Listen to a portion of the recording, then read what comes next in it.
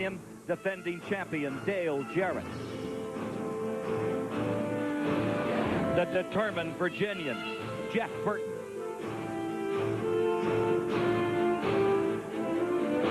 And the legend, Earnhardt, who needs to pass Labonte to win an unprecedented 8th title.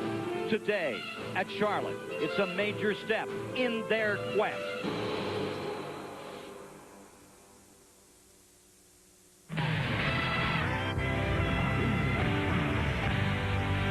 They're ready to loosen the thunder for the UAW-GM Quality 500 at Lowe's Motor Speedway. $2.5 million for these 43 drivers, running 334 laps, 501 miles, the distance to be covered.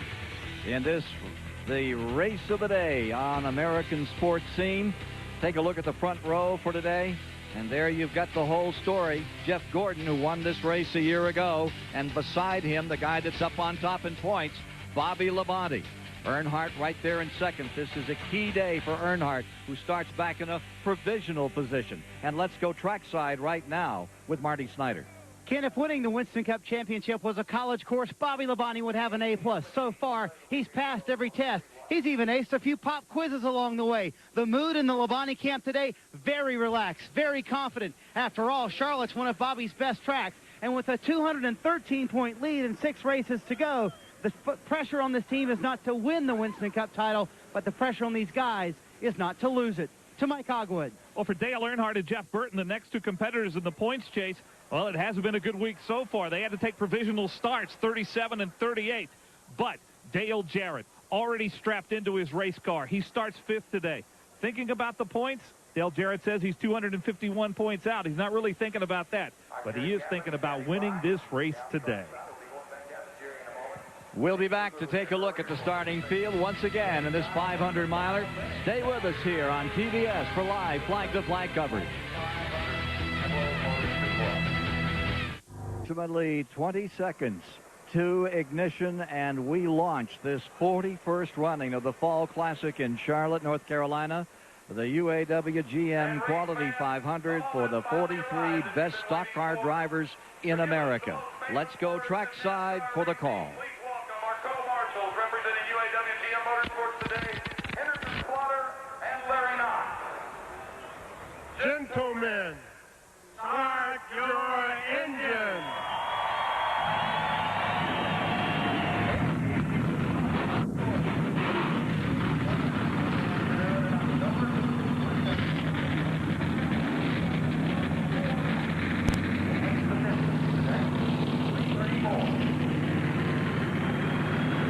UAW and GM making the call to get this one underway. And once it's underway, to give you all the play-by-play of today's action, let's go to Alan Bestwick. Ken, thank you. Good afternoon, everyone from Charlotte. Looking forward to bringing you an exciting race today, and looking forward to bringing you more of it than we've ever been able to before. Something new you may have read about earlier in the week, featured in our TBS coverage today. We're calling it No Brakes Racing. Through the cooperation of many of our sponsors, we're going to be able to show you continuous racing action during most of the commercial breaks in today's race. Now, about 20% of the breaks will still be shown to you in the traditional manner, but during 80% of the commercials today, you'll see the commercial in the upper 2/3 of the screen, along with the soundtrack for the commercial, but in the lower part of the screen, continuous live action from the racetrack, along with our scoring and data box on the left side of the lower part of the screen. Hope you enjoy it. It's TBS No Brakes Racing, and we're looking forward to bringing it to you this afternoon. Now let's dive into a couple of final stories before the start of today's race. Buddy Baker works with me on the call today, a 4-time Winston Cup winner here at Charlotte. We've talked about the championship contenders. Their final thoughts now before they roll off in this race. It's kind of a shaky thing. They know they have to go 500 miles flawlessly to catch it, Bobby Labonte, and it's going to be tough because Bobby Labonte's had nothing but great luck. Luck is kind of like love. You can't see it, but you know it's there. When you have great luck like Bobby Labonte's had, he wrecked in Martinsville last week, recovered, and had a great finish.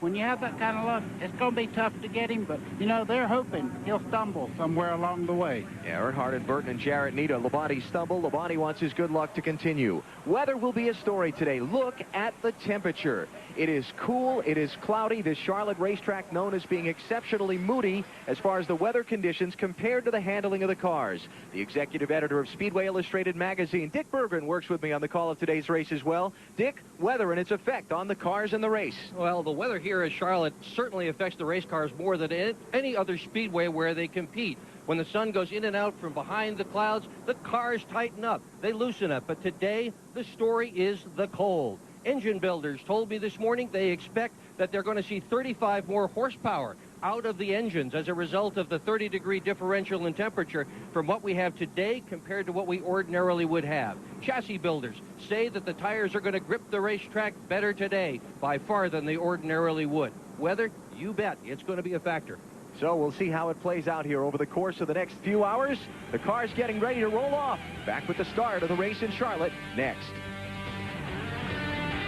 Activities, a little overhead air show by some of America's finest from the United States Air Force. Believe that's an F-15. Now the cars on the racetrack, as you can see, getting gathered up behind the pace car to set their 55-mile-an-hour pit road speed limit. 3 parade and pace laps before the green flag in this afternoon's event.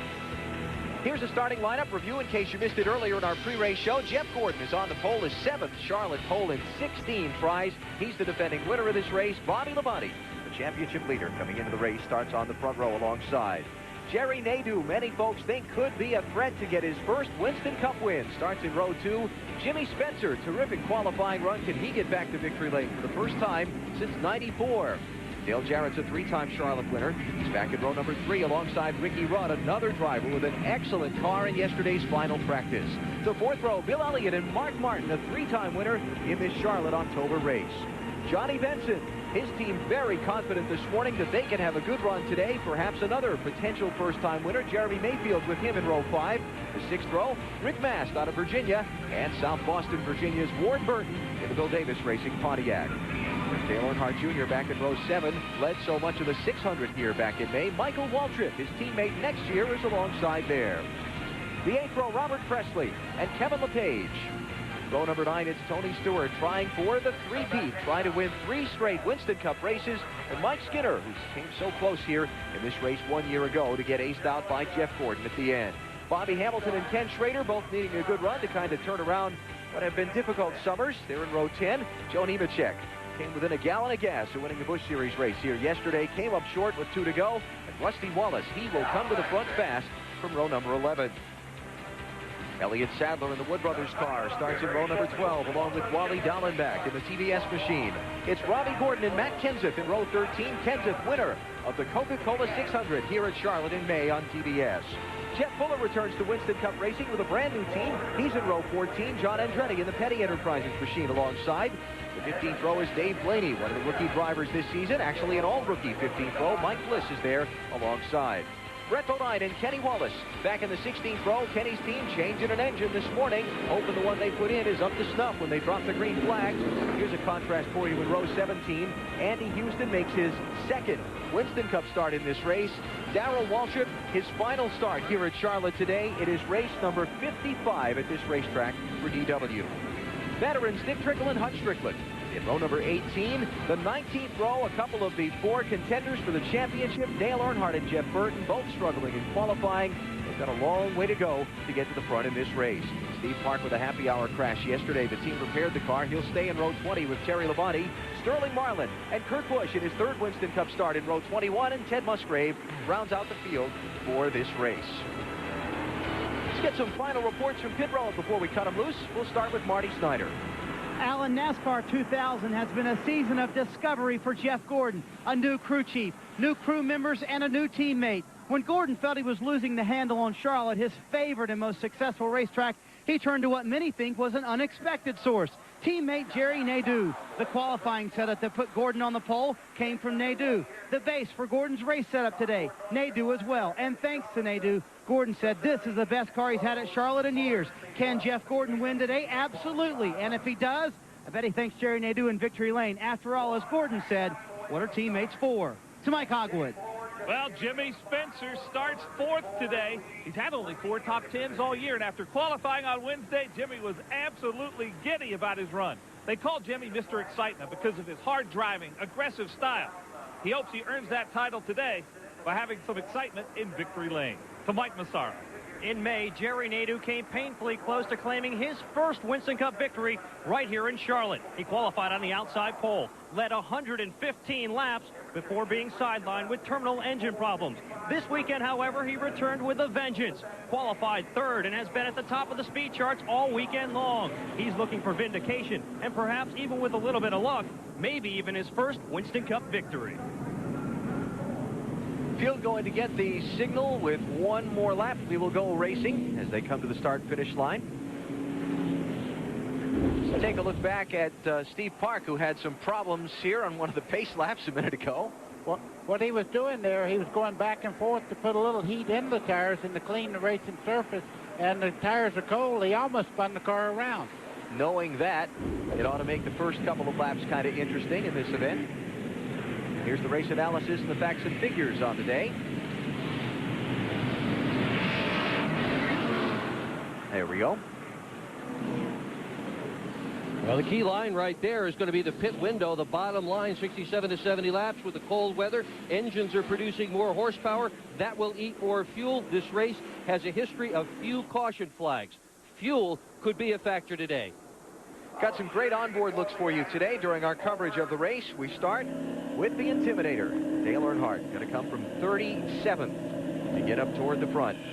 Tony Stewart goes for the three-peat from 17th starting spot. We'll ride with him today. Dale Earnhardt Jr. will go to the grid in 13th position. There is Jr. strapped into the office. It'll be the 8th starting spot for Mark Martin today, a 3-time winner in this race here at Charlotte. Not been on fire during the week's practice, but I wouldn't count on him not being a factor. There's Dale Jarrett, starting 5th today, needs a good run to stay in the hunt for the championship. And Bobby Labonte starts on the outside of the front row, 213 points up on Dale Earnhardt in the fight for the championship. Labonte has finished 2nd here at Charlotte. What, the last 2 straight races, last 3 straight races. So he'd be very happy, I think, with that 2nd place finish today. Look for Bobby Labonte to try to get a great restart here when they drop the green flag. He needs those 5 bonus points for leading a lap. He would love to beat Jeff Gordon as they take off. The prelims have been going on since Wednesday. They're over now. The seatbelts are tight. The helmets are on. The fans are on their feet. It's time to start the UAW-GM Quality 500 at Charlotte.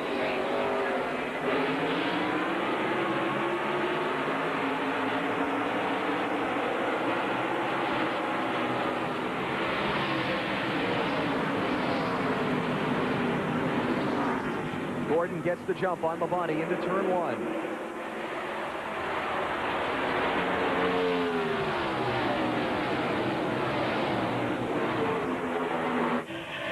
Here comes Bobby up the outside, going to go for those 5 bonus championship points in a hurry. And he's going to get it. He got a great run off turn 4 there. 5 points for Bobby Labonte. And that's the 12th race in a row he has led here at Lowe's Motor Speedway. No other driver has led that many consecutive Winston Cup races. Labonte leads. Gordon is 2nd. Nadeau is 3rd. That's running 4th. Dale Jarrett is 2nd in line. 5th. Jimmy Spencer 6th. Martin, Elliott, Mayfield, and Benson the first 10 spots. Jeff Gordon coming on the inside there, Jerry Nadeau in the 25. And, you know, that might have been a prearranged move that they let Bobby Labonte by there. Jeff Gordon was in 10th place in points. They may have talked about that, so they sure got by him pretty easily when they had to make the move. Nadeau in the 25, not feeling well today. He's under the weather with a cold. He's going to have to be behind the wheel working hard for a long, long time. We'll see how that cold affects him. Yeah, I'll bet he's feeling okay now. Yeah. He's not feeling the ill effects, but I'm sure that he's going to not pay attention to it much. Look at Earnhardt moving up. Outside line around Dick Trickle.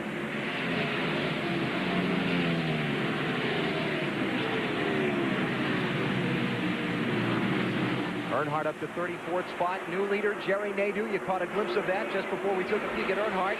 Nadeau to the point. 3rd different leader already. He just 3 laps of this race. Boy, Ricky Rudd making a power move on the inside. That black car trying to take over third spot from Jeff Gordon. He's been strong all week long. Didn't even hardly practice in happy hour yesterday. Said the car's the best he's ever had at Charlotte. We're over the cold tires thing now, right? 4 laps in. Yeah, and you can tell they're racing very hard side by side. And Bobby Labonte right now seems to have a car up for the challenge today, not losing any ground to our leader, Jerry Nadeau. We peeked in on Dale Earnhardt. Let's peek in on Jeff Burton and check his progress. Burton's only moved up 1 spot so far. Started 38, he's up to 37, but it's early.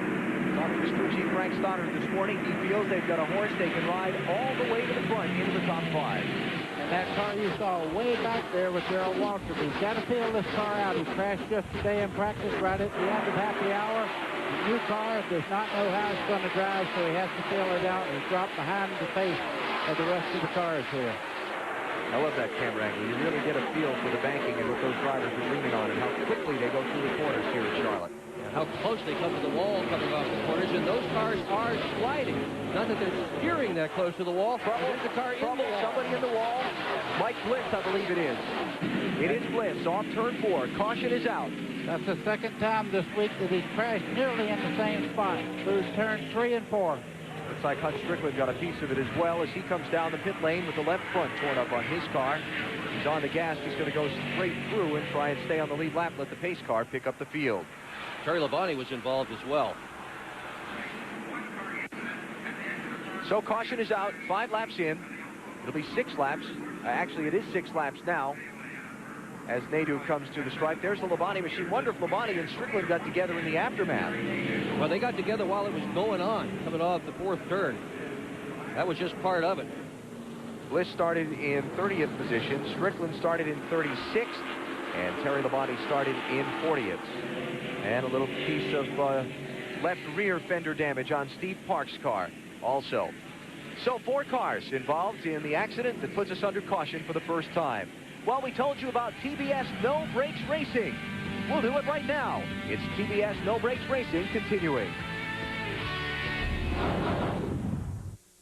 It's time to race on the Superstation. Hey, NASCAR fans, TBSSuperstation.com puts you in the driver's seat for the UAW-GM Quality 500. Log on during the race and choose from 6 exclusive in-car race feeds.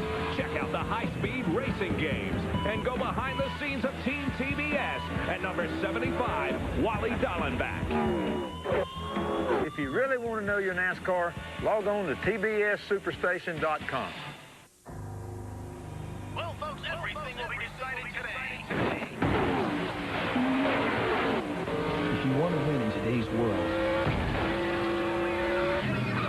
you can't afford to go it alone. It looks like the race is over. It takes teamwork and training to win, just like the winning team that builds quality cars and trucks on the assembly line. UAW-GM, assembly line to finish line, teamwork wins. Oh yes, a brilliant move. Galway scampering across the goal to stop it. They just couldn't seem to get enough players forward before. He's showing good fluid movement. Right, left. This is another aggressive shot. He's timed his run to absolute perfection. 2 defenders to beat. He's passed one. Is it looking like a chance? Yes, he takes the shot in. 3, 4, 5, 6, 7, and 8.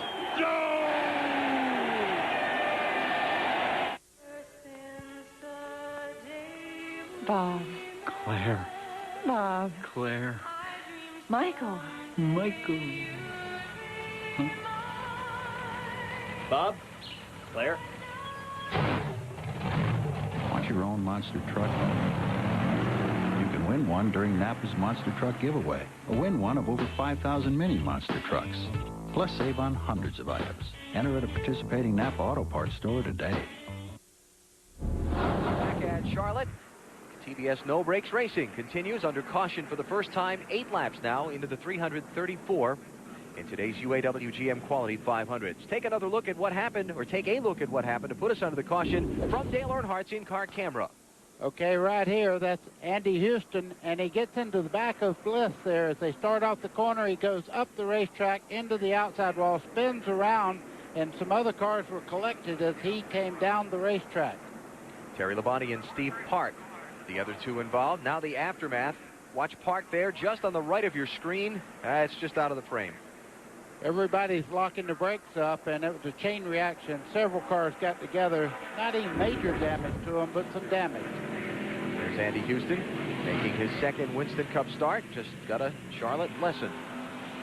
Some pit stops. You see Brett Bodine, Kenny Wallace, Darrell Waltrip, Kurt Busch on. Pit lane, Matt Kenseth has also been in under this caution flag. Jerry Nadeau is the early leader at Charlotte.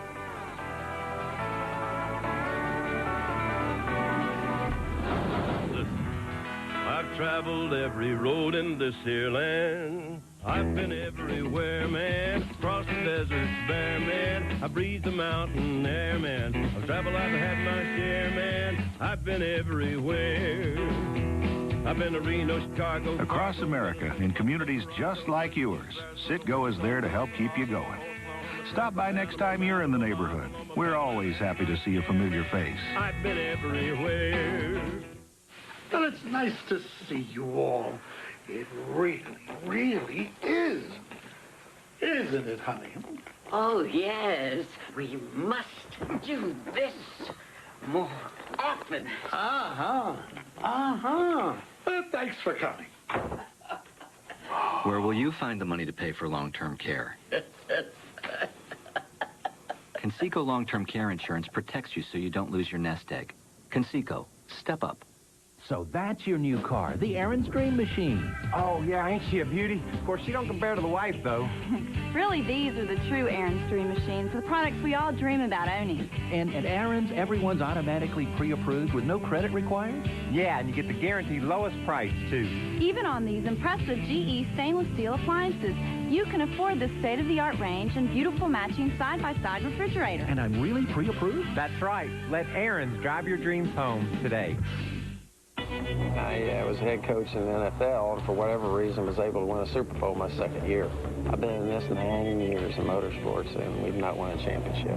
I think the finish of our season is very much like the playoffs in the NFL. Those last 3 or 4 weeks, you're still in it, and you get more intense, and every week you could take a big step forward, or you could lose it all. The NASCAR Winston Cup Championship. The race is on. So is it hard? I think I'm living testimony to say it's pretty daggum hard.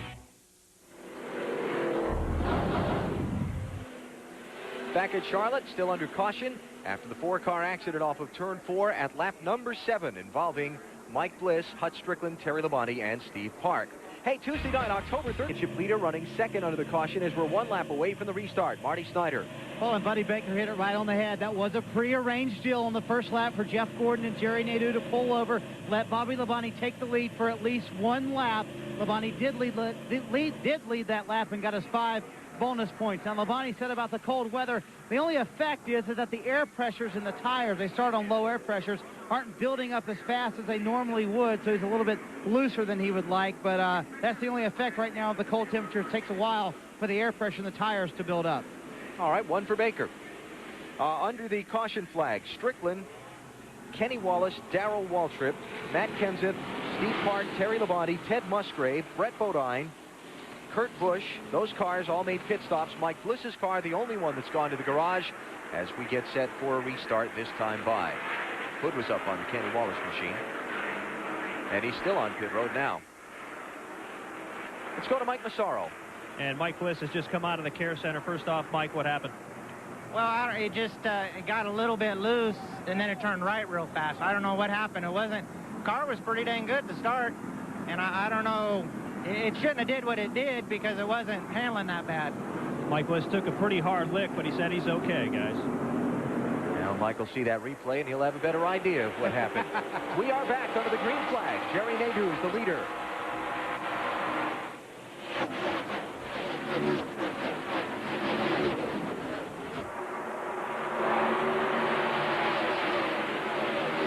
You know, one thing we didn't talk about in that wreck is that was right in the vicinity of where Dale Earnhardt was running.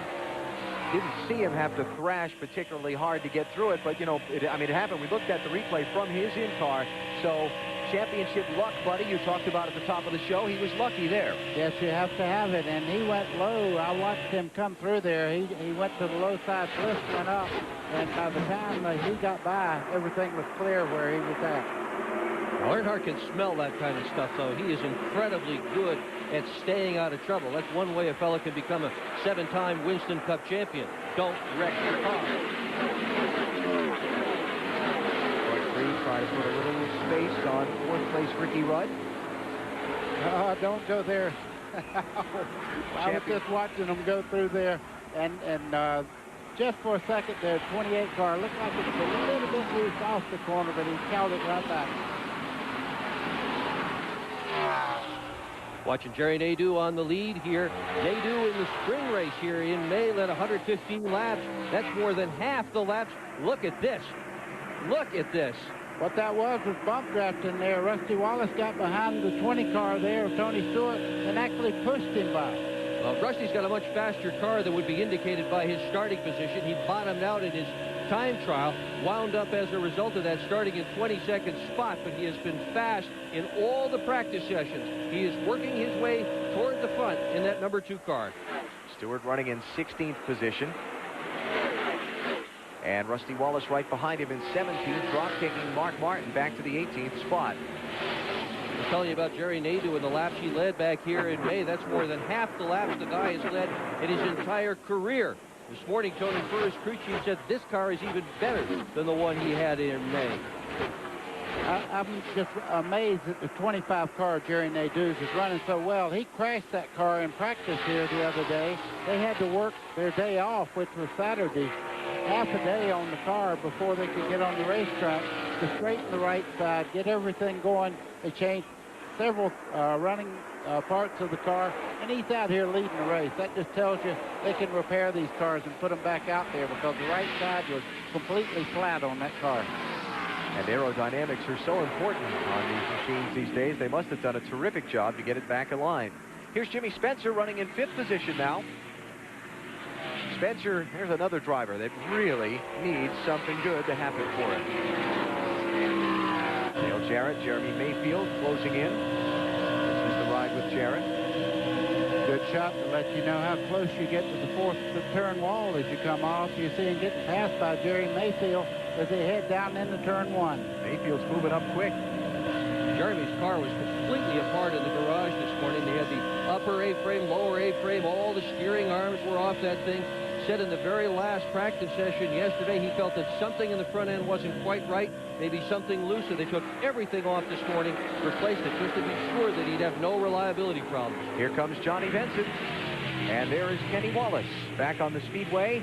He is 1 lap down to the race leader in 41st position. Mike Massaro can add for us. Well, Alan, Dick Berggren just talked about reliability problems. One team that has had a problem there has been the 55 car of Kenny Wallace. Yesterday during happy hour, they replaced an engine after only 6 laps of practice.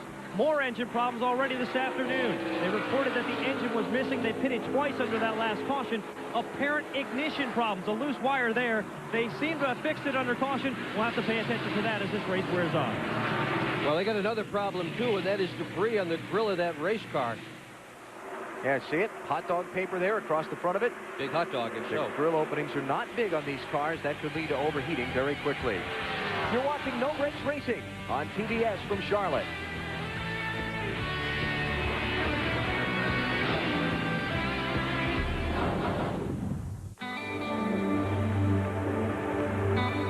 There's something special about the folks who work at AutoZone. The fact that they know more than a thing or two about looking up parts and solving problems. Their willingness to go the extra mile. And their belief in doing what's right. So it's no wonder why millions of customers turn to us each week for help in getting back on the road. Because working at AutoZone means taking pride in taking care of people.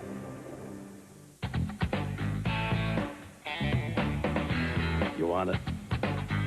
You got it. You want it? Baby, just bust a move.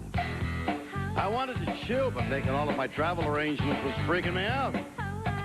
So I went to Priceline.com, where you can name your own price for some dope airfare, a hip hotel, a fly rental car. You want some of this? Then you know what to do, dog. Bust a move. His car's green, right? No, blue. What's his number? 88. 88. Now, which one do we want? Dale Jarrett. Dale Jarrett. Can you open up for me? Hey, let me ask you something. What does that sound like? It sounds like Dale took the lead. Come on. Hey, do you know his dad's name? Next Sunday.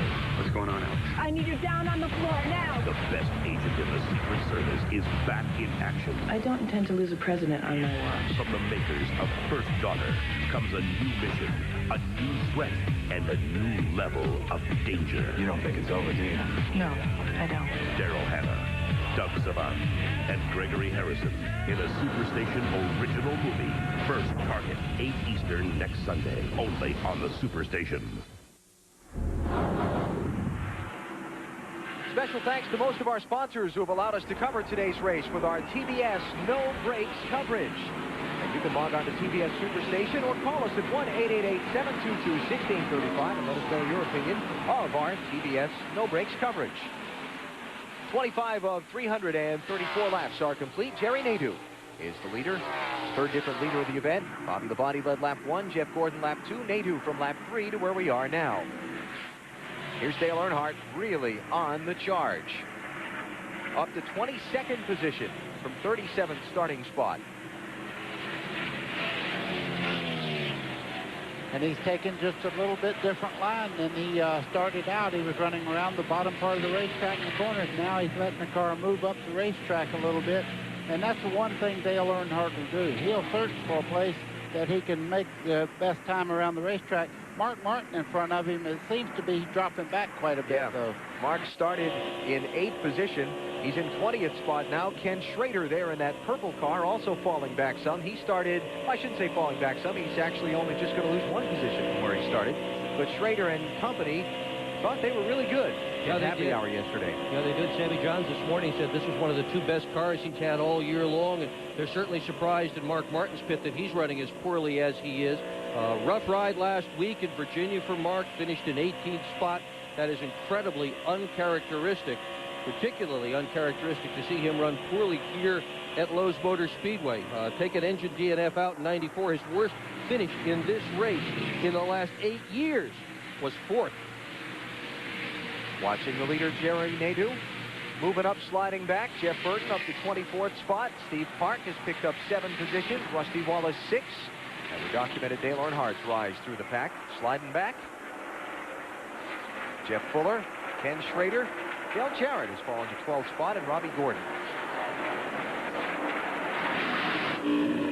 Got an onboard camera with Robert Presley in the Jasper machine today. We've also got some telemetry with him. Have a look at it as he blasts around this Charlotte 1.5 miles. 8,800, 9,000 just before he dives into turn 1 there. That's asking a lot out of a racing motor. When you think of all the moving parts in there, asking it to turn 9,000 RPMs down the straightaway. Top speed probably somewhere around 190. I thought 193 just before he got out the throttle on the back straightaway. Front straightaway a little quicker. Look at Robert Presley at work right now. He'll be back in this same ride again next year. Been a good year for Robert Presley and Ryan Pemberton, his crew chief. Progress, not as fast as they'd like it to be, but progress. Well, they want to win immediately, but by the same token, it takes little steps to make that kind of progress. And Presley running in the 14th position, about to take 13th away from Bobby Hamilton. Here's the leader, Jerry Nadeau. Pretty good race going on behind him for 3rd, 4th, and 5th. Ricky Rudd in 3rd, Jeff Gordon in 4th, and Jeremy Mayfield, the man on the move in that group, started 10th. He is 5th now and trying to get more. There's Mayfield. Dave Blaney with an unscheduled pit stop. Lap 31. And the leaders have overtaken Darrell Waltrip to put him a lap down. Kenny Wallace has been overtaken and put a lap down as well. It's No Brakes Racing from Charlotte on Superstation TBS.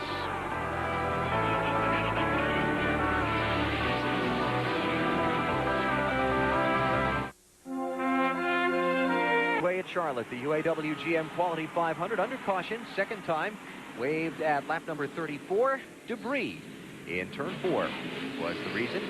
And all the leaders have been on pit road for stops. Bobby Labonte has come out with the lead. Here is will be a look at the pit stops. There's the triple box. Nadeau, Labonte, and Rudd, who were the top 3 going in. Nadeau took an air pressure change in the left rear by a pound, left front by a half a pound to try to loosen the car up a little bit, just a tad tight on that number 25 that's been leading. Labonte barely squeezes out in front of Ricky Rudd to hold the lead there. Good job by Rudd's crew to get him up to second. Yeah, and you could see him coming in. It looked like Bobby Labonte was a lot later getting to his pit box. That's the reason for that is he's further down pit road. That's why he beat him back out of pit road. He had a little more time, got right out in front of everyone. Dale Earnhardt with a little piece of garbage on the grill there that he has picked up from somewhere. And Earnhardt coming off of pit lane in 25th position after starting back in 37th spot. Second caution of the UAW-GM Quality 500 at Charlotte. Another pit stop for Mark Martin under the yellow.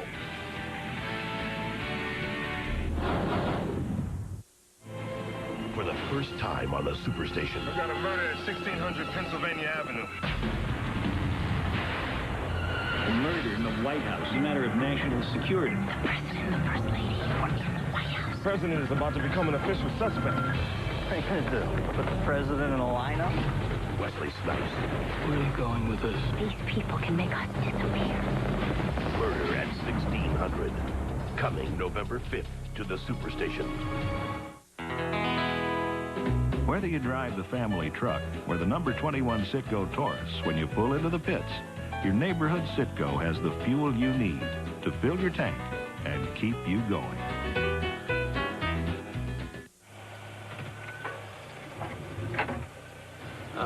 Briefcase. Need new tires? Our 35,000-mile tires are 4 for just 99 bucks. Pep Boys, one more reason cars like us, people love us. Oh, Becky, look.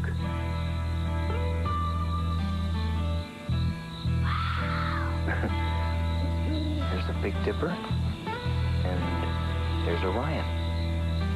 Daddy? Uh-huh. Who turns off the stars at night? Nobody. They're on all night. So how come we never see them from home? Discover the world through a new set of eyes. Go RVing. Visit an RV dealer or call for a free video. Yesterday, if you went to your typical home improvement store to get laminate flooring, you'd also get glue. Gobs of glue.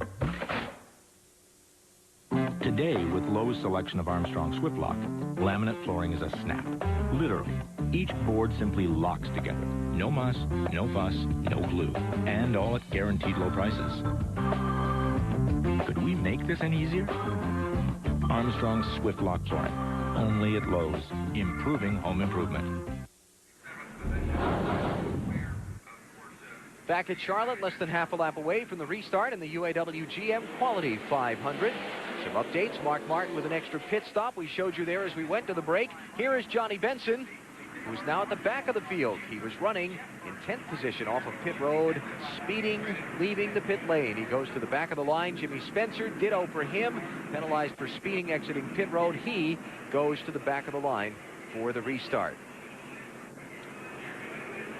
Mark Martin, after that extra pit stop, is back in 35th position. Bobby Labonte's crew gets him off pit road first. We're back racing again once more.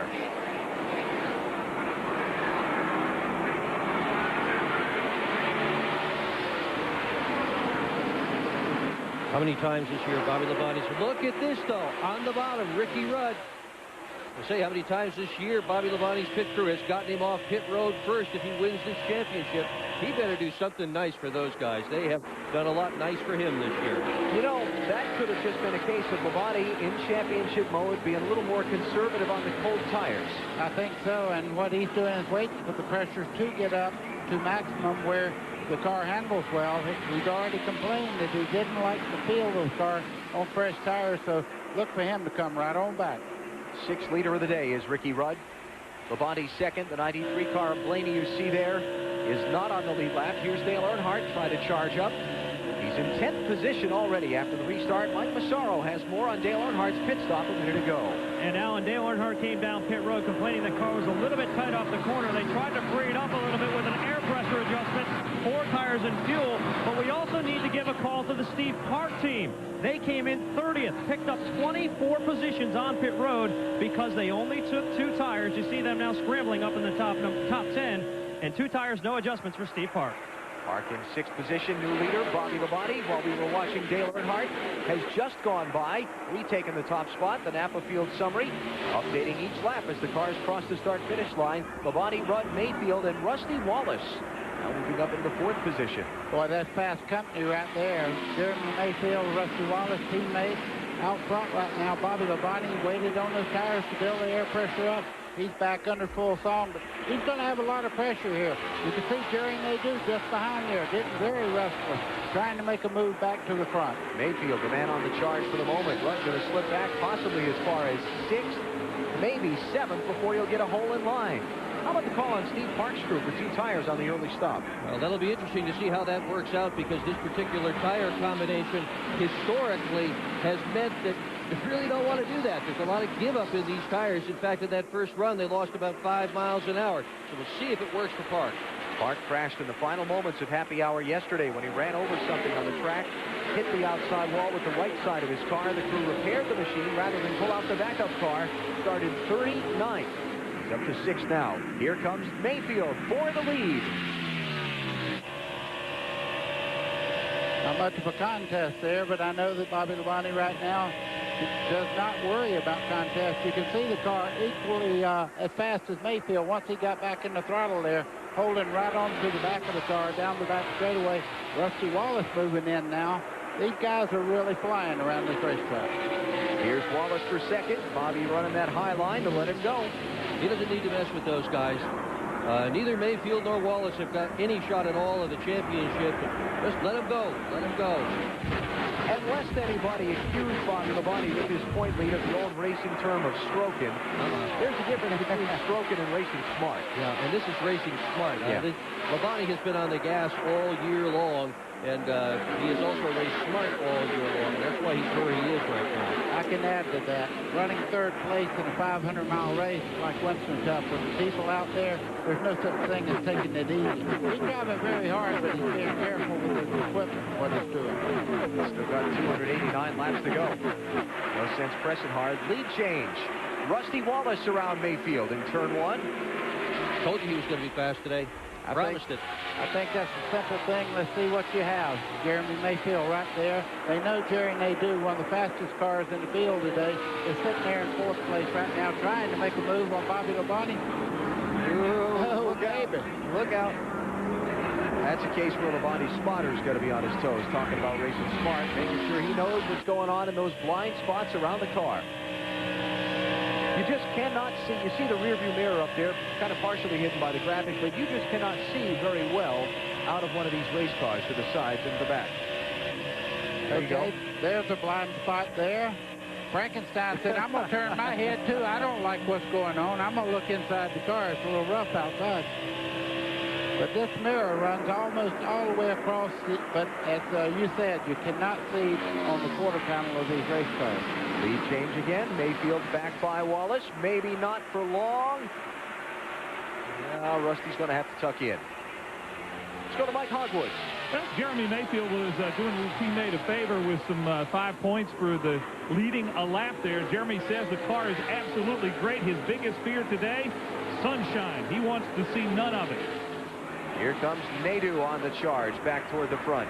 Well, I know one thing he's going to see. If he wants sunshine, he's going to see it pretty quick here. That 25 car is shining right now as far as the way he gets around the racetrack and able to make a move on the outside. I can't tell you how difficult that is here at Charlotte. You can see, though, that he hasn't made the pass yet because Rusty is in the fastest line, the bottom part of the racetrack. They do the power spider on the outside. What is he doing moving over like that? Is he just trying to pinch Rusty's line off going into 3? See when they come down the back straightaway, he's just playing running that hard. I mean, Nadeau is hard on the gas right now. And he probably knows if he waits around too long, that 12 car, Jeremy Mayfield, was quickest yesterday in happy hour. He needs to put some heat on it. Here comes Gordon and Earnhardt. Earnhardt up to 8th spot now. Charging from the back. After a corner there on Steve Parker's car was hurt a little earlier. He got loose there. 3 wide. That is big loose. Yeah. Run by. And Earnhardt now up to 6th position from 37th starting spot. By the way, Jeff Burton, the other title contender that was starting in the back, is up to 12th spot now, so he's having a good one. And here goes Nadeau, still fighting with Wallace for the runner-up spot. He's running very high on the racetrack. Had that car dialed in low a while ago. Nadeau now fighting that car a little bit and moving up the racetrack. And that usually indicates that the Hamlin's going away just a little bit. Jeremy Mayfield leads, 51 laps complete, 283 to go. No Brakes Racing from Charlotte continues on TBS.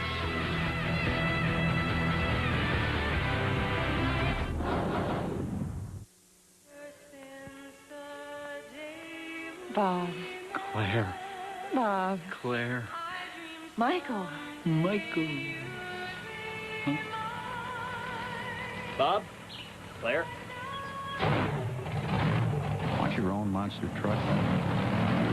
You can win one during Napa's Monster Truck Giveaway. Or win one of over 5,000 mini monster trucks. Plus save on hundreds of items. Enter at a participating Napa Auto Parts store today. Wax on, wax off. Nice doggy. Ruff, ruff. Ding, ding, ding, ding. Hat up a tree. Ding, ding. False alarm. He's out there with tasty Subway Selects on 3 new gourmet breads that are giving Subway sandwiches a delicious new taste, like fresh-baked Parmesan oregano and hearty Italian with cornmeal. Sure, he's just a shadow, but he's a shadow on a mission. Subway, eat fresh.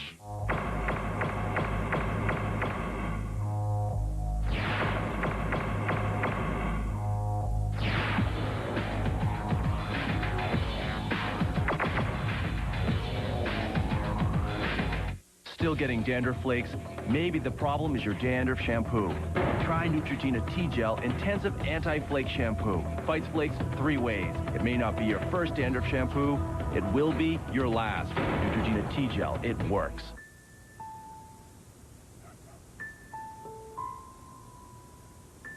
What do you think? Not what you expected? Try Glidden Idea Cards. Use them for color combinations, design tips, and inspiration. Mix in a little advice from the Home Depot, and soon you'll be paying with confidence. Glidden in the Home Depot. What a great idea.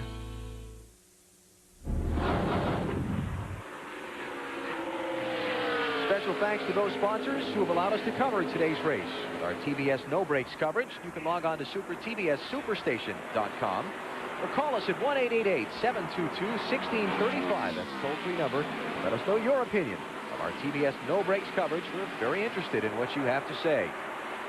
56 laps complete as we look down on Jeremy Mayfield, the leader of the UAW-GM Quality 500. Rusty Wallace in second, dipping a little farther back. There's the interval to Mayfield, from Mayfield rather, the leader, to Jerry Nadeau and Bobby Labonte, who run 3rd and 4th. And there's Ward Burton, who runs 5th. The 6th car in line is Dale Earnhardt, just to the right side of your screen. That's all right, dipping in and out of the frame there as we look down from the helicopter. Never figured out how they keep that thing steady from up there anyway. Ricky Rudd is 7th, Jeff Gordon 8th, Steve Park is 9th, and Jeff Burton has moved up to the 10th position. Here's Dale Jarrett, championship contender, running in 11th spot. He started in 5th position. And I spent some time with DJ this morning. He said he did not think they would be good in a short run. 30 laps and under, he would lose positions. From lap 30 to lap 65, the end of the fuel window, they will start coming to the front, according to him. Well, historically, this team does not do as well in short runs as they do in long runs. Brad Parrott, who sets up, or Todd Parrott, rather, who sets his car up, does it for long runs. We watched number 24, Jeff Gordon, now picking up a spot. He's in 7th. But for Jarrett, that is their style. And here's a challenge for the lead. Rusty Wallace gets it from Jeremy Mayfield. That is already the 12th lead change of this thing in 59 laps. Terrific. And I know they know that just behind there, that black car of Earnhardt's is on the move. Yeah. And they're telling them. The spotters will call you, and they'll say Earnhardt's on his way. And he just is handling perfect right now. Car right on the bottom of the racetrack. And it won't be long before he's up there contending. Third spot. Whoa! Creasing out of the throttle there was Bobby Labonte. Jerry Nadeau's having trouble with his car. He's just radioed into his crew and told them that the car is loose. The set of tires they just threw on it is not handling as well as what they'd had before. Fifth place, Ward Burton. See Ward Burton right there coming off down the back straightaway. The 22 car there of Ward Burton is also right up in the front of this bunch. And you can see him right now. He's able to keep that car low. That's a good handling race car. Where Nadeau is at, that blue car on the high side, not good. Now Ward in the yellow 22 has been good since they got here.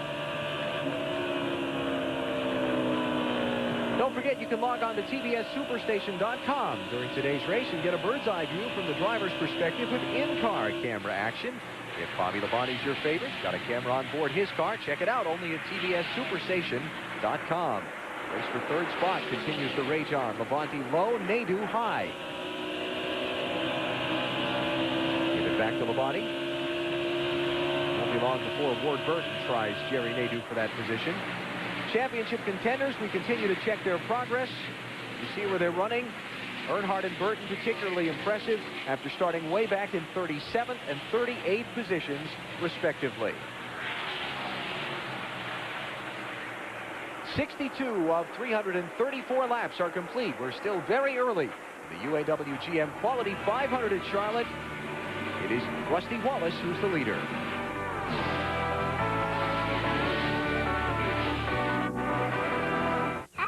Rusty Wallace, the most recent driver out in front, took the lead from Jeremy Mayfield at lap 59. Check this out. 2 laps ago while we were away in the break, Earnhardt 3 wide on Ward Burton and Nadeau for the 4th spot. What you've just seen was impossible, believe me. How do you think? I'm on a charge here. You want to ride with him and see what it's like? Watch this. Check this out. Man. And that's from a guy in second place in the national point standing, but just in front of this group, Bobby Labonte, and he's after him. I don't ever want to hear anyone suggest, after watching that at 49 years old, Dale Earnhardt has lost his nerve. Dude, he's just as good and just as brave as when he was 25. Let's go to Mike Massaro, who has more on Dale Earnhardt. Well, Alan, it's truly a team effort over there with the 3 car. It's been a work in progress all weekend. The car had to take a provisional. They started 37th. They came out and practiced yesterday morning, determined to make that car better. It was a little bit loose. In afternoon practice, it was a little bit tight. They tightened it up and made it too loose, but they kept working on it. 4 new shocks, 4 new springs, played with the camber and the track bar, and when they walked away after happy hour yesterday, they were very happy. To quote Dale Earnhardt, he told Kevin Hamlin, his crew chief, the car is 100% better than it was during qualifying, and the proof is on the racetrack right now. Bobby Labonte, Dale Earnhardt, Jeff Burton, and Dale Jarrett all in the top 10 for contenders for the NASCAR Winston Cup Championship. We saw Brett Bodine being overtaken by Labonte there. Bodine in 37th spot, now a lap down. Ted Musgrave's a lap down. Kenny Wallace is a lap down. Dave Blaney made an unscheduled pit stop earlier under the green flag. He's 2 laps down. Darrell Waltrip is 2 laps down. Hutch Strickland is 14 laps down after repairs from the crash damage earlier. Mike Bliss is in the garage and out after completing just 5 laps. Rusty Wallace leads. 71 laps complete, 263 to go. We'll come back to Charlotte with more in just a moment here on TBS.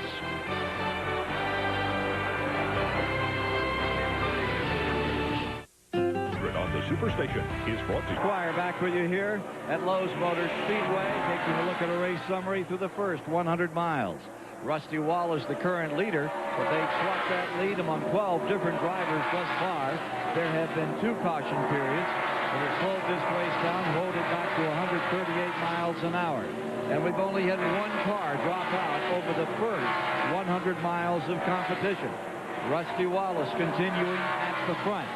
Winner back in the 80s, trying to do it again. And right behind him, that guy that's #1 in the Winston Cup points, Bobby Labonte giving it his all in his 500-mile test on TBS. And here comes Wallace on the pit road.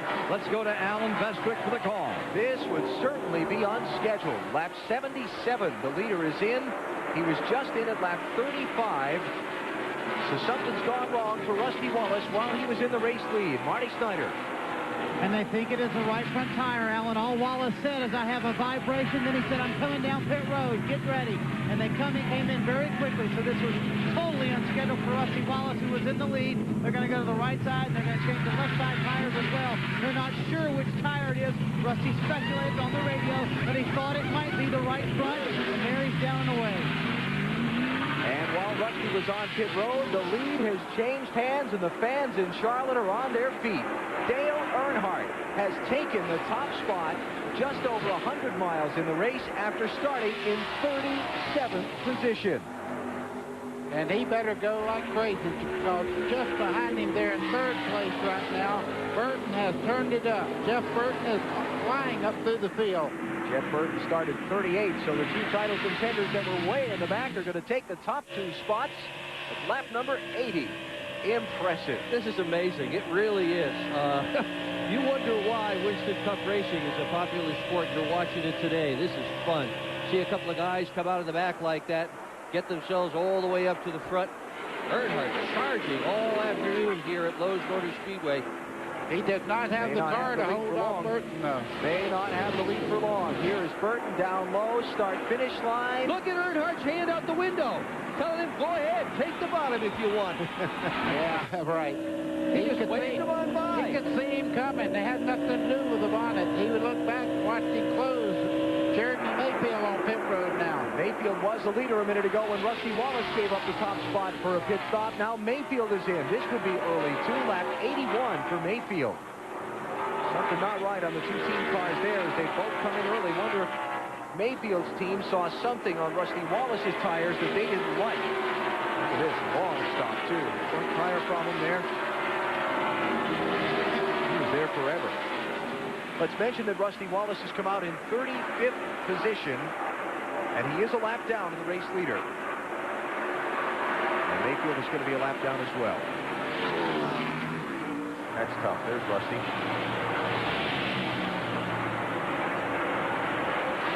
So Jeff Burton has come to the point from 38th starting spot. 3 of the top 4 contenders for the championship in the top 3 spots. The other one, Dale Jarrett, is running in 6th position.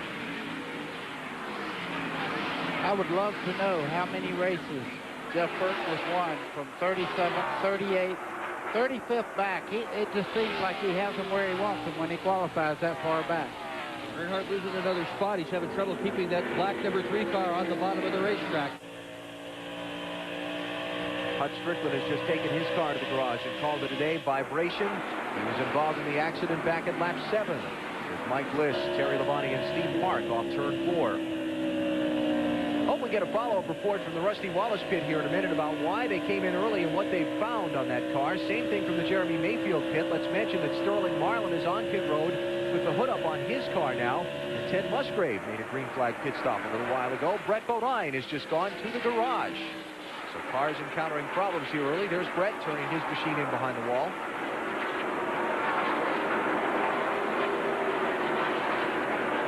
After there. Big lead for Jeff Burton. Yeah, you see that car right on that white line, and he does that. He never worries about qualifying. He sets his car up all week long for the big event, and if he has to start a provisional, he never worries about it. Rusty Wallace, after the unscheduled pit stop a minute ago, 34th position, 1 lap down. Let's get that follow-up report from Marty. The problem was the left rear tire. The reason Rusty thought it was the right front, the left rear and right front show the same characteristics. There is the little hole. It was a cut in Rusty Wallace's left front that caused him to lose the lead. When they came in and checked the pressure, it was down to 12 pounds. Normally at this point in the run, it would be up to 35 pounds. And we have caution on the racetrack. Kenny Wallace in trouble in turn 3. He has just popped the outside wall. He will come up on his car with Tony Stewart here. Look for Wallace's slow machine up on the high side. Right, coming around there. There he is. Been a bad weekend for Herman. Third caution of the race, lap number 87, hit waves. And that is a very terrible break for Rusty Wallace and Jeremy Mayfield because it will pin them one lap down. But a good one for Dale Earnhardt, who is having a problem with his right front. They're not sure what's wrong with the car, but he has just reported he is having a vibration in the right front of that car. Looking at that on Kenny Wallace's car, he is hit hard with the right front. I wonder if he had something go down. Well, let's flash back here. A couple of races ago to Dover, Delaware, we had a situation where cars started losing right front tires. We just saw Rusty Wallace, although that was a left rear, right, on Rusty's car. Yeah, and it was definitely cut too, though. Yeah, hadn't got the follow-up on the Jeremy Mayfield problem yet, but he came down pit road shortly thereafter. Now Dale Earnhardt reporting a problem, so I wonder if somebody was out there just dropping stuff. Yeah, that or Dale Earnhardt did lean on that car pretty hard trying to get those 5 bonus points, and once he got them, he kind of eased off the throttle a little bit. The characteristics in the car will change really drastic when you get off the throttle a little. Don't know. Hard to say if they're all connected in any way or not. Might just be some random things happening all at the same time. Pit stops, lap 88. Mike Massaro. Well, Dick Berggren hit it right on the head. Dale Earnhardt had radioed in just a lap before the caution came out that there's a vibration in the car. A right front tire perhaps going down. The team already over the wall, making a 4-tire change, putting in 2 cans of 76 racing fuel, no adjustments. Earnhardt now down and away after they changed the tire, but a huge break is what this caution was for the 3-car to Marty Snyder. Bobby Labonte is in. He was running second when he came down pit road. He said, I don't know what to do to the car. It's good, but I'm losing time. I just don't know where I'm losing time. He will lose the race off pit road after 4 tires and no adjustments. Earnhardt gets out first. Listen to the crowd. If you've never been to a race here at Charlotte before, this is Dale Earnhardt country. He is a local hero. He grew up in Kannapolis, which is the next town north. This is his country. These are his people. This is a Dale Earnhardt home crowd. Look at that. I tell you what, everybody in this grandstand, one way or another, is an Earnhardt fan. Won this race 14 years ago, won it 20 years ago in 1980. And I can't wait to see that right front later on. Earnhardt leads off pit road. Have the restart for you when we come back to Charlotte after this on TBS.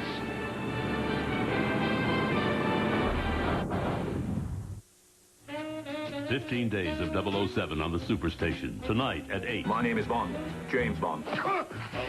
Is there something I can do for you? All right, let's get down to business. Diamonds Are Forever. And at 10:35, A View to a Kill. Call me James. 15 Days of 007 begins tonight at 8, only on the Superstation. Attention all freshmen. Please report to the student center this afternoon. There will be a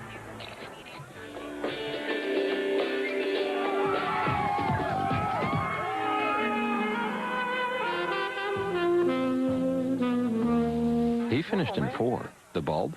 It's on the 5-year plan. The Philips Marathon bulb. Good for 5 years. Guaranteed. Philips. Light bulbs that last. So that's your new car, the Aaron's Dream Machine. Oh, yeah, ain't she a beauty? Of course, she don't compare to the wife, though. Really, these are the true Aaron's Dream Machines, the products we all dream about owning. And at Aaron's, everyone's automatically pre-approved with no credit required? Yeah, and you get the guaranteed lowest price, too. So you can afford the amazing Maytag Neptune washer and dryer, the best in the world. It saves you time, energy, and it actually removes tough stains. And I'm really pre-approved? That's right. So at Aaron's, drive your dreams home today. Labor of love took on a whole new meaning when Kyle was born. 12 hours of labor.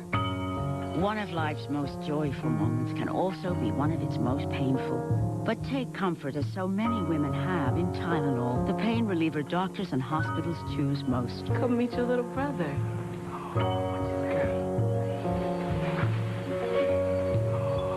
Hello. Tylenol. Take comfort in our strength.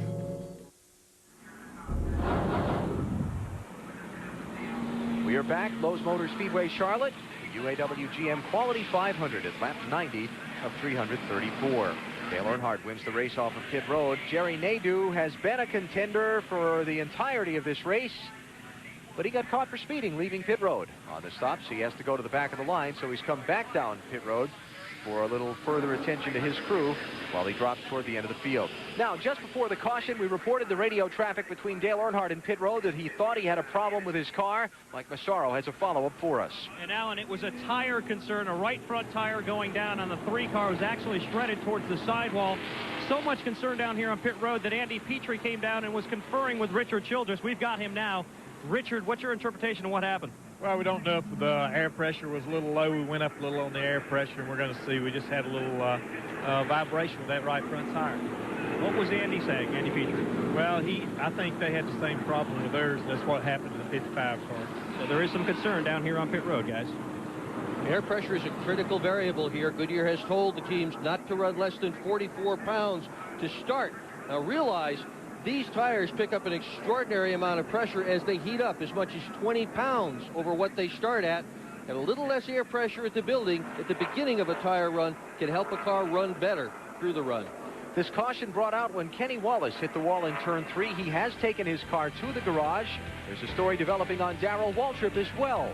That when we come back in a minute.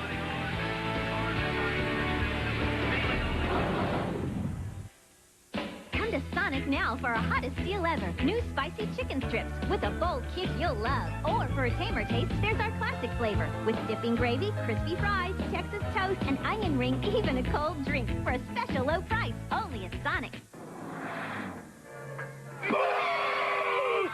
Hey, did you get them brakes at Pep Boys? Yeah, I did. I appreciate it. Now get up to $40 back on premium Revestis brake service. Pep Boys, one more reason cars like us, people love us. Here at Cooper Tires Test Track, they're developing some pretty impressive tires.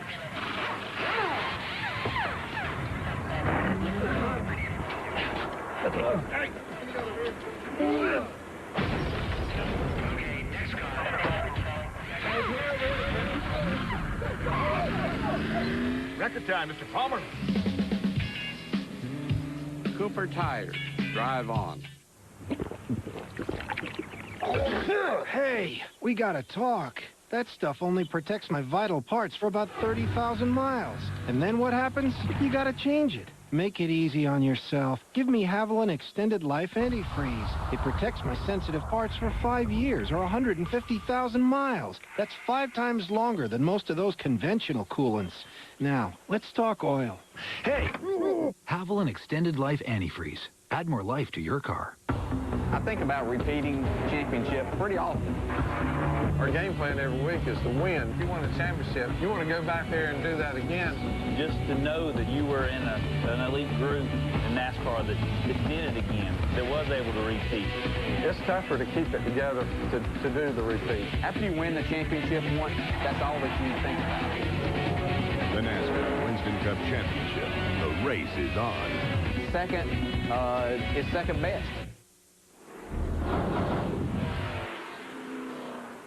Special thanks to most of our sponsors who've allowed us to cover the race with our TBS No Brakes coverage. Let us know what you think about it by calling 1-888-722-1635, logging on to tbssuperstation.com. Joe Gibbs looking on as his championship contender, Bobby Labonte, runs third. And his other contender trying for the three-peat here today, Tony Stewart, runs in 7th spot. Stewart, winner of the most recent 2 NASCAR Winston Cup races in Dover, Delaware 2 weeks ago, and Martinsville, Virginia last Sunday. Bobby Labonte behind Jeff Burton, the second-place runner there with his new sponsor colors this week, and Dale Earnhardt, the race leader. Jeremy Mayfield there, going to stay and try and get on the tail end of the lead lap on a caution restart here. He stayed out under this yellow flag. Earnhardt, of course, one of the 4 contenders to win the NASCAR Winston Cup Series Championship. For the year, it has been an up-and-down season for Dale Earnhardt. The year started off pretty darn good with one of the more exciting finishes of 2000 so far. It was Atlanta in March. Final corner, Earnhardt holding off Bobby Labonte by that much to score the victory. But his season turned kind of sour in late summer. This is Watkins Glen, early August. Lap 2. Earnhardt into the outside wall. A bad finish cost him points. Just a couple of weeks earlier, Pocono, Pennsylvania, live on TBS. Running well, late going. A flat right front tire damaged his car. Another bad finish. Earnhardt has tried to rebound after another poor run at Dover a couple of weeks ago where he just fell off the map in the final 50 laps of the race by running second at Martinsville to Tony Stewart last Sunday. And Dale Earnhardt comes into this race 213 points behind Bobby Labonte, trying to claim a record 8th NASCAR Winston Cup Series championship.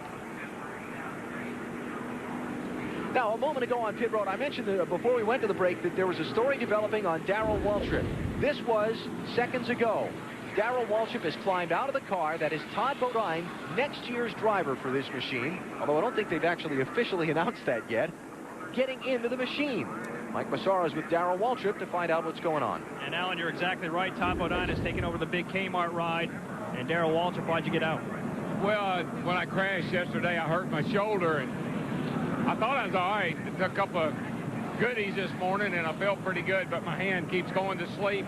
And I wasn't comfortable in the car, and this was a good opportunity to get out and let Todd get in. So I felt like I better take advantage of that now, not maybe do it under green or something. The way it turned out, he didn't fit in there very well. So that hour yesterday just turned my whole weekend upside down. Nothing's been right since, and it's unfortunate, but it's the way it is. And certainly not the way DW would like to end his career here in Charlotte. To Mike Hogwood. And we're with Kenny Wallace back in the garage. Kenny, what put you back here? Well, you know, just simply put, we've got a problem with our tires here. Obviously, you can see, you know, everybody's pitting. I didn't get lucky. I blew mine going into the corner and, you know, put the car in the wall. Can you tell us what was said in the drivers' meeting by Goodyear? Well, Goodyear's been great through all this. You know, they know they've got a problem, and we got the president of Goodyear here. And NASCAR and them had a great meeting this morning. Just told us we were going to work through this problem. And, hey, you know, I'm right behind them. Goodyear's an awesome tire company. We're having some problems. I'm real happy I didn't get hurt. I went into it head on. It's Kenny Wallace, Alan. Getting ready for the restart. The two cars in front of Dale Earnhardt are on the tail end of the lead lap. Jeremy Mayfield running back in 34th position. Rusty Wallace in 35th. They were both running in the top two spots earlier when they pitted under the green with tires going down. Green flag. What these two guys need is to stay in front of Earnhardt and catch a caution here quickly somewhere to get back on the lead lap and back in the hunt.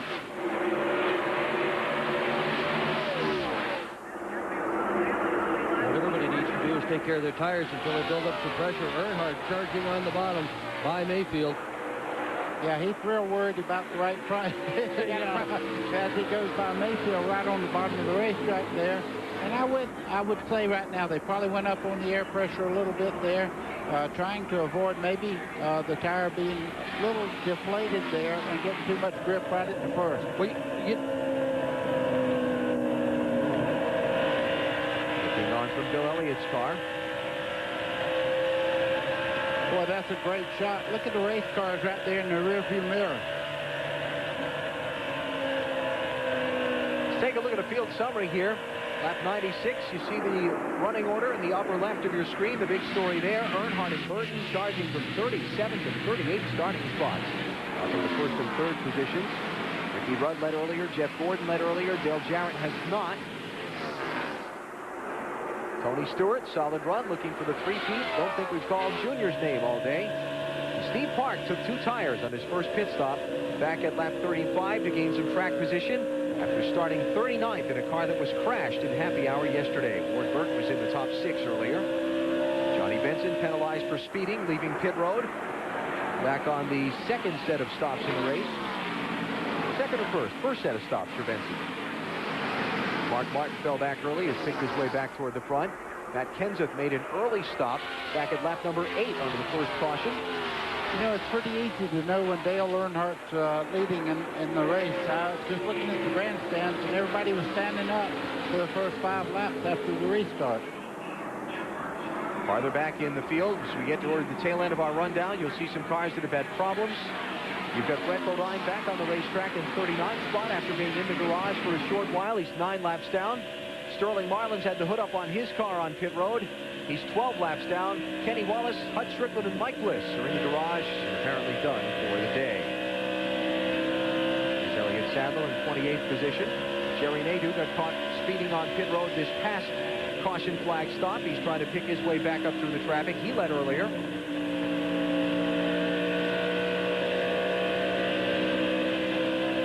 Look at Elliott Sadler inside the cockpit there. You can see the wraparound seat up on the shoulder. So a lot of the drivers are going to that where it just used to come around the rib cage. They're starting to use seats that have support on the shoulder itself. And what you've got here is the first and second place cars separated by 2 lap machines. Dave Blaney is in 36th position, 2 laps down.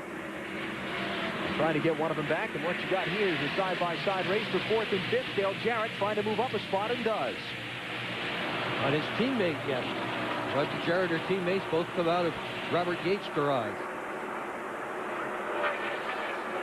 Earnhardt, lap car of Blaney. Second place, Bobby Labonte. Lap car of Mayfield. Now Jeff Gordon up to 3rd. Mayfield had gotten by Earnhardt. In fact, he had a pretty decent amount of space between himself and Earnhardt. Then Earnhardt just got a mind to it, passed him. Tell you, Blaney's got a fast car here. Yeah, he does. Had a good run yesterday in the Busch Series race as well. He was 3rd yesterday. We were just looking on board with him. Watch his right hand. We noticed this yesterday during the Busch Series race. This is the Busch Series race or happy hour. We got talking about this, buddy. Okay. Yeah, and he just moves his hand around. He's at much ease there. Bill Davis has always had a good car here. Dave Blaney does a great job in it.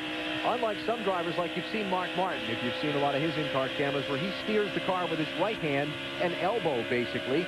Blaney's right hand, he just pulls the steering wheel through it with his left hand. Watch it. Yeah, and down the straightaway, he actually laid it over on the leg restraint then. He didn't use his right arm at all. And Blaney's actually totally steering that car with his left hand. Just left-handed. Wonder if that's a sprint car thing. Yeah, don't try it on I-95. Jeff Gordon being challenged for 3rd by Jarrett and Rudd. Gordon going to lose 2 spots here as they come off the corner. Jeff Burton has slipped back to 6th position. Dale Earnhardt is the leader. Just past the 1/3 point of our UAW-GM Quality 500 at Charlotte.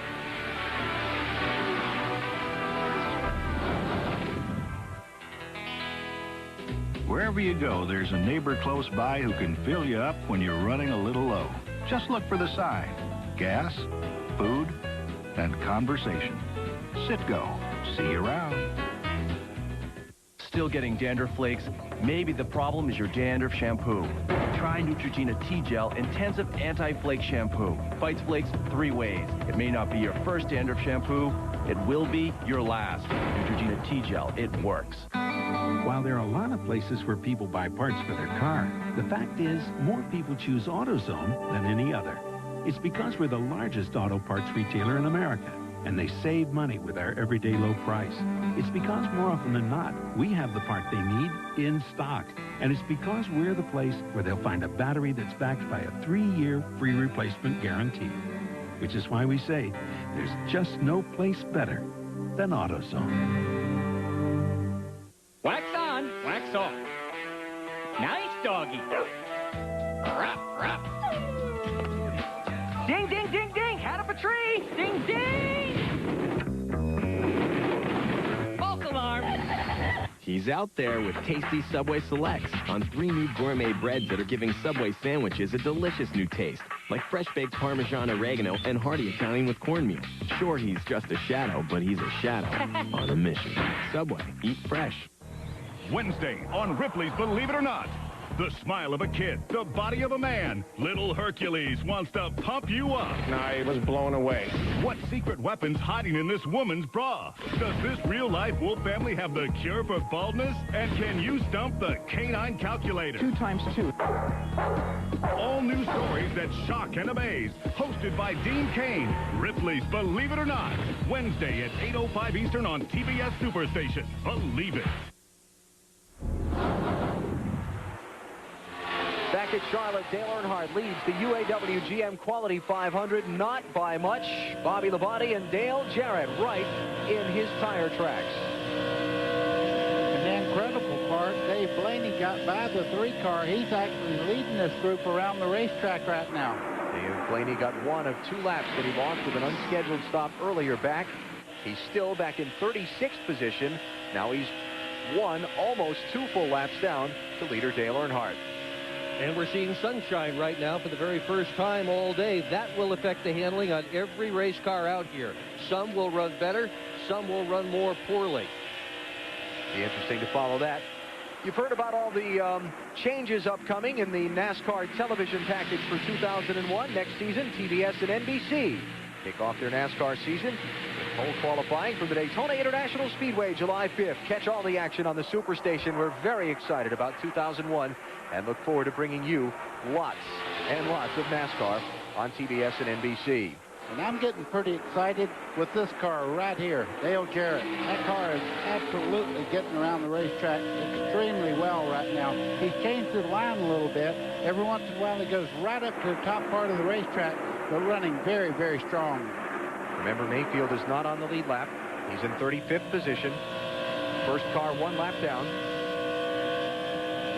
Moving up, sliding back. Johnny Benson recovering from the penalty for speeding on pit road. Same for Spencer. Back to 10th and 15th positions. Mark Martin's made some progress. He made a second pit stop under a caution a while back. I don't know that we ever actually talked about it on the air, but they decided after leaving a lug nut off the car to come in and put a spring rubber in the right rear since they had to come back in anyway. So that's why he fell all the way back. And some sliding back. Jeremy Mayfield, Rusty Wallace, the green flag pit stops while running in second and first positions respectively earlier. Jerry Nadeau speeding on pit road, leaving pit lane on the most recent stop. Napa Field summary, upper left of your screen. See where your favorite driver's running. Let's tip the cap to Robert Presley. He's up to the 8th position. Terrific run for Robert as we continue to watch this fight for the lead between Earnhardt and Bobby Labonte. It's been a great race so far. 16 lead changes among 9 different drivers. 3 caution flags, a 4-car pileup at lap 7. Triggered when Mike Bliss got tapped by Andy Houston. We had debris at lap 34. Then at lap 87, Kenny Wallace cut down a right front tire and went into the outside wall in turn number 3. You've got Wallace in the garage area, Strickland in the garage area, and Bliss in the garage area. Strickland and Bliss from the earlier crash. And this race now going on for the 9th position as Jeff Gordon has lost a few spots here in the last short while.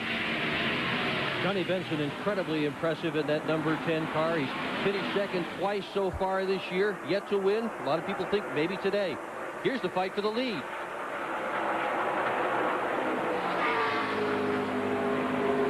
You were saying something about Bobby Labonte stroking? I don't think so. Bobby Labonte leading the race by about a half a fender. Yeah, and lest anyone be just tuning in, let's make sure they understand the point I was making. There's a difference between stroking and racing smart. Labonte's racing smart, and he's racing hard. This is for the lead at 115 of 334 laps with one of his rivals for the championship. In the car just behind them there, Jeremy Mayfield trying to make up a lap, but Dale Jarrett moved right in on him round. That's first, right here, second, and third right back in there. It is a cold day here in Charlotte. Temperature was 48 degrees at green flag time.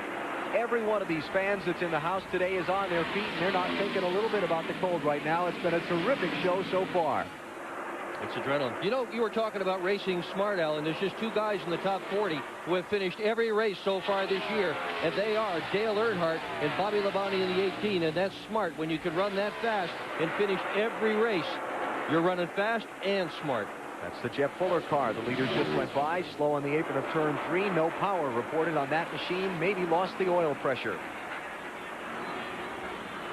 Labonte, Earnhardt trading the lead back and forth between them now for 3 straight laps. There's Jeff Fuller in. First race for the new McPherson Motorsports team.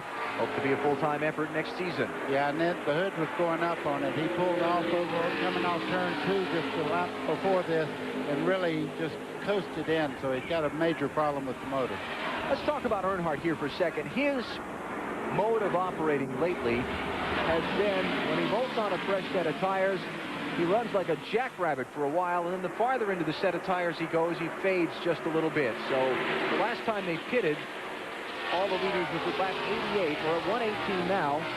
30 laps in, starting to see him slide around a little more than those first 2 laps. And I think the other thing, they had to make some kind of adjustment because they did have a problem there with the right front. So the car is not exactly like it was when he came from the back of the field all the way to the front.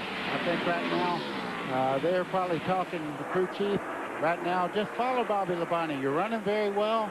We'll make adjustments all the way through and hope we're right when it comes time. What a pace. That's always so good that you can do that. He's got a great car because he is able to keep up with the pace that Bobby Labonte set it. See Dale Jarrett there just fading a little bit out of the frame. He's fallen back a couple of car lengths. Jarrett. BJ's won this race twice as well. Dale Jr. slipping a little bit back to 23rd position. Started in 13th. Lost some ground here in these last few laps. This car not behaving as well as it did in yesterday's happy hour practice. Bobby Labonte leads. Dale Earnhardt, Dale Jarrett, Ricky Rudd, and now Steve Park. He's moved up into the 5th position as we are at lap 121 in Charlotte.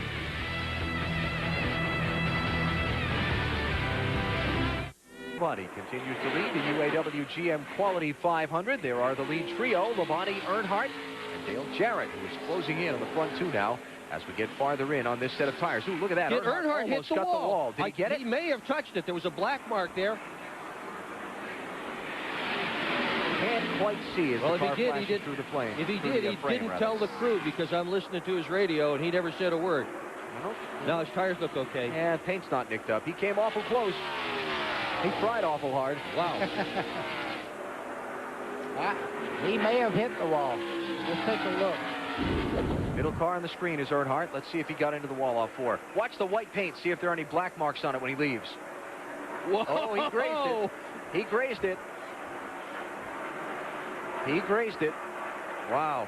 Somebody had grazed it just before him as well. There was a black mark when it started, but it was a bigger one when Earnhardt left. Okay, and the Goodyear's yellow on the tires, and that was a white wall that went by here, so he definitely hit the wall with the right rear corner. Behind these drivers, Andy Houston is wiggling his car around like he's got a problem. He was up high in the groove off turn 4. Coming to the Superstation next Sunday night on the Superstation. What was that I was saying about Andy Houston wiggling his car off 4? Boy, you talk about a tire blowing out. Look at that. The rubber just flapping on all over the right front there. Caution's out, buddy. Debris on the racetrack from the Andy Houston car. Caution is out for the 4th time in the race.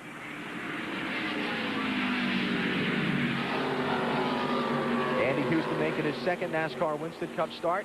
He will drive full-time for this PPI team next year. But he's got some problems now because that tire's just ripping the right front corner of that car apart. Let's mention that Jeff Fuller's car has been retired from the race. We saw him come onto pit road and the hood go up. Problems under the hood will force him out with a 40th place finish after 115 laps.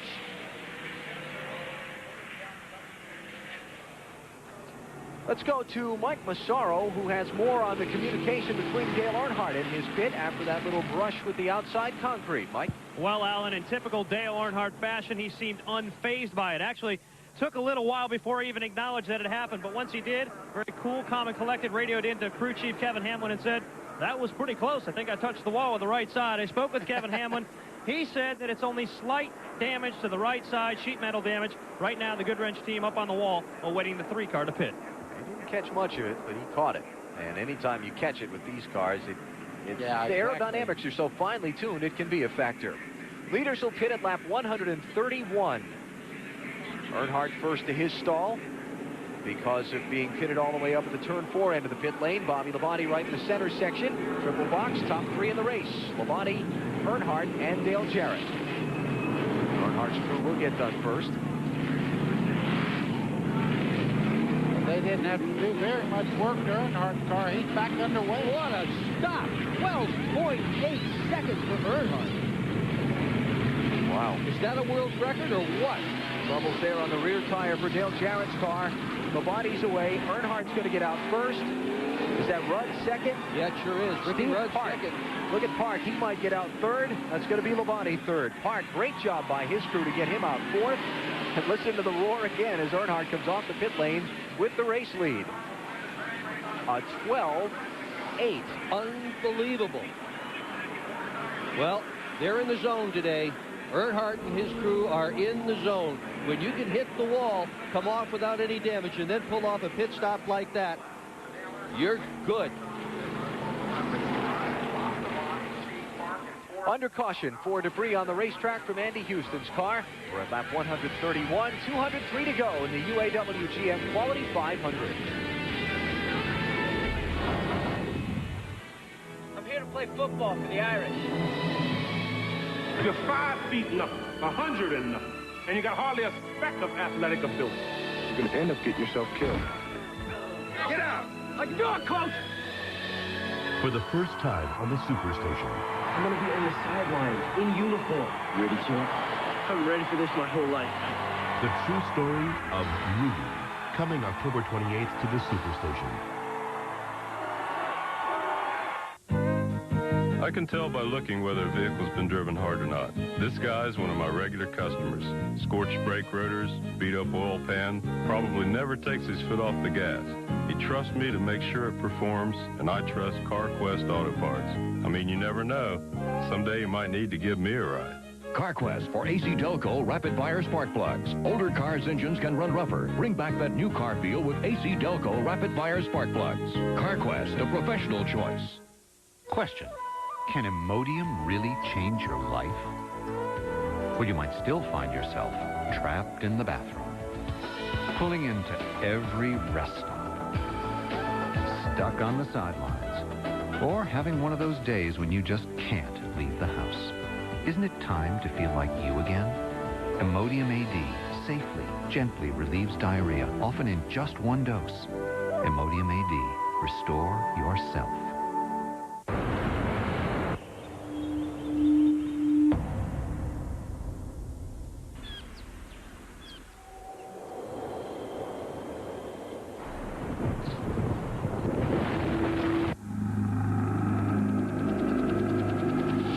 Introducing the Polaris Sportsman 500 HO with a new high-output engine and 20% more power. The world's best-selling automatic ATV just got better.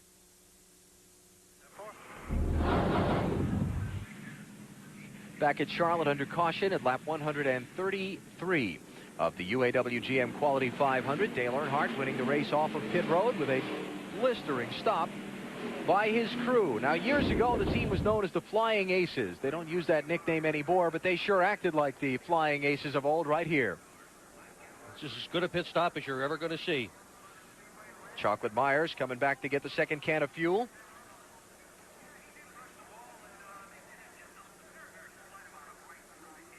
Down and away. Our timing, which is unofficial, of course, 12.8. Mike Massaro. And I'm with crew chief Kevin Hamlin. And Kevin, 12.8 seconds, an absolutely incredible pit stop. What did you do to get this team pumped up today? They've been pumped up all season. You know, we don't have to do anything to these guys. When Dale runs good, which he does most every week, GM Goodrich and Service Plus crews right on the money. And every once in a while we'll have a hiccup, but they work out hard and they practice hard at the shop for the pit stops. And, you know, when we start in the back like we did today, you know, they knew it was on them to get us a lot of track position right away early in the race. And obviously they've done their job, and Dale's done a really good job with the car. It's working fairly good right now. So we're just a little bit tight, and the tires have such good grip today that it's pretty hard on them. You heard what happened to the right front tire on the 3-car last stop. This time in, they took the tires off, took a real close look. The right front looks real good this time around. Earnhardt off pit lane with the lead over Ricky Rudd and Bobby Labonte, the championship leader, running in third position.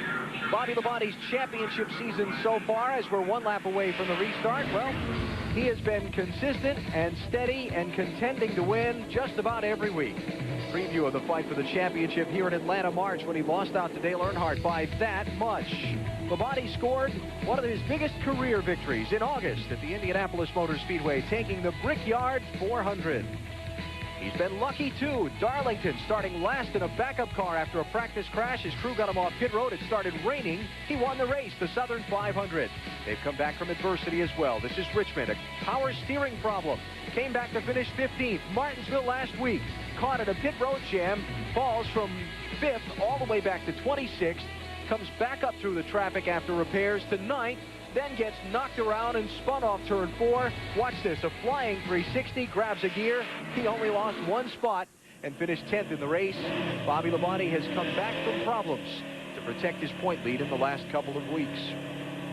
Let's get an update on on pit road from Mike Hogwood. And Ricky Rudd's team also had a great pit stop. Now, crew chief Michael McSwain told Ricky, he said, Ricky, don't go crazy. Remember, we're great on long runs. That's been the story with both the 28 and the 88 of Dale Jarrett today. Jeremy Mayfield and Dave Blaney going to try and get laps back as we go back racing. Let's mention that Mark Martin made a second pit stop under the caution. He's fallen from 11th to 29th position.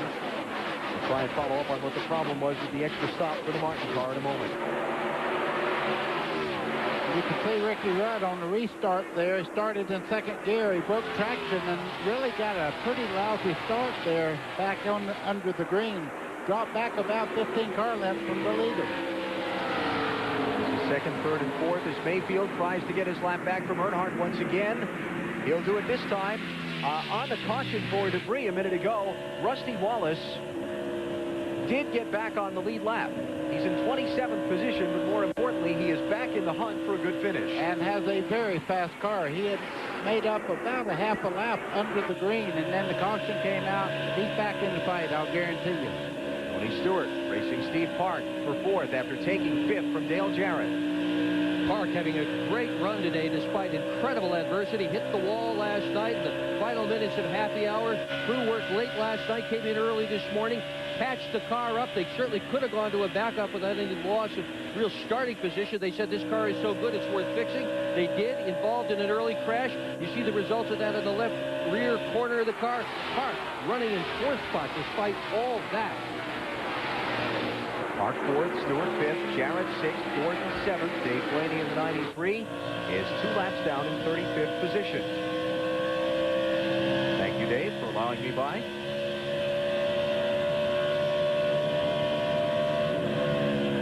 We saw at the end of the last long green flag run that we had there. I talked earlier in the show about Dale Jarrett's comments to me this morning. First 30 laps on a set of tires, he wouldn't be spectacular. Last 30 laps he'd come on, he was closing on Earnhardt and Labonte when the caution came out. I'm going to tell you another story about Dale Jarrett. It's not a racing story, but it's an important story about this guy.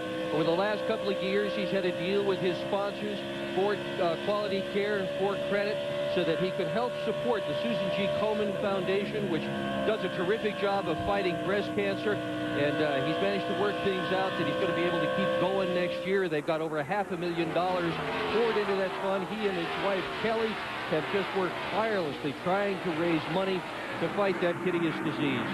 Here's the race for the lead. Ricky Rudd creeping in on the back bumper of Dale Earnhardt. Earnhardt's giving him the outside. Yep, he knows right now that he does not need to lean on that right front corner too hard. Ricky Rudd just went to the outside and powers by. Bobby Labonte's out there also. After getting through the traffic from 37th starting spot to the front, we talked about the term racing smart here a couple times today. Earnhardt needs to race smart. He's got a long way to go, 194 laps to go. He's had a tire problem once in the race that he got kind of lucky from. You know, it happened just as the caution came out. He didn't have to stop under green. So he needs to race smart and take care of the tires for a while and save the really hard charging now that he's got track position for the end of the day. Exactly right. And what he's doing right now, if you notice, he's running Rudd a little bit different than he did Bobby Labonte. He moves over and let Rudd go. He's not doing that with Bobby Labonte. He wants to stay ahead of him if he possibly can. Now we mentioned Mark Martin falling back to 29th position on the restart after an extra pit stop. Under the caution flag, Mike Hogwood has the explanation why. Well, they simply had a miscue on the first pit stop. The jack dropped down. It wasn't supposed to. Mark Martin left. They brought him back in because they felt they really needed to put a rubber in the right rear. They got that work done, but it took them 2 stops to do it. That's the story on Mark. He's gone from 29th on the restart up to 26th now. And is working on Wally Dolan back there for the 25th position. Dale Earnhardt Jr. has gone back up to the 12th position. He slipped back a little while ago. We saw him briefly falling back through the fields. Mike Weber got tagged by Kurt Busch off of turn number 4. Jerry Nadeau got into the outside wall trying to avoid Skinner half spinning. Nadeau, a potential winner in this event, flattened the right side of his car. No caution. Caution is out. Caution is out now. How much Mike Skinner kept from crashing that car, I will never know. He was 45 degrees sideways. That's a lot of driving ability and 40% luck, I'll tell you. I've been there myself, and sometimes you get lucky. He just saved it. Got a great race car there and a pretty good driver, but I tell you, it's pretty lucky too. Mike Skinner got nipped by Kurt Busch off turn 4 in the left rear. He chased the car down the track, back up the track. When he came up the track, he was pointed right at Jerry Nadeau, and Nadeau got squeezed into the wall. Let's have a look. Watch Skinner, watch Kurt Busch right behind him here. Well, Skinner got loose first. Yeah, Skinner was loose. Busch, a rookie, this is his first start ever at Lowe's Motor Speedway, but boy, that could have got ugly. Did Sterling Marlin bump the back of Nadeau and send him into the wall when Nadeau lifted, seeing Skinner get sideways? Well, they were all in tight pursuit right there, and I think there might have been contact back in there. He's got some problems. Rear end housing's moved over on the car. You can see from the left side shot on the machine. Yeah, his chance to win is over. Yeah, well, I bet they end up behind the wall trying to fix that. Nadeau got sent to the back of the line for speeding, leaving pit road. Oh, the grass can got tipped over. Can't fix that in the middle of the race. That one's done for the day. We'll come back to Charlotte in a minute.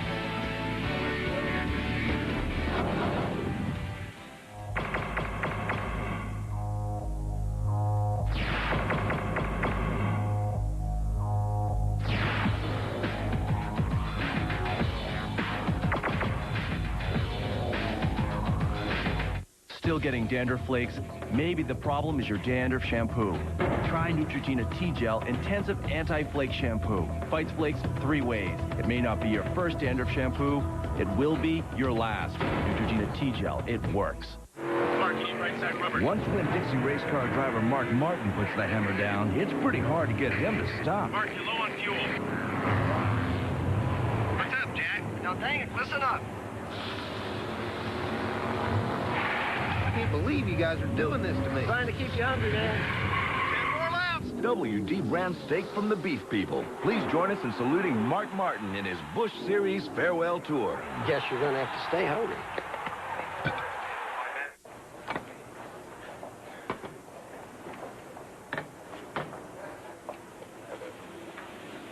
I'll take this one.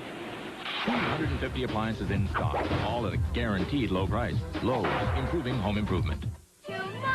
Tomorrow, I love you. Tomorrow, you're always a day away. You got it. Tomorrow. Appliance today, have it delivered tomorrow. Why buy anywhere else? Lowe's, improving home improvement. Bob. Claire. Bob. Claire. Michael. Michael. Huh? Bob? Claire? Want your own monster truck? You can win one during Napa's Monster Truck Giveaway, or win one of over 5,000 mini monster trucks. Plus, save on hundreds of items. Enter at a participating Napa Auto Parts store today.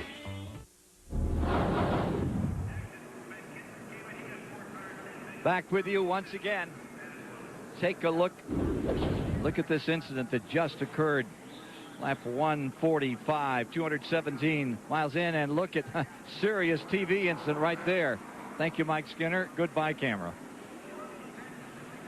Now, take a look at the race summary right now as we get up to 200 miles. Ricky Rudd, now the leader. That's at 220 miles, actually. We've had 5 cautions. Lead has changed 21 times. Record for this race would be 47. Drivers leading 9 to date. 17 is the record. And we're up to our 5th caution in this race. And it's a slow one because of that at 133 miles an hour. Now, if you want to see what makes Dale Earnhardt really great, take a look at this picture once again. Dale Earnhardt is just amazing. He has said you've got to know when to make your move and make it quick. And that's just how he did it. That kind of move is what you'd see at a Saturday night short track at 80 or 90 miles an hour. But this is at 180 to 190 miles an hour when he shot from 6th into 4th coming off the banking. Simply amazing. That's what makes him a giant and makes him so great. We'll be back with more of the action of the UAW-GM Quality 500 in a moment.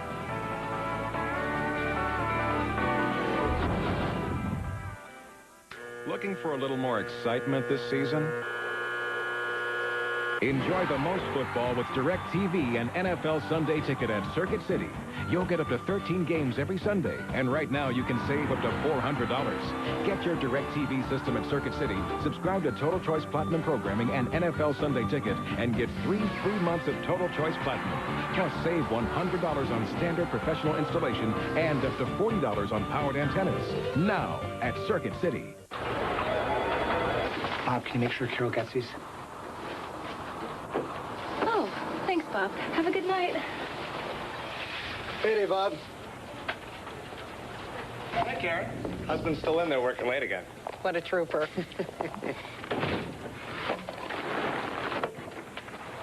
How do you plan on providing for your family after you pass away? Conseco's life insurance policies can give your loved ones a regular monthly paycheck. Conseco, step up. You want it? You got it. You want it? Baby, just bust a move. I wanted to chill, but making all of my travel arrangements was freaking me out. So I went to Priceline.com, where you can name your own price for some dope airfare, a hip hotel, a fly rental car. You want some of this? Then you know what to do, dog. Bust a move. Celebrating by Team Monte Carlo. Now, the first thing you've got to do is jump up here and scream and yell, woo! Make sure your hat guy forms them first, so you don't end up looking like a dork. Now, when somebody hands you one of these babies, make sure you say thanks. Thank you. Thank you. Oh, man. Don't eat the check. Want to be like Jeff Gordon? Drive the all-new Chevy Monte Carlo. The cars more champions depend on. Chevy, we'll be there. And a thank you to most of our sponsors who've allowed us to cover today's race with our TBS No Brakes coverage. Log on to tbssuperstation.com or call us at 1-888-722-1635. Toll free, let us know your opinion of our TBS No Brakes coverage. There's the number. If you'd like to give us a call, we'd sure appreciate your feedback. Under caution still, you see Ricky Rudd still heading up the field behind the pace car as the cleanup is just about complete and we get set to go back racing. Jerry Nadeau right here had a bad break. I'll tell you, he come off turn 4 here. You can see there, Mike Skinner breaking loose a little bit right there. Kurt Busch into the back of him and into the outside wall there, trying to avoid the spinning 31. And what a great jump the 31 car Mike Skinner did not spin out. It could have been a huge wreck on the front straightaway. There was about 8 cars behind him. We're back under green. Jerry Nadeau has gone to the garage to get repairs. Pit stops under the caution flag were made by Matt Kenseth, Wally Dallenbach, Elliott Sadler, Skinner, Martin, Mayfield, Michael Waltrip, Terry Labonte, Kurt Busch, and Bill Elliott. Ted Musgrave also in as Earnhardt challenges for the lead. And takes it. Earnhardt back up in front. Fans back on their feet. Bobby Labonte's going to run up to the outside of Rudd to try and get second. Meantime, Mike Hogwood is in the garage with Jerry Nadeau. Yeah, suspension really messed up on the car, and they're changing the control arm on the right front. Jerry, what happened? I don't know. We just we got caught for speeding there on pit road one time, put us in the back. Then we came up through real good. We were up in the top 20, and then we had a bad pit stop and put us dead last. And the 97 car, I don't know what he was thinking. You know, when I was a rookie, I tried to pay a lot of respect to a lot of these Winston Cup drivers. And obviously, he didn't pay any respect. He just bulldozed over the Lowe's car. And I was stuck on the outside and had nowhere to go. So word from Jerry Nadeau, obviously very disappointed and dejected here in the garage, getting his car repaired. Potential threat to win today, but as you could hear, things have gone very wrong for him. Let's mention that Brett Bodine has also gone back behind the wall into the garage area on the caution flag. Jeremy Mayfield got back on the lead lap. Bobby Labonte's going to try and get the lead back from Dale Earnhardt. On the outside yet. A gutsy move. It's not over yet. He has to clear him, and he's got a very good race car. Labonte does. But you can see Earnhardt's going to make him earn it. He's going to go right back on the inside, make a contest out of it. Dave Blaney right in the middle of all this. If he was on the lead lap, this would be the race of his life. He is proving today he's got the right stuff to run with the leaders. Dave Blaney in fourth position, 2 laps down, giving way to Ricky Rudd, who has a terrific run off turn 2 on Bonnie Labonte. And Steve Park in the 1 car comes along with him on the inside, and there's the 20 car just right in there. Ward Burton also. This is getting tight for the lead up here. Boy. Hart, Stewart, Ward Burton, Johnny Benson. What a lead pack. Benson coming back for the pit road speeding penalty that dropped him to the tail end of the field earlier. He's up to 7th. Right behind this group, Robert Presley. Terrific run. He's in 8th spot. Jarrett and Gordon rounding out the top 10. Any one of this bunch is good enough to win this race today. So impressed with the run of Steve Park. Yeah, it's just been a great story watching him and how strong he has run here. Look, Lead on the bottom. 3 wide. Oh, look out, he hit him. He sure did. He gave him a little tap there going into turn 1. You can see Steve Park did a great job of not losing the car going in the corner. Here comes Johnny Benson. I tell you, they don't give you any relief for going high. I didn't think Park lifted at all. He just controlled that car. If you had a heart monitor on him, his heartbeat probably just went from about 50 beats a minute to about 110. Or it stopped. One of the two. Yeah. Rudd by Labonte for 2nd. Rudd's real hungry. He knows that he's got the best ride he has had in years. Has the potential to win last 3 races. 3rd twice, 4th once. You run that well, you keep running up front. Eventually you're going to get one. Here's another look. Park and Stewart racing off into turn 1 for 4th spot. Gordon has nowhere to go. He would have to spin out getting in the corner. He's right on the bottom. That part of the racetrack you don't go to at 190. How did Steve Park keep from dumping that car into the wall? How did he do it? Well, I'll tell you the first thing he did. When he started up high, he eased out the throttle there and got the car settled down before he tried to turn it. Had he jerked the steering wheel around, it would have gone.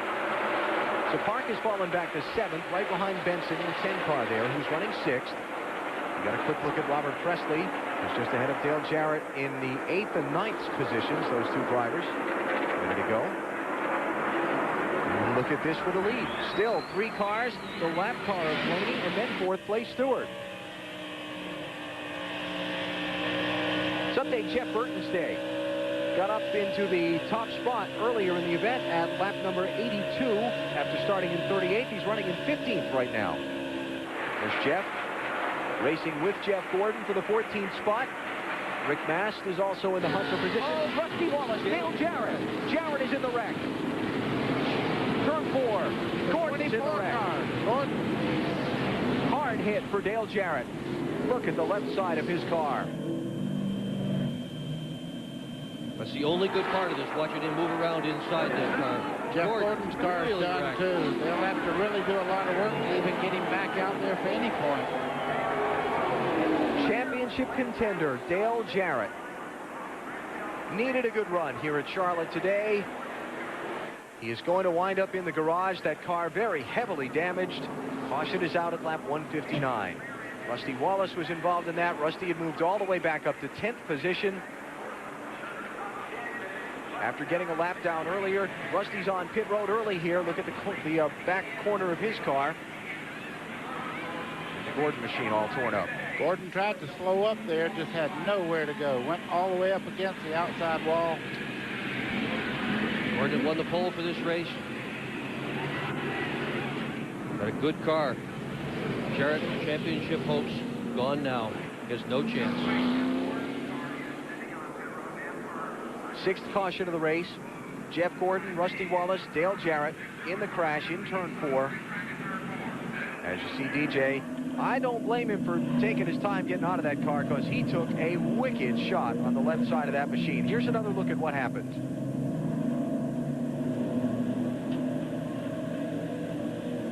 Watching Dale extricate himself from the machine. And the ovation from the fans as he gets out. And rightfully so. Hard shot over there for DJ. All right, let's get another look at what happened over there on the racetrack. Oh, Robert Presley. Oh, what a bad break. He was in the top 10. All right, another look at it here as Presley tries to make the turn into the garage.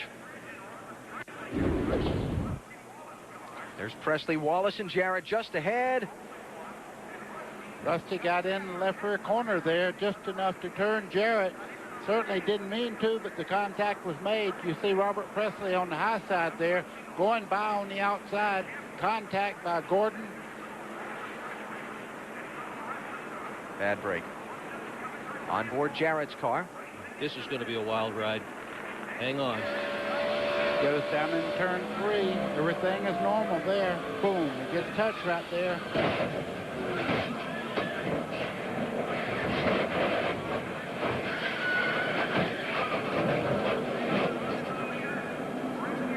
Boy, that was a long crash. And it just kept happening. Here's a look at it. Here's a look at Jeff Gordon as he walks away from his mangled car back toward the garage. And he did everything he could do to miss that wreck. He slowed down, he went high, and still got involved. Well, one of the themes of our day, championship contenders. One of them's been eliminated. Dale Jarrett with a crash here at lap 160. Another look at the accident from Mark Martin's view, who was well back in traffic, and see how he manages to get through here. Okay. Caution light was already on. Right there is spotters telling him where to go. Because he can't see, that's obvious. Oh, he can't see a thing. Smoke, look at all the oil and water on the windshield of his car. Whoa, the spotters are right up here, and they can tell you what's going on. They were looking right directly at the wreck, and they told him to get in a certain lane and just stay straight. And they talked him right through there. It was obvious that Mark Martin could not see where he was going. Rusty Wallace was thundering up through the field. And that's all the spotters up there. One more look at it from, I believe, Dale Jr.'s onboard camera. Here we go. Oh, look at this. Wallace and Presley right around him.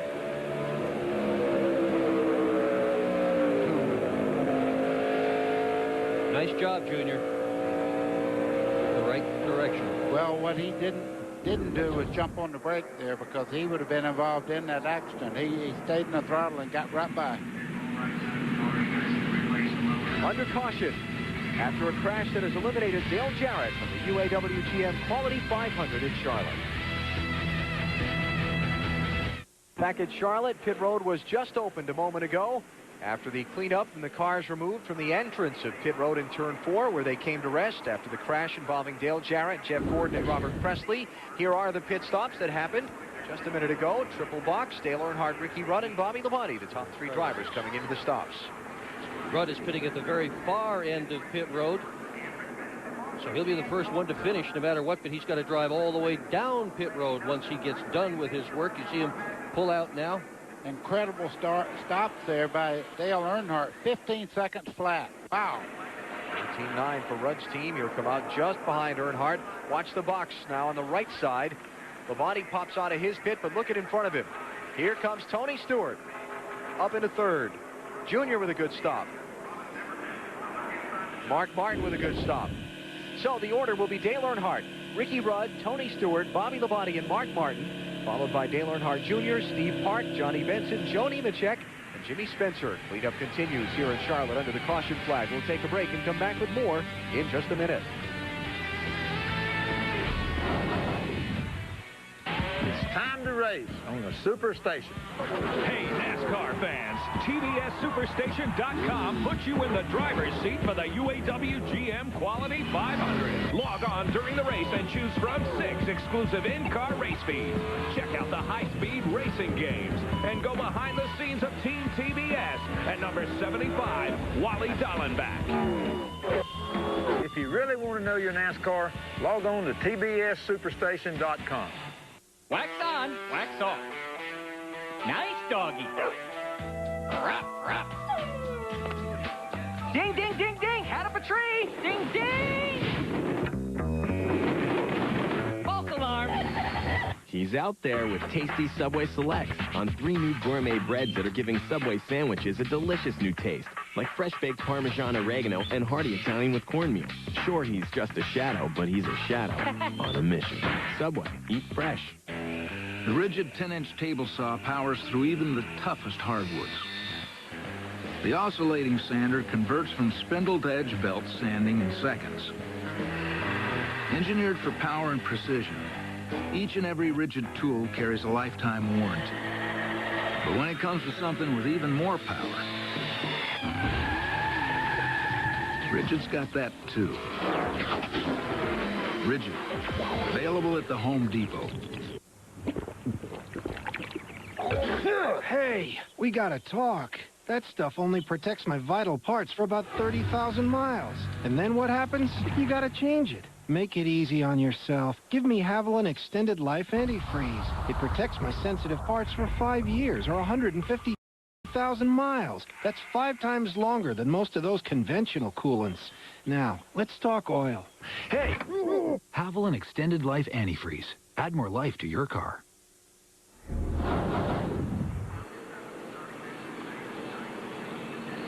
Dale Earnhardt is the leader of the UAW-GM Quality 500 at Charlotte, winning the race off pit road once again. He's done it time after time today, the pit crew getting him out first.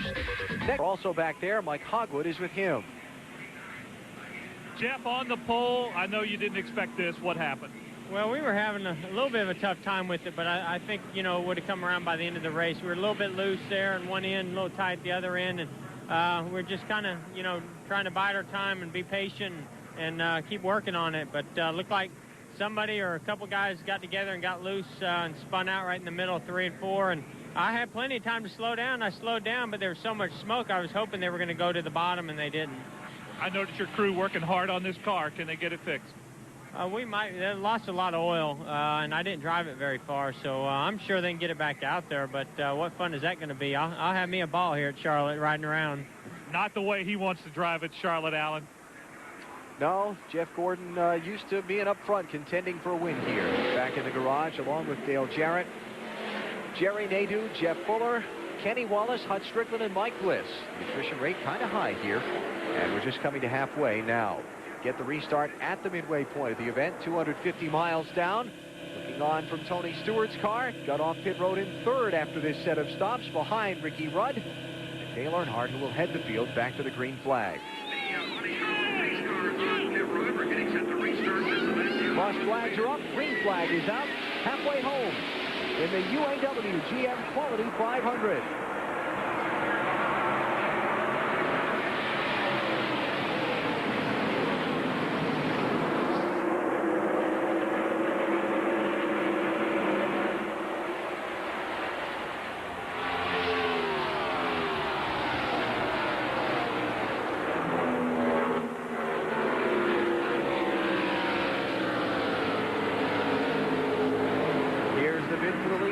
Down low on Dale Earnhardt. We've watched this time and time again. He does not fight Rudd when he comes up there for the first few laps, and then he closes in on the back part of Rudd's car and runs along there. Dale Earnhardt does, just biding his time. Does not want to lean on these tires too hard on the first couple of laps until the air pressure gets up where they want it. Napa Field summary at halfway. Jimmy Spencer came back with a pit road speeding penalty earlier. Now, somebody's not worried about the tires. He's fixing to make a real bid for second place. Tony Stewart in the orange car there would love to move on up, maybe lead a while. Tony has not yet led today, trying to win a third straight NASCAR Winston Cup race after taking Dover and Martinsville the last 2 Sundays. I struggled with that race car, Tony Stewart's car. Really, they had to work on it the whole time. They finally got it good in happy hour last night. Not a lot of adjustments on it this morning. Stewart now having a good day. Up to second. Maybe not for long. Look how quickly he closed on Rudd. Well, I'm telling you, he's really got a great line through the corner. You'll notice Rudd's car right about there moving up. He's right on the white line. And if you can say it, maybe 6, 8 inches lower than Rudd through there. But he gets a great run up out of the corner. Rudd leads, Stewart is second, Earnhardt is third, Bobby Labonte is fourth, Dale Earnhardt Jr. is joining the chase. He's moved to fifth. Johnny Benson just into sixth around Mark Martin. Here's the bid for the lead. Stewart going to go to the front for the first time all day. 4 laps past halfway. Tony Stewart up from 17th starting spot becomes the 10th different driver to lead this race.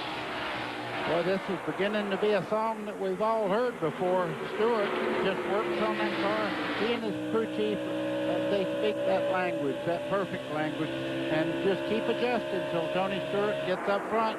And once he gets in the lead, he's hard to move out of there. 28 lead change of the day for Tony Stewart. Hey, you can join me and some of NASCAR's top drivers for a once-in-a-lifetime experience.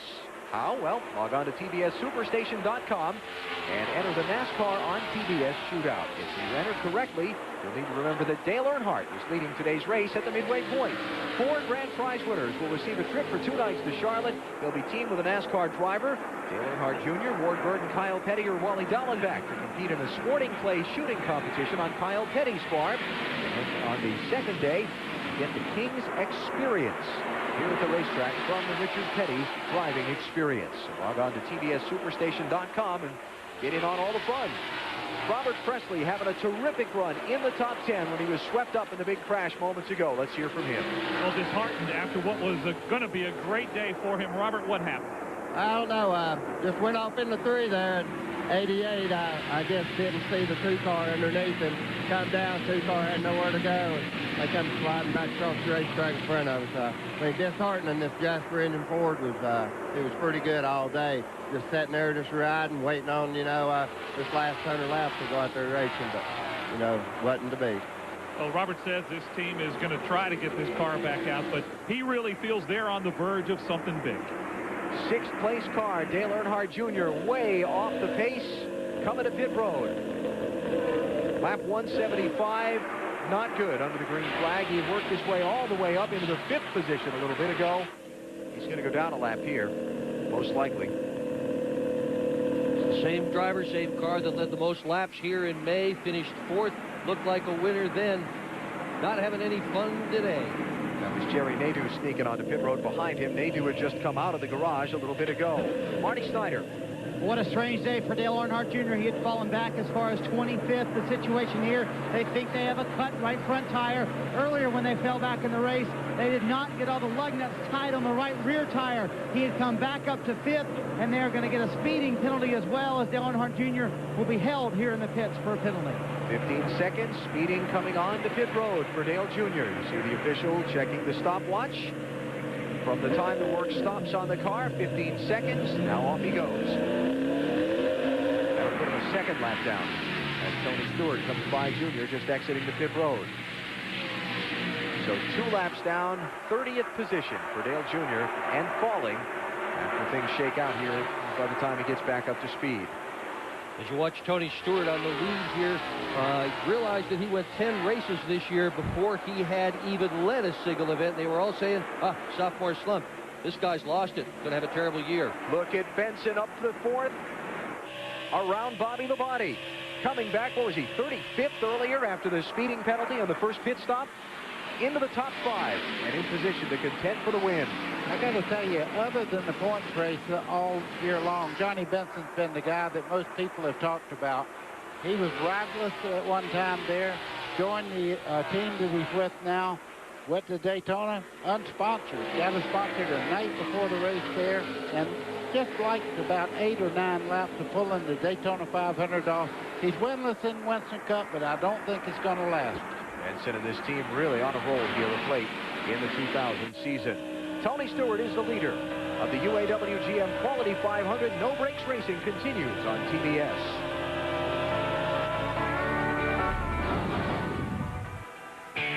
Never once did your car ask you for jewelry or flowers. Never once did it ask you if it looks fat, or did it get mad at you for leaving the seat up. Your car always gives you exactly what you want. Doesn't it deserve something special in return?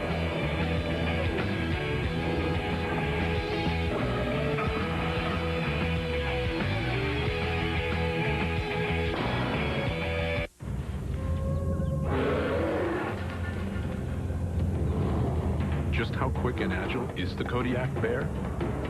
It ran away with ATV of the Year. The Kodiak Automatic 4x4 with push-button in-and-out 4-wheel drive. ATV Magazine's ATV of the Year. Now, buy any select Yamaha ATV and get a Warren winch for just $69.95 during Yamaha All-Terrain Value Days.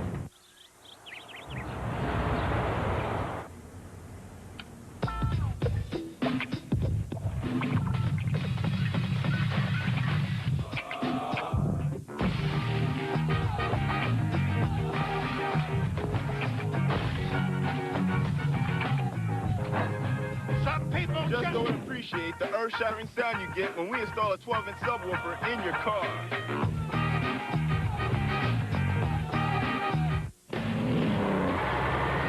Trucks. Fundamentally tougher than any panty-laced car. Hey, no one ever wrote a song about his first hatchback. At Craftsman, we figured the only thing better than trucks is racing trucks. So we're the official tools of the NASCAR Craftsman Truck Series. Tough trucks, tougher drivers, and the toughest tools. Craftsman.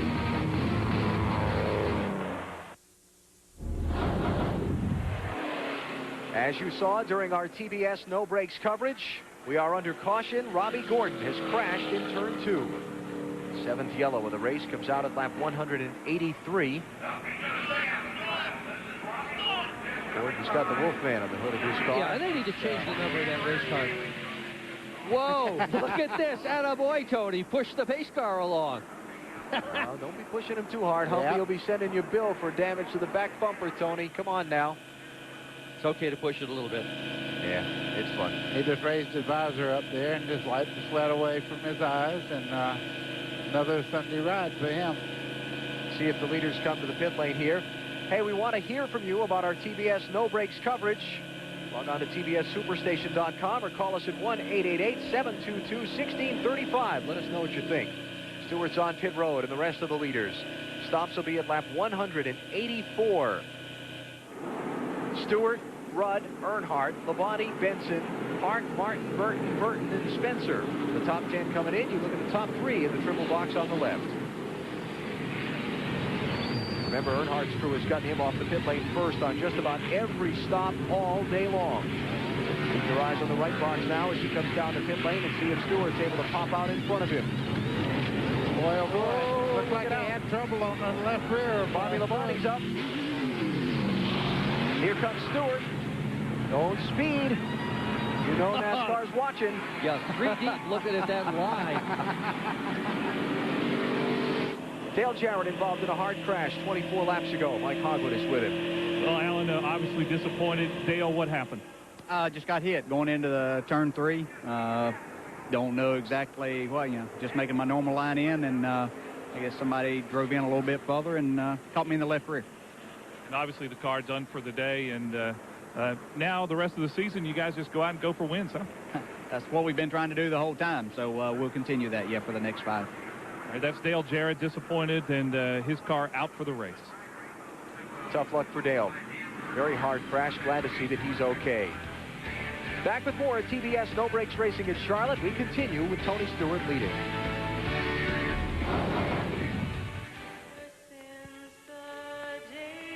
Bob.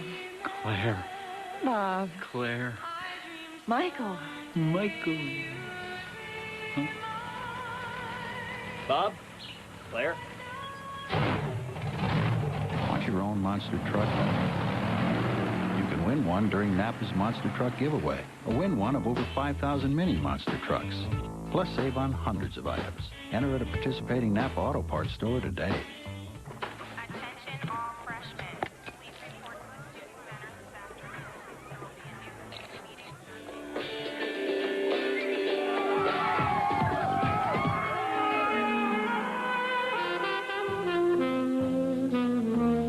He finished in 4. The bulb?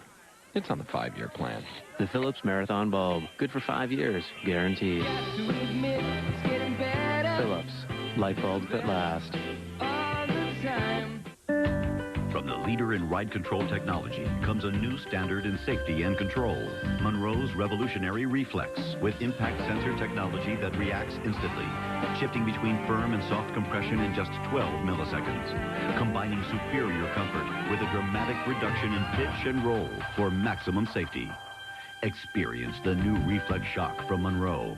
Right now, when you buy 3 Monroe Reflex or Sensatrack shocks or struts, you get the 4th one free. Wednesday on Ripley's Believe It or Not. The smile of a kid, the body of a man. Little Hercules wants to pump you up. I was blown away. What secret weapon's hiding in this woman's bra? Does this real-life Wolf family have the cure for baldness? And can you stump the canine calculator? 2 times 2. All new stories that shock and amaze. Hosted by Dean Cain. Ripley's Believe It or Not. Wednesday at 8:05 Eastern on TBS Superstation. Believe it. One lap away from the restart, with Bobby Labonte now the leader of the UAW-GM Quality 500. You see Dale Earnhardt Jr. going to try and get one of his laps lost back to his inside. Let's go back and have another look at that exit to pit road and how tight things were. Mayfield with a great stop. Look out. Watch Labonte. Now watch Stewart come popping out of his box.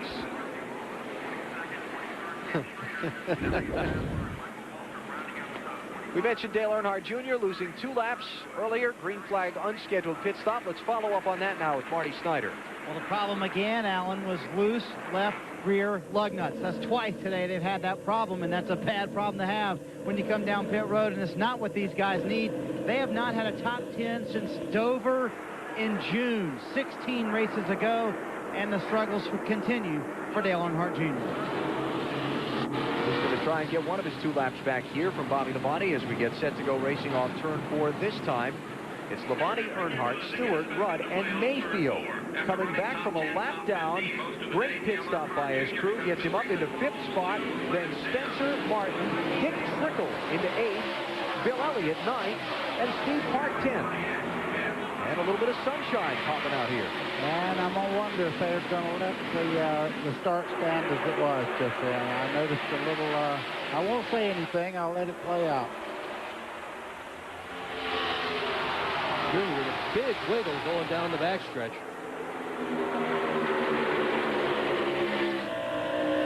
Haven't said anything on the NASCAR radio yet, buddy, about him jumping the restart. So. Well, what could have happened is Labonte may have started and then decided to back off a little bit. And, of course, Earnhardt Jr. needing to get that lap back. He got in the throttle pretty quick there. Something just caught my eye. Did Bobby Labonte just run over like a styrofoam cup and send it flying or something? Something See that flying. looking ahead for Yeah, Earnhardt something car? went flying through the air. Here's Earnhardt, the bid for the lead, outside turn 4. One was just a styrofoam cup.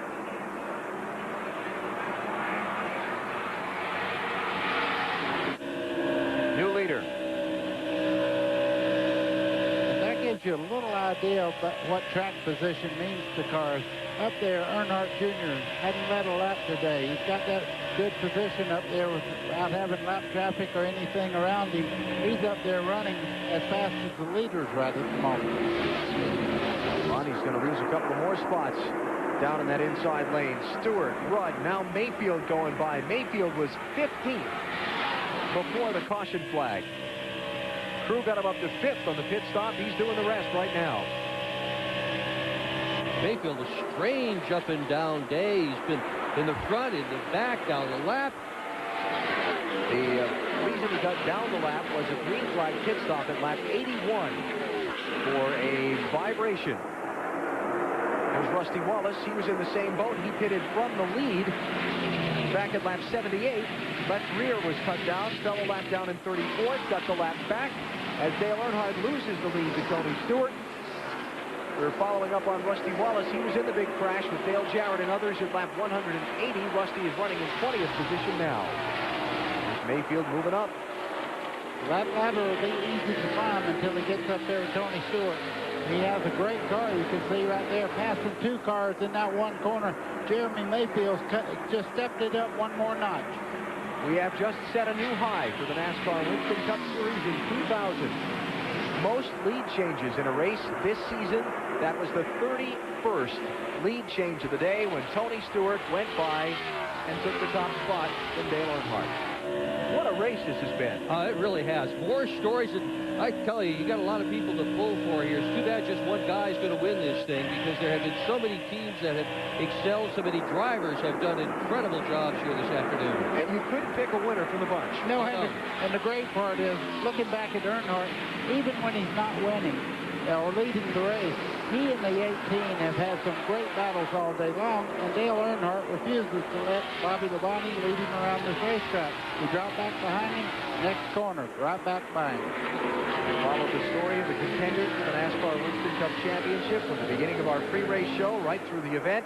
Earnhardt running in 4th, Bobby Labonte 5th, Jeff Burton just a couple of cars behind in 7th. There's Burton there, right behind Jimmy Spencer. There's Burton in the 99. Dale Jarrett, of course, the big loser today with a heavy crash at lap number 180.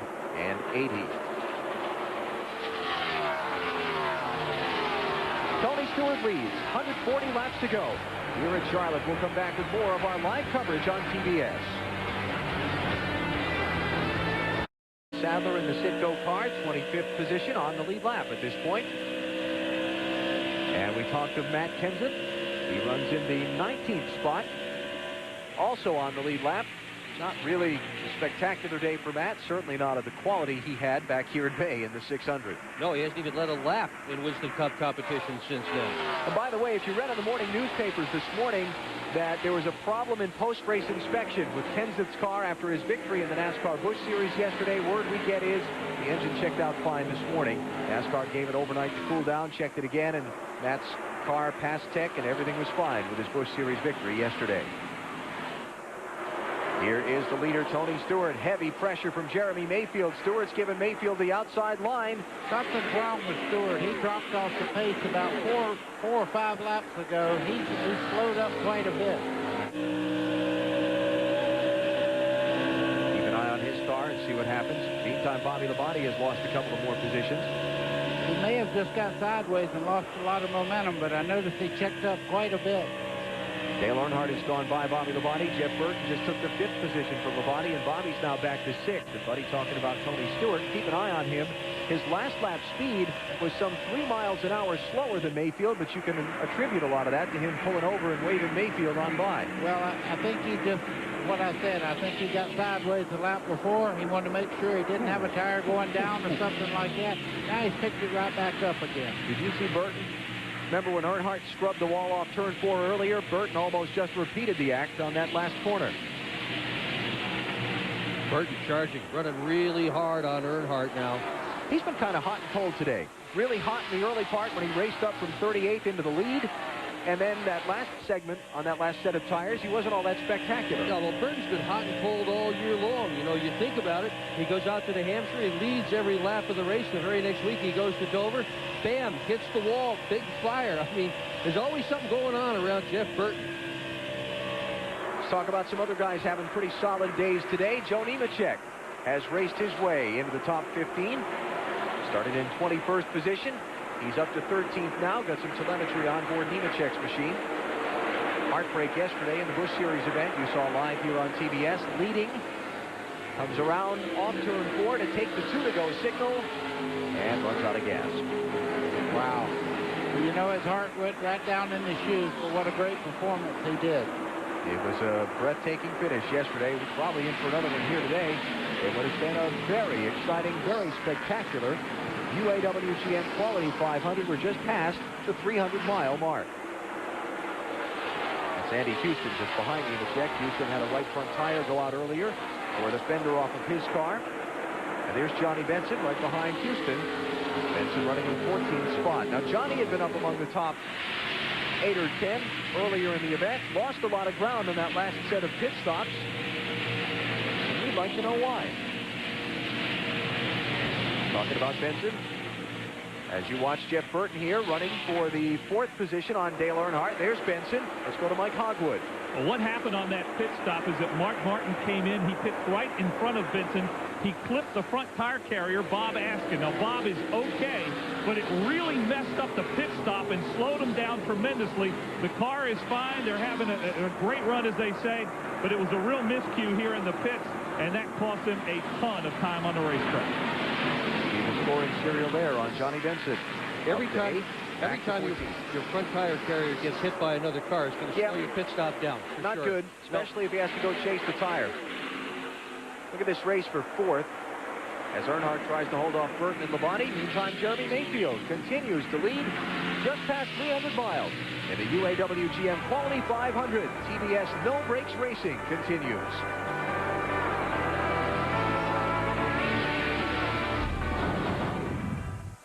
From the shadows comes a hero. Resurrected from darkness. Stay sharp, the night is young. Unleashed by evil. Found by his ultimate destiny. You sent me to hell. I'm here to return the favor. Michael J. White, John Leguizamo, and Martin Sheen. The world broadcast premiere, Spawn. Sunday, October 29th, 8 Eastern, 7 Pacific. Only on the Superstation. Wax on, wax off. Nice doggy. Ruff, ruff. Ding, ding, ding, ding. Hat up a tree. Ding, ding. False alarm. He's out there with tasty Subway Selects on 3 new gourmet breads that are giving Subway sandwiches a delicious new taste, like fresh-baked Parmesan oregano and hearty Italian with cornmeal. Sure, he's just a shadow, but he's a shadow on a mission. Subway, eat fresh. Bob. Claire. Bob. Claire. Michael. Michael. Huh? Bob? Claire? Want your own monster truck? You can win one during Napa's Monster Truck Giveaway, or win one of over 5,000 mini monster trucks. Plus, save on hundreds of items. Enter at a participating Napa Auto Parts store today. He's upside down. This one has to go like that. Some children imagine that their father is the most powerful man in the world. Wonder where they got that idea.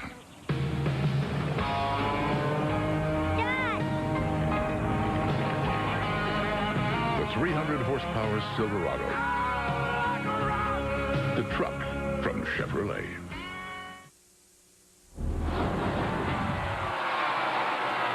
Back at Lowe's Motor Speedway, Tony Stewart has just secured first place for another time.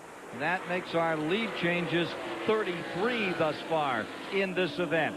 Taking a look at the summary after 315 miles, 210 to the 334 laps have been run. Lead changes now at 33, 7 cautions to date. And there goes number 34. They only count him at the line, and look at that. Here comes Ricky Rudd back up to second place. The record for lead changes in this race was back in 1974 when there were 47 and David Pearson came out on top. Hey, we may be looking for that record to be broken the way they're going after it here today. Let's get back with Alan Vester. Only word I can come up with right here, Ken, is fun. It's just been a fun race. It has, and right now, Ricky Rudd's having the most fun he's had all year long. That car is very dominant after it gets a lot of laps on it, and that's what they did. They set that car up with very little bit of fuel in it, and they adjusted on it with the oldest tires they had. Look at him through the center part of the corner here, just going right up the side of Mayfield. Another lead change for the lead. Marty Snyder can tell us more about Ricky Rudd.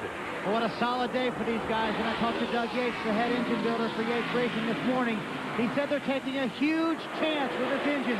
This engine is what he calls a quasi-qualifying engine, if you will. It's got some of the light components that would be in a qualifying engine, some of the durable components that you want in a race engine. They tried this combination at Michigan. Rudd finished second in that race. They decided to try it at Charlotte because Charlotte is actually pretty easy on an engine, very easy on the valve springs. They decided to go for it, paying off so far for Ricky Rudd. Rudd out in front one more time. 35 lead changes. Jeff Gordon and Robert Presley have just come back out of the garage. Both cars looking pretty similar to that. They will not perform well, but they will make laps to try and get, to use the old cliche, those valuable championship points. They will not fit the template either. Look at that. No hood, no fenders. He's back out there again. While we continue to watch this great fight raging for the lead, we're going to walk back through the field in the scoring box in the upper left of your screen. If you joined in late, tell you some of the stories on the day today. The biggest of them, 35 lead changes. It has been a barn burner all day long so far, and we've still got 116 laps to go. You look at Rudd, Mayfield, and Stewart. Mayfield coming back from a lap down, a green flag pit stop earlier for a tire problem, made up the lap, has come back to lead. Jeff Burton up from 38th spot, led briefly. Bobby Labonte, the championship leader, very solidly in the hunt all day. This is the worst Dale Earnhardt has run in quite some time. His pit crew has gotten him off pit road with the lead most every stop all race long. Mark Martin twice during the day, 2 pit stops under a caution flag. Once they left some lug nuts loose. They came back in again for a second problem. Later, he rallied back to the front. As you see, he and Earnhardt there racing for 8th and 9th spots. Benson tagged for speeding on pit road earlier, fell to the back, came back to the top 5. Then a problem when the tire carrier got hit on the last pit stop, went back again. He's back to 13th. Rusty Wallace got a lap down, went to pit road with a tire problem while leading, made up the lap, and was involved in the wreck with Dale Jarrett at lap 180, and that's the other major headline story of the day. The crash with Wallet and Jarrett in contact in turn 3. Jarrett crashing, collecting Jeff Gordon and Robert Presley, who were both in the top 10 at the time. Jarrett is done for the day. One of the 4 championship contenders out of the race. He's going to finish no better than 39th on this afternoon. On the lead lap at this point, 26 of the 43 starters. Elder Dallenbach, last one on the lead lap. And you look now at the rest of the field. Out of the race, Robbie Gordon we saw crash a little while ago off turn number 2. Dale Jarrett, Jeff Fuller, lost oil pressure. Hutch Strickland and Mike Bliss out after an early crash back at lap number 4. Kenny Wallace has just come back onto the racetrack. He had a crash after a tire went down at lap 87. And he's many, many laps down. There's Herman in his much mangled car. At least he's got some sheet metal on that thing. You know, just watching Tony Stewart and all these guys going at it right now, the tires are beginning to slip and slide just a little bit, and the balance, the cars that are great balanced out there are moving right up to the front. Jeff Burton's making a run up right now. He hadn't been a factor for a long time, but now you see him on the high side of the racetrack as he goes by there, starting to make it work on the high side of the racetrack. Hadn't been a lot of traffic up there like it has on the bottom part of the racetrack, and it's working for him right now. See Ken Schrader about to go 2 laps down. His team reported a tire problem earlier, had to make an unscheduled pit stop. He's back in 29th position.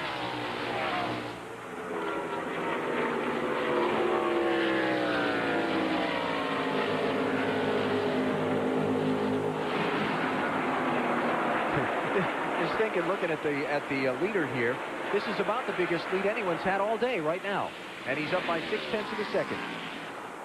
I mean, really, it's about the biggest lead anyone's had. Now Earnhardt's sliding back some more.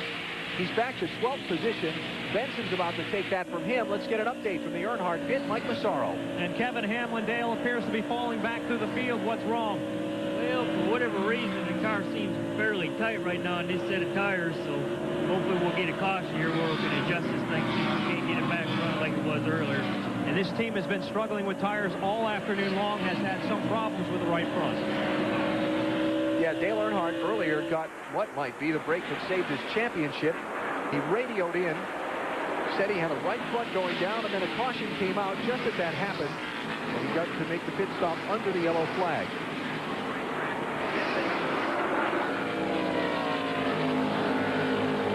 The leader is Ricky Rudd. He's 109 laps away from victory, but it is far from over yet. No Brakes Racing continues on TBS.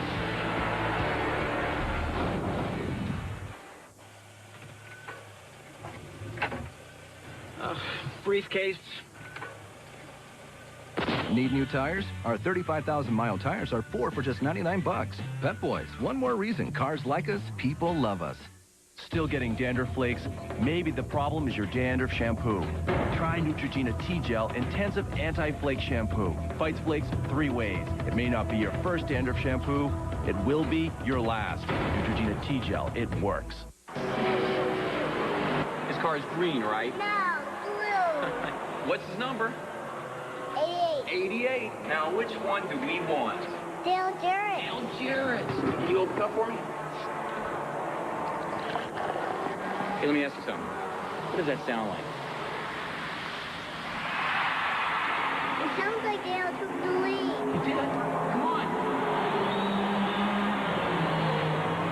Dad's name? Hey, we gotta talk. That stuff only protects my vital parts for about 30,000 miles. And then what happens? You gotta change it. Make it easy on yourself. Give me Haviland Extended Life Antifreeze. It protects my sensitive parts for 5 years or 150,000 miles. That's 5 times longer than most of those conventional coolants.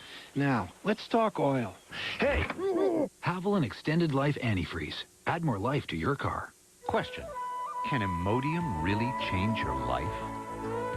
Well, you might still find yourself trapped in the bathroom, pulling into every rest stop, stuck on the sidelines, or having one of those days when you just can't leave the house. Isn't it time to feel like you again? Imodium AD safely, gently relieves diarrhea, often in just 1 dose. Imodium AD. Restore yourself.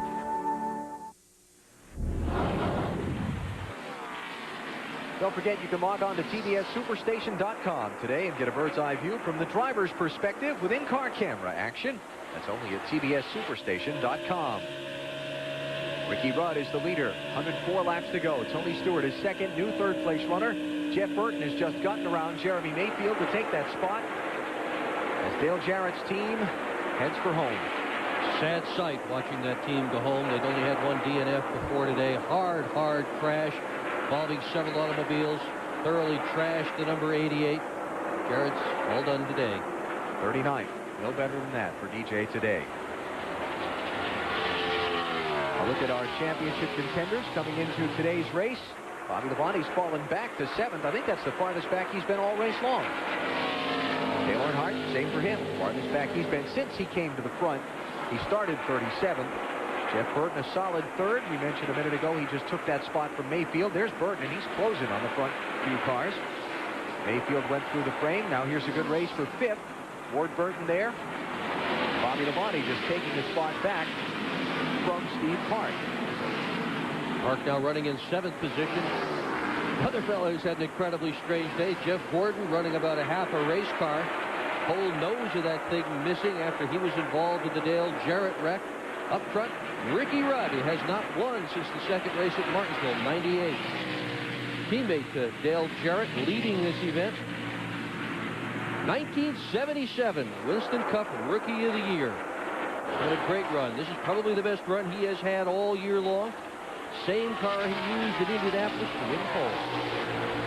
There was some talk, and you may have seen it in some of the Sunday papers, about possibly teams not having as many sets of tires to run today's race as they wanted. I never found that to be much of a concern in the garage area talking to teams this morning, but just in case, when Dale Jarrett went out of the race, guess who got the fresh tires he had left in his pit? Let me guess. Could it possibly have been his teammate?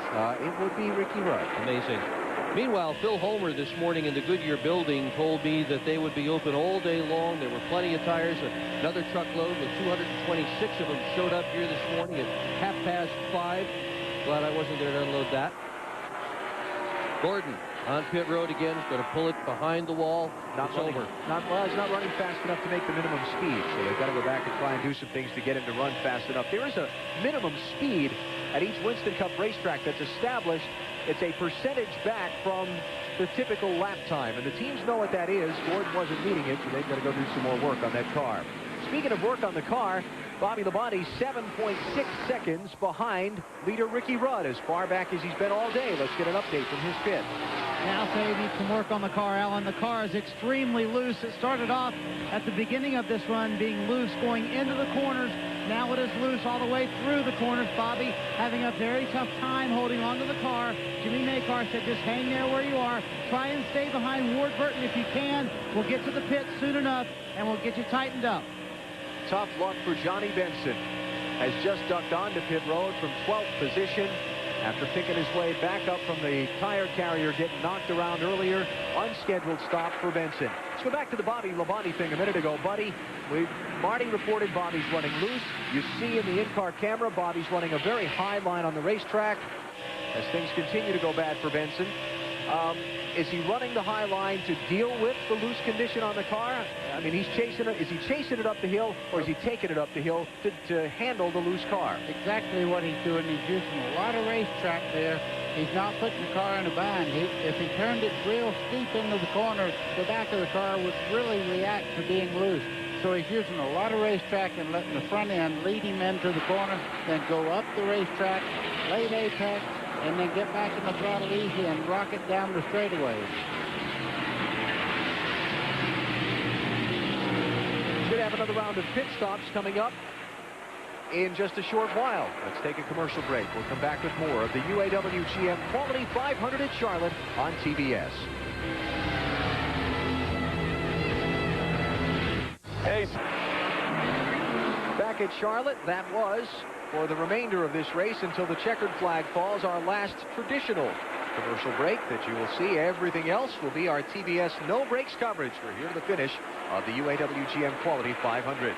Johnny Benson was on pit road for an unscheduled pit stop a minute ago. Mike Hogwood can add. Mike? Yeah, he felt a vibration on the right front. I might add that Ricky Rudd's crew has just called him down onto pit road. Yeah, beginning to see all the leaders come in. Jeff Burton is on the pit lane. Mark Martin is in. Ward Burton has just been in. So beginning to see green flag pit stops here from some of the front runners. Here's Ricky Rudd, the race leader, diving off pit road, or off turn 4 onto pit road, I should say. This will be lap 245.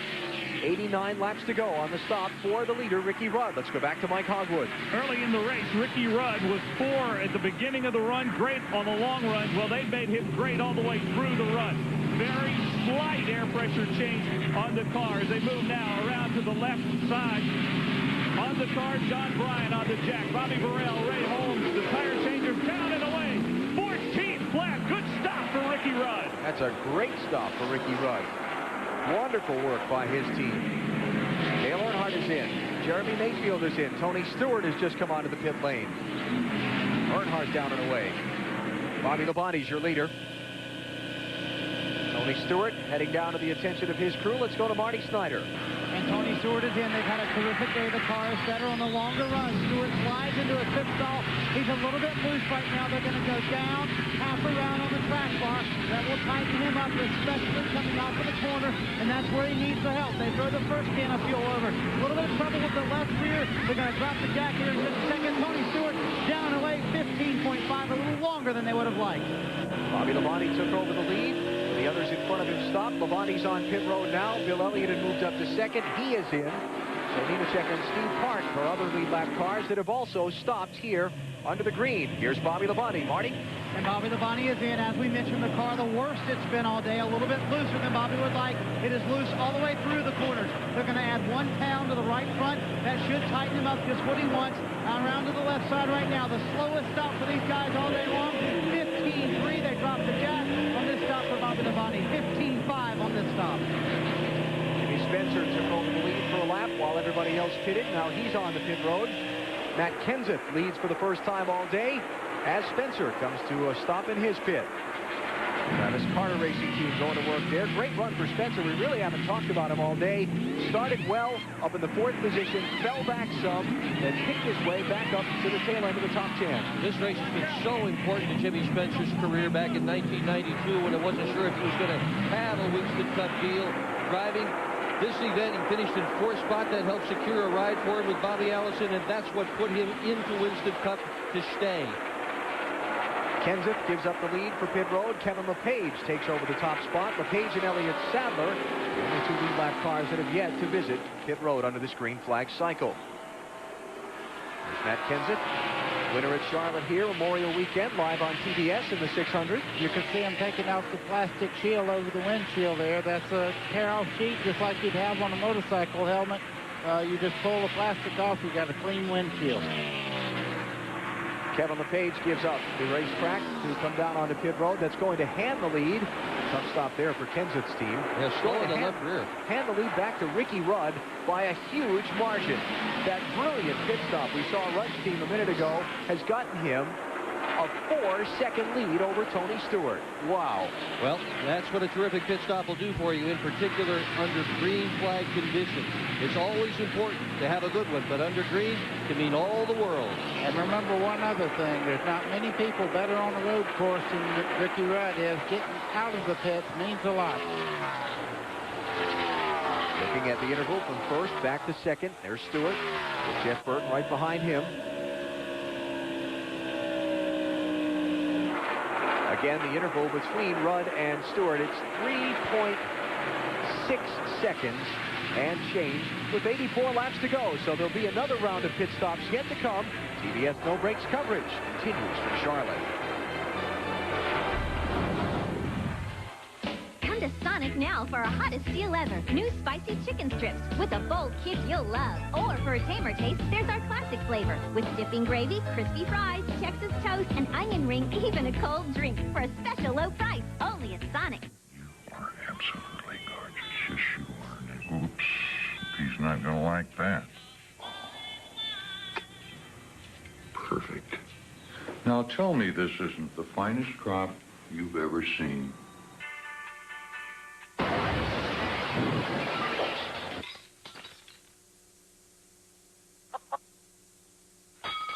Why don't you go next? For the best flakes, we only accept the best corn. Kellogg's Corn Flakes. Listen, I've traveled every road in this here land. I've been everywhere, man. Across the desert bare, man. I breathe the mountain air, man. I've traveled, I've had my share, man. I've been everywhere. I've been to Reno, Chicago. Across America, in communities just like yours, Citgo is there to help keep you going. Stop by next time you're in the neighborhood. We're always happy to see a familiar face. I've been everywhere.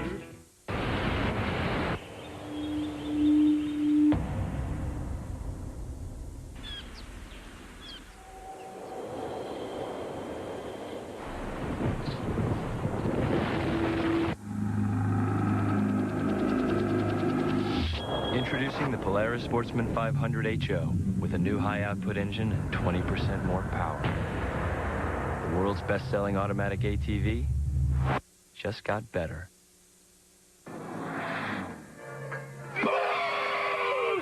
Hey, did you get them brakes at Pep Boys? Yeah, I did. I appreciate it. Now get up to $40 back on premium Revestis brake service. Pep Boys, one more reason cars like us, people love us. We'd like to know what you think about our TBS No Brakes coverage. Log on to TBSSuperstation.com or call us toll-free at that number, 1-888-722-1635. Lines will be open till 8 p.m. Eastern Time tonight, and we would very much value your opinion of our No Brakes coverage in today's race. Second spot has changed hands. Jeremy Mayfield is moving up. He is around Tony Stewart. Stewart and Burton swapped second spot for a minute ago. Now Burton losing 2 positions here in the last couple of laps. Let's get a follow-up. Mike Massaro. And Alan, Jeff Burton came down pit road in third, obviously fourth on the racetrack right now. Car was a little bit tight, so they did make a track bar adjustment. They went up one round there. They also put in a half a pound of pressure on the right rear tire, trying to free that car up just a little bit. They got him out in just under 16 seconds. A good stop for Jeff Burton. Unfortunately, he's lost 2 positions here since he came back onto the racetrack. Now there's Rusty Wallace, was running 10th, but had to come back down pit road after his stop. There is a rule about where your tires have to be when you're done working on the car, and one of Rusty's was not in the prescribed place. It had rolled away from the team while they were changing the tires, so he had to come back in for penalty, and it has dropped him all the way back to 25th position, a lap down. Worked so hard in the early part of the race to get the lap back. He lost with the tire that went down, the left rear, back at lap 64. Survived the damage from the wreck with Dale Jarrett at lap 180 that's mangled up the right rear so much. Still on the lead lap, still in position for a top 10. Not anymore. But it's a good rule. It's a really good rule. It's a great rule. NASCAR has taken control of what the crews do with tires on pit road more so this year than ever before, and it has made pit road a much safer place to work than it has ever been before. There's the leader, Ricky Rudd. His advantage over Jeremy Mason. Engine on race morning with Ernie Irvin as their driver, they won the race. In 1991, with Davey Allison as their driver, race morning, they changed an engine, won the race. Guess what they did this morning? Changed an engine. Yeah, we watched them doing it and said, what are you doing? They said it's routine. Getting ready to win the race. Taking on a little bit of a different tact of that team, and Bill Elliott, unscheduled pit stop, was running 9th. He just can't get a break. Every time, I know, every time he gets a fast car, he's got a problem of one kind or another. He was just in at lap 247. You see it's 262. 15 laps later. I'm going to suspect this is a wheel left loose. Marty Snyder, is it? Well, and they think it might be either a wheel left loose or a flat tire. I mean, what a tough race for these guys. They were having a good run.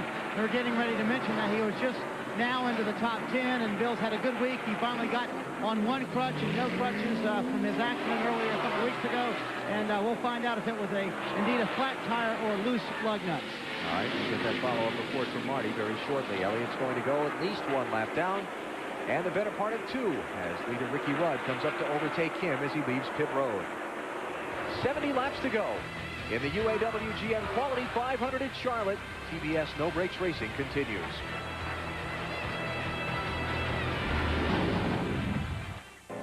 Tuesday, Wednesday, Thursday.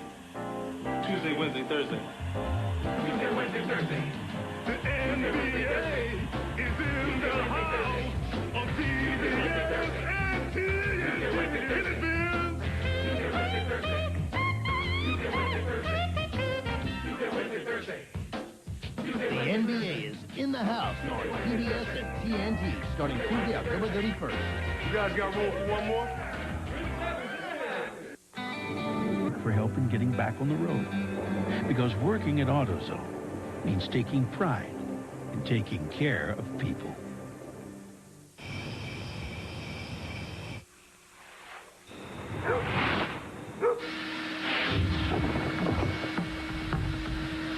My turn. The power and performance of rigid wet dry vacs. Built so heavy duty they carry a lifetime warranty. Like our 16-gallon vac that converts to a 210-mile-per-hour blower in seconds. And the Home Depot's got it for just $99 every day. Rigid. Buy it at the Home Depot. Out here, there are no guarantees.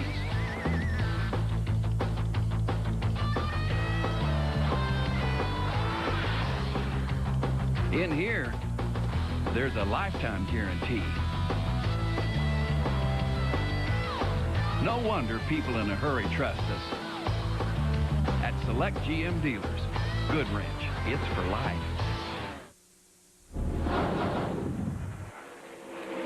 See what life is like on the track, direct from those who do the driving. Check out Winston Cup Diaries from Jeff Burton and Jeremy Mayfield at cnnsi.com. There's Ricky Rudd, the leader. Jeremy Mayfield is 1 second behind him and closing.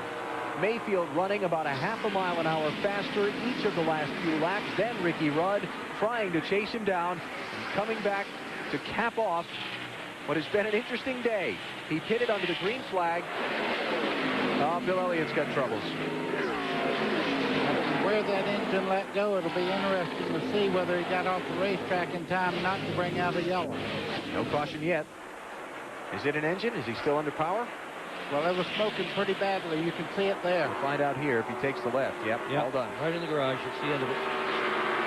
Elliott to join Robbie Gordon, Jeff Gordon, Dale Jarrett, Jeff Fuller, Hutch Strickland, and Mike Bliss in the garage area. Now, we're starting to say Jeremy Mayfield is closing on Ricky Rudd. Mayfield went a lap down early in the race with an unscheduled pit stop at lap 81. Made up the lap, has come back through the field, is trying to end a terrible streak of luck. He has failed to finish the last 6 straight races. In Winston Cup competition, Mike Hogwood is with Mayfield's crew chief. Yeah, Peter Suspenzo. What's been the big difference? You're really gaining some now on Ricky Rudd. Can you catch him? Well, I think about every time I get him, but we still got one pit stop to go. And like this whole team's learned all year, it's not always doing checkered flag fall. So we'll just try to do the best we can and hopefully get to lap 334 and race Ricky for the win. You're making big gains on it. You said taking 4 tires made a difference, didn't it? Yeah, we need to get a little traction on that one course. That's why we took 2 tires on. That got the traction back, and then we were able to get 4 on that green flag run. So that's why we run a little bit better now. Watch out for Jeremy Mayfield. Caution is out. Caution for oil in turn 3 from Bill Elliott's engine. Yellow flag, number 8, with 62 laps to go. Oh, boy. It comes down to this. Everybody will get tires and make that final adjustment, and then it's no holds barred from then on. And this is the one pit stop, the one most important pit stop where the crews really have got to perform. Get your guy out first now, may win you the race. Huge break the caution flag is for most of the guys that have contended for the win all day that have fallen behind. Bobby Labonte was up there all day, had fallen back 9 seconds behind in 6th spot. Dale Earnhardt all the way down in 11th position. They get a chance to get a fresh set of tires on the car. It would be the final fuel stop, and so the track position off these pit stops is going to be huge. Stops will come with 60 laps to go. It'll be Rudd, Mayfield, Stewart, Burton, and Burton. The order going on to the pit lane, followed by Bobby Labonte, Johnny Benson, who's picked his way back up to 7th spot. I'm telling you, just keep showing up. Steve Park, Joe Nemechek, and Jimmy Spencer. Then Earnhardt, Martin, Kenson, Skinner, Kurt Busch. Haven't talked about him all day. He's on the lead lap in 15th spot.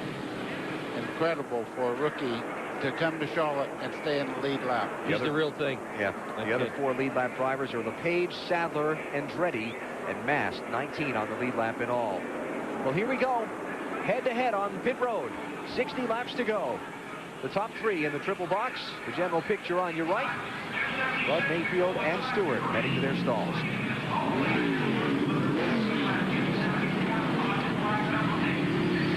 Ricky Rudd's crew coming around to the right side.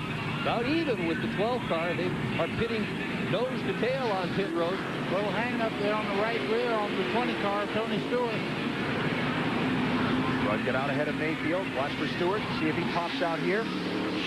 Here's Stewart. It's going to be Rudd and Mayfield. Going to get out cleanly ahead of him. Well, they didn't lose anything. Even though they had a little problem, he still came out in 3rd. He went in 3rd and came out in 3rd on the Stewart. Nothing much changes up front off of the pit stops. Everybody gets a chance to regroup and go back after it when we get the restart momentarily. Cleanup underway. Bill Elliott apparently dropping oil out in turn 3, yellow number 8, in the UAW-GM Quality 500 at Charlotte. Looking for a little more excitement this season? Enjoy the most football with DirecTV and NFL Sunday Ticket at Circuit City. You'll get up to 13 games every Sunday, and right now you can save up to $400. Get your DirecTV system at Circuit City, subscribe to Total Choice Platinum Programming and NFL Sunday Ticket, and get free months of Total Choice Platinum. Plus, save $100 on standard professional installation and up to $40 on powered antennas. Now at Circuit City. She's a real beauty. And she never bugs you about spending so much time with the guys. She never complains about you watching football. She thinks a little gas is a good thing. Maybe she isn't a she after all. Here's to the perfect relationship. Here's how to keep it that way.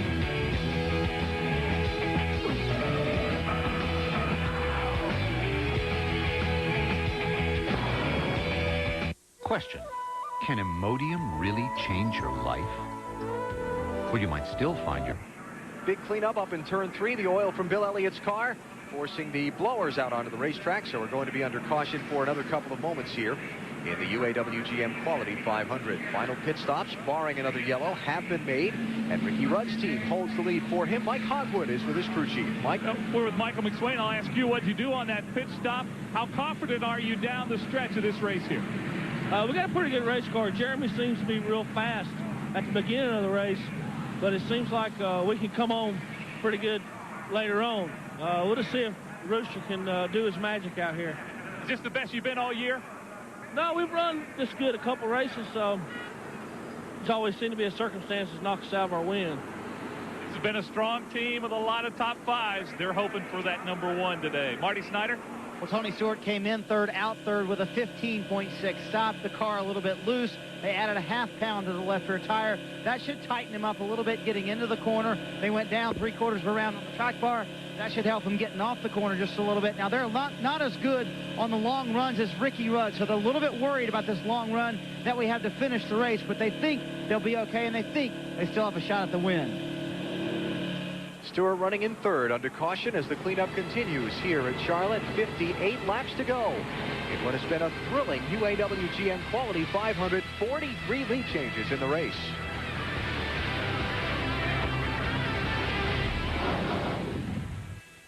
Labor of love took on a whole new meaning when Kyle was born. 12 hours of labor. One of life's most joyful moments can also be one of its most painful. But take comfort, as so many women have, in Tylenol, the pain reliever doctors and hospitals choose most. Come meet your little brother.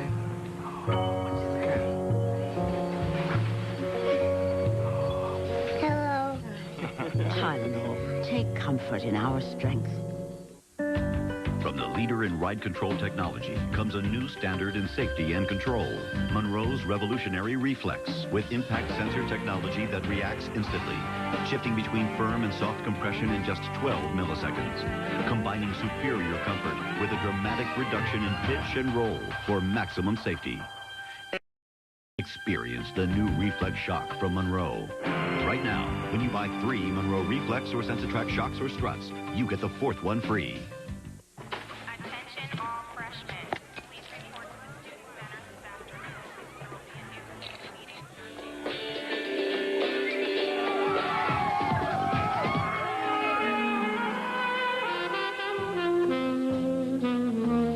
He finished in 4. The bulb? It's on the 5-year plan. The Philips Marathon bulb. Good for 5 years. Guaranteed. Philips. Light bulbs that last. 15 days of 007 on the Superstation. Tonight at 8. Diamonds are forever. Then at 10:35, A View to a Kill. 15 days of 007 tonight at 8. Only on the Superstation. This is the sound of the fastest growing sport in America. This is where you can see it, NASCAR. Coming to NBC and TBS Superstation, July 2001.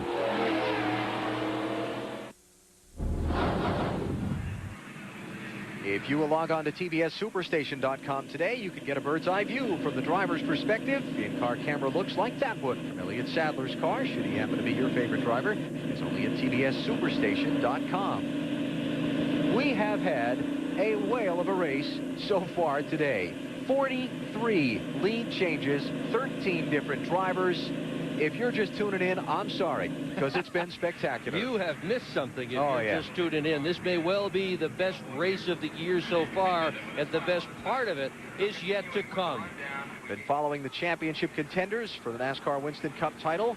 So far during our race today, here's Jeff Burton. You see he ran from 38 up to the lead, now is running 5th. His season, well, it's been a pretty solid one, though it's had its bumps along the way. This was one of the high spots, a win at Daytona, July 1st, in the 400 there. He went toe-to-toe with the rival for the title, Bobby Labonte. In New Hampshire in September, came out on top to score the victory. But it's had its down moments as well. This is March in Atlanta. Jeff Burton is leading the race, cuts a tire and slams the wall hard in turn 3. Escapes injury, but is quite peeved at his ill fortune. Then Dover, just a couple of weeks ago, lap 186, running second, slams the outside wall. It has left Jeff Burton 227 points behind Bobby Labonte, coming into today's race with 6 to go in the season. Our look at the contenders and how they have fared today. Bobby Labonte, championship leader, running in 6th place right now. He's been in the top 3 or 4 all race long. This is about the worst he's run all day. Dale Earnhardt, ditto. Led a lot of the race early, falling all the way back to 16th. Worst he's run all day. Burton up to 5th. Dale Jarrett with a big crash at lap 180, and he's out of the race. Let's go to the Bobby Labonte pit right now. Well, the biggest thing fighting Bobby Labonte for most of the last couple runs has been track position. Jimmy Maycar, you've struggled with the car, but now you finally got back up to where you can get to some guys. Well, that's true. We haven't been our typical selves at Charlotte here all day. We don't seem to have the speed. It's not that the car's not driving very well. We just don't have the speed we need on early runs. And the longer we run, the better the car is. If people give up, we actually maintain good speed. So we need the long run here at the end, obviously.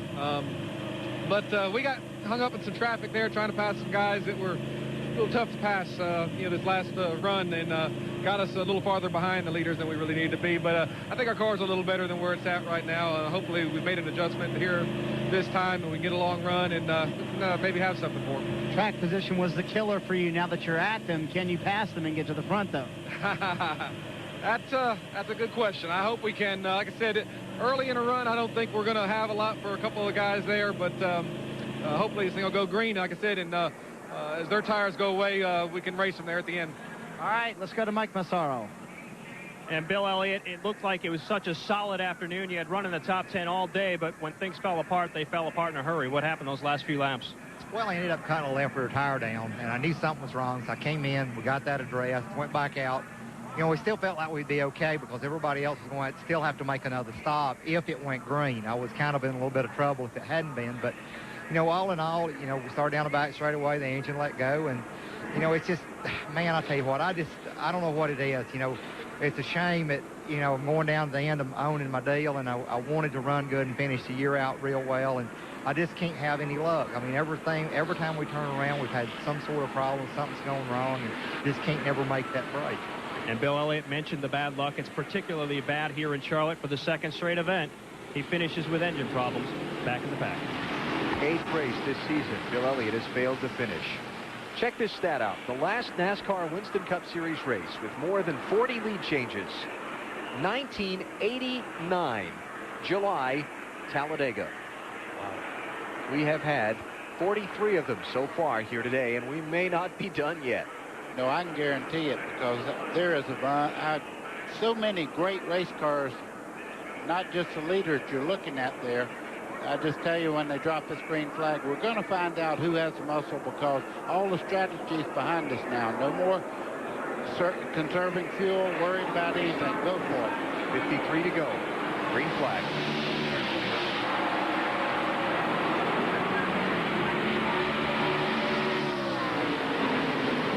Rusty Wallace is a lap down. He's just taken 20th spot from Michael Waltrip. Came back from a lap down earlier in the race, then got in the wreck with Dale Jarrett, then had a penalty. Trying to get back on the lead lap now if he can and salvage somewhat of a finish. I'm sure Jeremy would like for this to end pretty quick here so he can make a run at Rusty Wallace. At Rudd. As they come down the front straightaway, you're riding with Tony Stewart, and he's looking them both over. He's trying to get up there because he knows he had the fast car at the start of the run. He also knows about a dozen cars left in this race that are fast enough to win it. So getting track position right now is a definite advantage. Jerry Nadeau's car has been retired from the race. Bill Elliott is out. 8 cars now behind the wall. And out of this one with 52 laps to go. Rusty going to take a peek to get that lap back on Rudd. If he gets that inside lane, you know Mayfield's going with him. He's going to try to get the inside groove going into turn 1, and that'll be interesting if he does, whether his teammate will be able to follow him. Rudd closes the door and does not let him by. A little bit farther back in the pack, Dale Earnhardt trying to rally back. He took 13th spot away from Jimmy Spencer, but Earnhardt in the top 3 for much of this race. It's got a long way to go to catch back up, and not a lot of laps left to do it. There's Dale. Mayfield around Wallace, so Rusty gives up the chase after trying to get the lap back. Mayfield's able to make that car work on the high side, so don't be surprised if he takes the lead on the high side of the 28 of Ricky Rudd. 44-year-old Ricky Rudd leading this race, hasn't won in 2 years. Best chance to win a race right now, today, in his own backyard. Lowe's Motor Speedway in Charlotte. Been strong all day long, never more strong than he is right now. Finished 3rd, 3rd, and 4th the last 3 races. Yeah, you know, there's an old saying that says if you keep finishing in the top 5, you'll win. You just keep, Travis Carter and I were talking about that this morning. You just keep finishing in the top 5. You're putting yourself in position to win. Rudd's been doing that. It's just a matter of time before he gets a victory. Absolutely. You hang around the door long enough, you'll get in, and he knows that. And he's got himself in great position. Burton Brothers racing for 4th and 5th. Ward in 4th in the yellow and black car, the 22 machine. Brother Jeff in 5th in the 99. Bobby Labonte certainly having the better day than his older brother Terry. Bobby in 6th position. And Terry back in 26th at this point. But Terry just had a terrible, terrible year this year. He just can't seem to get going every time he's got a decent car. That's what happens. He winds up in the back of the pack at the end. Dad having a little bit better day than Junior. Junior a lap down in 21st. Although Dad's day's not going all that well right now. For a guy that had been up there wrestling for the win for a lot of this race, he's got the worst track position he's had all day. And it's time to decide it. He's losing points right now. Rusty Wallace there. Kenny Wallace involved in a crash back at lap number 87 when he cut a right front tire, hit the wall in turn 3. He's back on the racetrack, but he's about 150 laps down. And we may see a third Wallace in Winston Cup next year. Mike Wallace is one of the definite contenders for the number 7 ride. He is lobbying hard for that ride as well. So we have 3 Wallace brothers on the Speedway. Well, and that's the Smith car, so he drives the tractor truck for that same team. It would make sense that they would move him up into the Winston Cup side. That's just what he said yesterday. There you have it. Same thing. He thought it made sense out here. Haven't seen much of the sun all day, getting a little bit of a shadow on some of those cars when they come off at turn 4. This will drive him nuts. We talked about at the very top of our show how moody this racetrack is, changing with weather conditions, the grip the car gets, what the car wants to drive optimally on the Speedway changes with the weather. Most of the teams were hoping the overcast would stay all day because it would keep that moodiness out of things, but look at this in the final laps. Yeah, and Ricky Rudd just has a great car. Here's 2 brothers going at it down the front straightaway. Ward Burton in the 22, and on the outside there, Jeff Burton looks like he's taking that spot away. Yep, giving each other about 2 inches coming off the corner. That's all you need. Oh, yeah. At 185 miles an hour, 2 inches. As long as one of you doesn't slip, it's all. Yeah. Ward Burton on a resurgence right now. He had 3 top 5s in the first 6 races this year. None since. The team got together a couple of weeks ago. They had a big sit down with each other and said, come on, guys, let's all get it back together again. And they are having a terrific run this afternoon in Charlotte. Marty Snyder can tell us more on Ward Burton's day. And the battling between the brothers is something they say is very tenuous, but something they have the most fun with on the racetrack. They worry a lot about wrecking each other, actually, and it's been a terrific day for Ward. They have run very solidly all day long.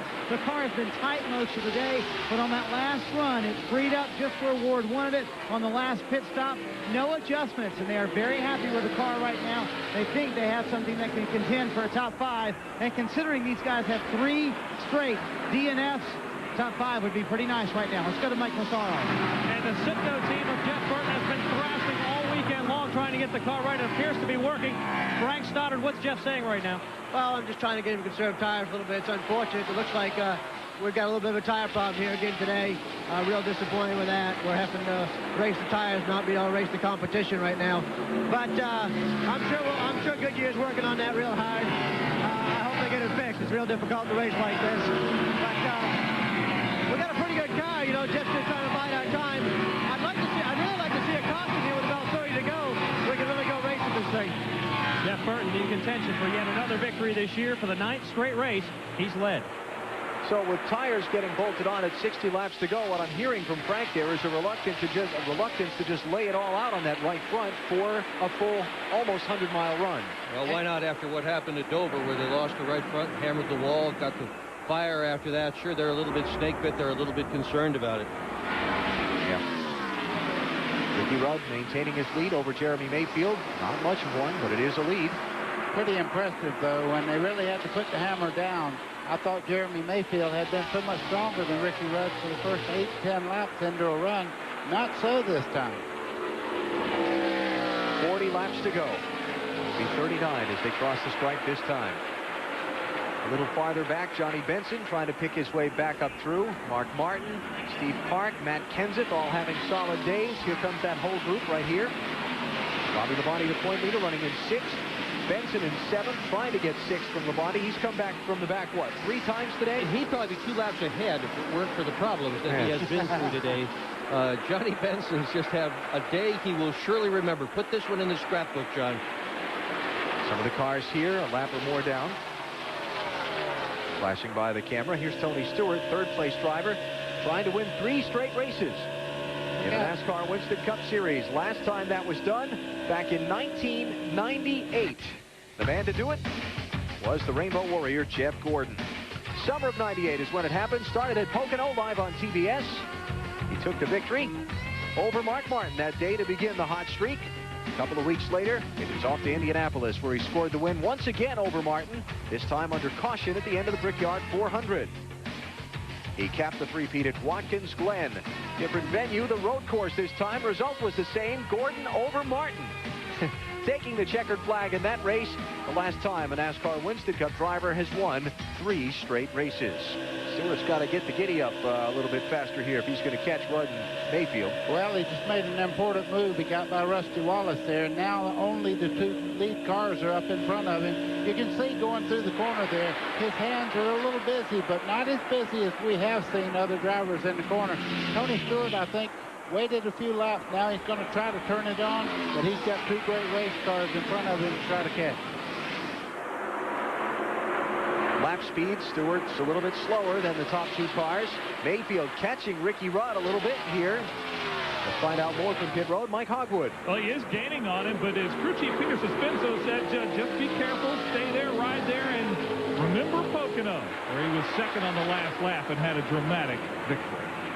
Had a dramatic loss is what he did when the tire went away half a lap from the checkered flag. Exactly. Going into the tunnel turn there, the right front let go, beat the right front off the car, and he just fell straight backwards. Rusty Wallace won the race, his teammate. We saw that one live here on TBS.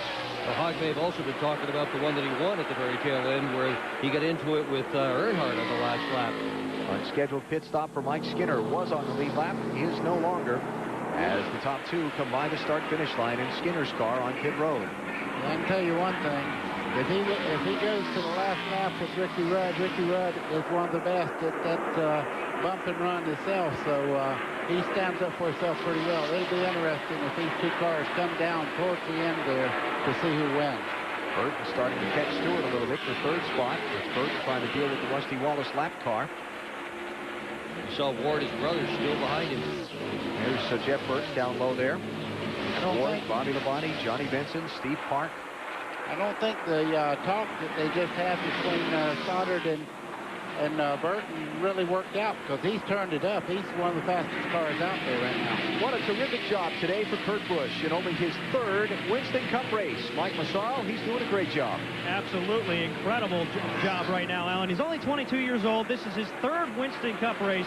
We've already saw his potential in the NASCAR Craftsman Truck Series, where he's run in the top 3 in points most of the season, has collected 3 wins there himself. He started 42nd this afternoon. Actually took a provisional, but has made his way up to 16th. This team very happy with what Kurt Busch has shown so far. One of 18 cars on the lead lap. Kurt Busch is doing a terrific job in his first outing here at Charlotte. Getting down to the settling laps of the race. TBS No Brakes Racing continues in a minute.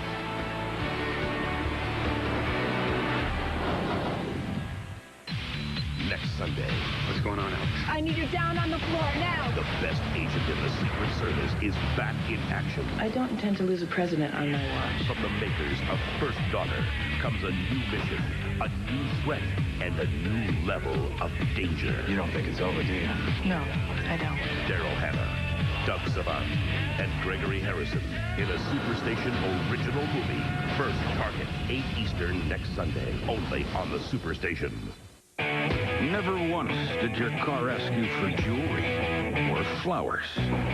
Never once did it ask you if it looked fat. Or did it get mad at you for leaving the seat up. Your car always gives you exactly what you want. Doesn't it deserve something special in return?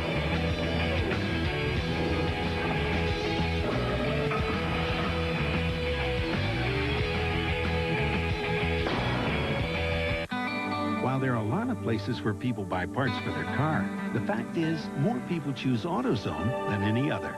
It's because we're the largest auto parts retailer in America, and they save money with our everyday low price. It's because more often than not, we have the part they need in stock. And it's because we're the place where they'll find a battery that's backed by a 3-year free replacement guarantee. Which is why we say there's just no place better than AutoZone. Thousands of race fans braving the heat here to watch NASCAR's best try to conquer this track. And here comes our field. Bobby Labonte showing the way into the final lap before the green. Tough luck early on for Jeff Burton with the Intimidator haunting his rear view mirror. Everyone on their feet as the field enters turn 4 stacked at double wide. And our pace car finds pit road. Down goes the throttle. Down goes the green flag. And this is what race day is all about, folks. Kyle Petty nudging Ricky Rudd, giving us some early action. Number 40. 306 laps complete. 3:34 the distance. caution on the Speedway once again. Here at Lowe's Motor Speedway with Ricky Rudd leading. Debris from Wally Dallenbach's car brings out this caution that'll bunch the field for that final run to the finish. I must tell you, one of the most impressive things I've watched all day is this effort by the Joe Gibbs team, that number 18, and Bobby Labonte. Consider this. In the history of NASCAR Winston Cup racing, we've had a father and son combination win in the championship, but we've never had brothers. And Terry Labonte has won it twice, and now his younger brother is right on the verge of taking the championship. Let's go back topside with Alan Bestwick. Well, you saw during our TBS No Brakes coverage the caution. Wally Dallenbach had popped the wall in turn 3. Debris on the racetrack. Crucial pit stops. 28 to go. Will anybody get just 2 tires? Will anybody get just fuel? Let's watch. Mayfield, 2 tires. Burton might have gotten 2. Rudd took on 4, it looks like. Mark Martin gets 2. Looks like Matt Kenseth gets 2. Joe Nemechek gets 2. Elliott Sadler gets 2, I believe. Oh, this is going to jumble everything up. Let's check that. I think I said Jeff Burton. I mean, he got 4 from where he came out. But Mayfield's team throwing the dice. 2 tires. He's going to have the lead. We've done this before. We said Jeff Gordon one time did this, and we said there's no way he can win the race. He went on to win the race with just a 2-tire change. Mike Hogwood covered the Mayfield stop. Mike? Yes, indeed they did. They took 2 tires. Peter Suspenzo. Let me get it. Why only 2, Peter? Well, we think we're a little bit too tight on those 4 tires, so we thought 2 tires might free us up a little bit, and we knew all the guys were going to 2-tire stop, so we hope we get out first and have a couple of guys behind us before the guys with 4 tires were. And I can tell you, Ricky Rudd said he had lost half a second on those old tires. He had to take 4. They did take 4, but he's got some work to do now. And Peter Suspenzo's wish has come true because a total of 5 teams, my count, will get confirmation from pit road, but my scan of things, 5 cars took 2 tires. Mayfield, Martin, Kenseth, Nemechek, and Sadler. Ricky Rudd will come out 6th. Tony Stewart 7th. Bobby Labonte 8th. Jeff Burton 9th. And Ward Burton 10th. All on 4 tires. And Johnny Benson in 10th. Yeah. I tell you what, he's passed more cars than anybody, but he's still hung up in 10th spot. So we're going to get our pit reporters to double check here and just make sure. We know Mayfield got rights only. We'll check on Martin, Kenseth, Nemechek, and Elliott Sadler, but I'm pretty positive they only got right side tires. And Rudd definitely took 4. Yeah. No question about that. So the big mix here thrown into the equation as the stops came with 27 laps to go. There are the pit performance numbers, and obviously some of those guys losing those spots because of the 5 teams changing just right sides. Mike Massaro has an update on Jeff Burton's pit stop. And a strong stop down here, Alan. A 14.2 second 4-tire stop. Also took on a full load of fuel. Keep in mind, though, something to watch. They've been watching that on good brand new tires. The car's been a little bit tight, but on the long runs, the car really seems to come to Jeff Burton. It'll be interesting to see what happens in the next 26 laps. Short run and 9 positions from the lead. He's 9th right now. So he's got a long... Frank Stoddard, when we talked to him before, was hoping for a caution with 30 to go. He got it. Now is it going to help or hurt? Well, the one thing he can do now, he can run the high line or low line because he'll have great grip on the race car with 4 new tires. Well, he's got 3 in front of him with 4 tires as well, and then the 5 on right sides only. A moment ago, you saw the 12's pit box, Mayfield's pit box, the big sign, total focus. That's their point of view.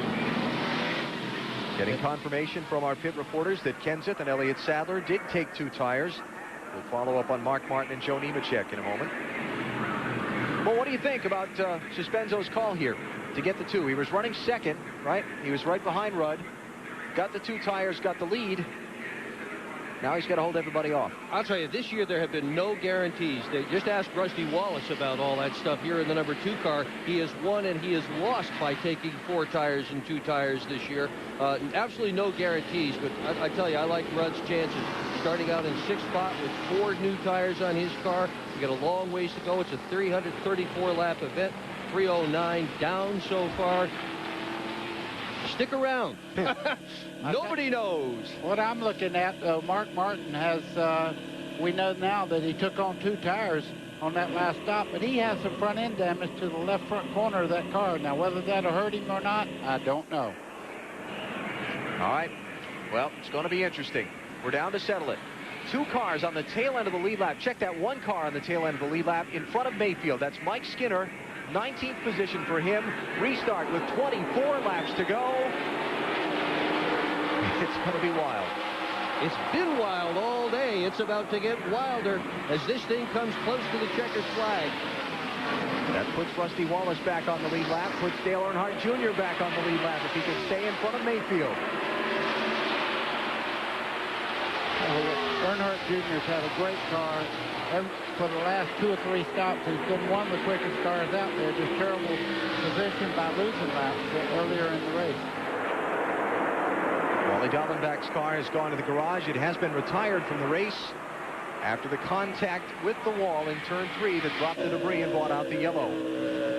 By the way, Joe Nemechek did get right side tires, so the first 5 on the restart, only getting 2 tires.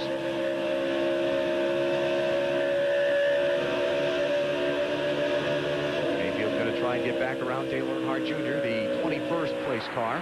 He's got a big grit in his teeth, too, because he's having to run very high on the racetrack because there's other cars down low.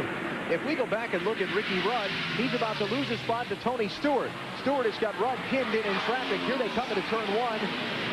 Stewart up the outside of Rudd. Bobby Labonte up the outside of Rudd. Ricky's caught behind the big Trickle car. It's going to get touchy. Well, he's not going to be patient there for long. Look at this. Oh, boy. Jeff Burton thinks he's got the right line. He just dropped in behind Ricky Rudd. He's going to follow Rudd instead of his brother. Rudd's going to go 3 wide here any minute. He can't stay behind Trickle for long. He can't be there.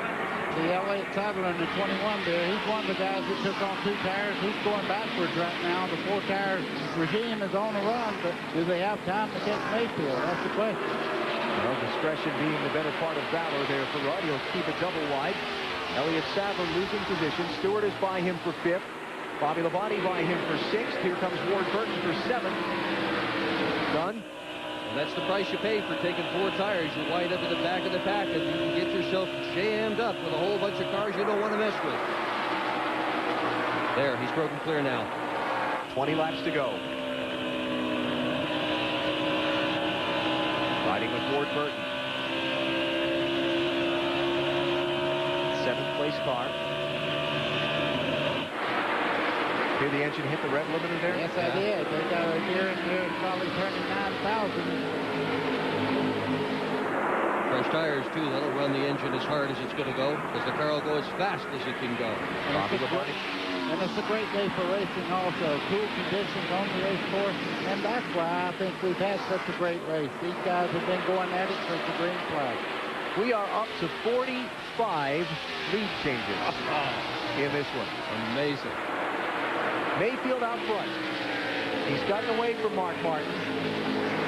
Mark has got a couple of lap cars between himself and the leader. Rusty Wallace and Michael Waltrip have slipped in there. Matt Kenseth up to 3rd. Then these cars with the 4 fresh tires trying to thunder through the field. Nemechek losing positions there. He got 2 on the pit stop.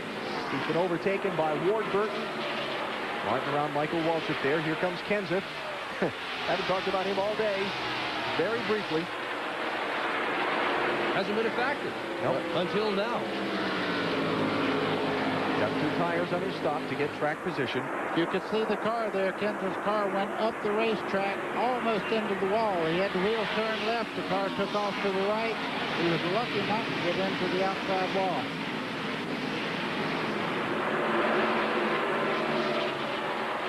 Look at the lead change figures there. Just 2 away from the record that has stood since 1974. And we've only had, what, 1 round of full green flag pit stops. Those numbers not artificially inflated. We have had lead change after lead change and great competition on the racetrack. Bobby Labonte, he just got by that last corner there. He got by Matt Kenseth. 3rd spot. Labonte now, he's the first car on the 4 fresh tires. So far the pit stop has worked in his favor at this point. You are watching the closing moments of the UAW-GM Quality 500 from Charlotte, live on TBS Superstation. Alan Bestwick here with Dick Berggren and Buddy Baker. A phenomenal race all afternoon long. 45 lead changes. On the last set of pit stops, Jeremy Mayfield took just 2 tires. He in second place, Mark Martin, trying to hold off a fast-closing Bobby Labonte, who got 4 fresh on his stop and is charging hard. Labonte up on Martin's back bumper and running 2 miles an hour faster than Jeremy Mayfield on the last lap. Jeremy Mayfield got to just hope and pray right now that the cars in between he and Labonte give Labonte a little bit of problems, because he is flying. He can run anywhere he wants to on the racetrack much quicker than everybody else through the corner. Dale Earnhardt running well most of the race, has fallen back. He's in 12th position, losing ground to Bobby Labonte, who's in 3rd. Earnhardt about to take 11th from Joe Nemechek. Earnhardt's car not behaving in the final laps nearly like it did in the beginning. Here's second spot, Bobby Labonte under Mark Martin. 3 second-place finishes in a row here. And if you're looking at that face on the front of Bobby Labonte's car, Frankenstein looked like he smiled in. That car is really hauling it through the corners. Last lap, Bobby Labonte slightly, that's about even with Mayfield on the last lap while he was passing Martin. We'll see what it is this time in a clear racetrack. He has eaten him up. Now, as he leaned on those 4 tires and maybe got them a little warm, this thing might level out here as they get closer to the finish. Ricky Rudd, the big loser, by the caution flag. Falling back to 5th position, trying to take 4th from Tony Stewart. He'll get it into the corner. But does he have enough time to get to the front? 12 to go. Now he's all done. Rudd's all done. He's 2.5 seconds back without another caution flag. The trick right now is, does Bobby Labonte have enough time? 1 mile an hour faster than Mayfield on the last lap. 11 to go when they come this time. I've been in that spot before, and you're looking in the mirror, and the crew's telling you, get on it, and you're doing everything you can. You see them fast closing like that. 2 miles an hour faster than Mayfield on the last lap. There'll be 10 to go when they come back around. Jimmy Maycar and Butch Hilton right and left of your screen. The crew chief and car chief for Bobby Labonte's team looking on. It's all in the hands of their driver now.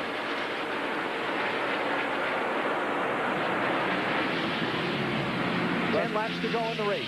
Rusty Wallace just in front of Labonte now. I'm sure that Rusty will let him go by on the inside there, moving out of the way, giving way the way you should do. He did not hold him up. This is going to be close. Let's check quickly in the leader's pits. Mike Hogwood. Well, the car of Jeremy Mayfield's a little bit tight right now. They're encouraging him from here to hold on, drive the wheels off of that car. Is it enough? Doesn't look like it right now. They know that Bobby Labonte is faster. So Marty Snyder. And Bobby Labonte is faster. Now, last year in the Coca-Cola 600, Bobby Labonte lost the race because what Jimmy Maycar said was a mistake on his part. On the last stop, they did not go all the way up on air pressures. When they start a run, they start on low air pressure. Maycar made the mistake. He started the air pressure too low. Jeff Burton's crew chief, Frank Stoddard, started the air pressures high. Today, Maycar did not make that mistake. He started the air pressures high on the beginning of this run. He said, Bobby, go for it. And Bobby is doing that right now and catching Jeremy Mayfield. Let's go to Alan Bestwick. Labonte is there. 8 laps to go. He's going to look outside on Jeremy Mayfield and try and get the run off of turn number 2. Jeremy moves out to the outside wall, giving him no quarters there as they head down towards turn 3. He has to pick a groove that Mayfield doesn't go to get by. Driving in on the outside. Mayfield's going to shut him off. Here he comes. Labonte's in there. Here comes Bobby Labonte. Draws alongside Jeremy Mayfield. 7 laps to go in the race.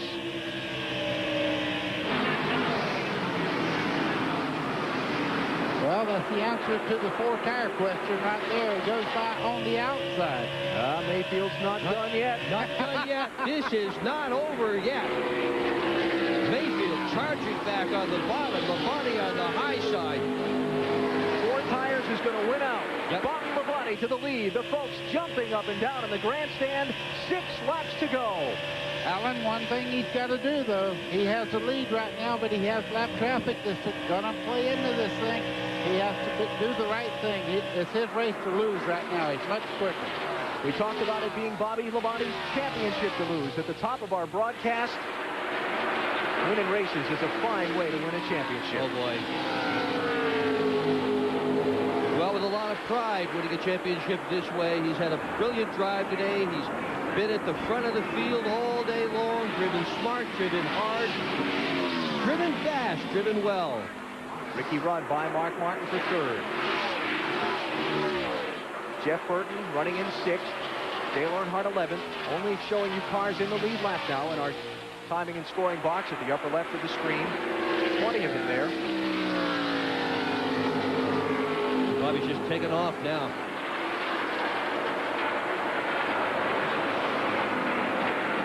Four to go. Bobby's checking it out. Has about a 20-car length lead right now. They're battling back in the field, though. A lot of positions changing. Right now, Mark Martin trying to hold on. Tony Stewart going by on the inside.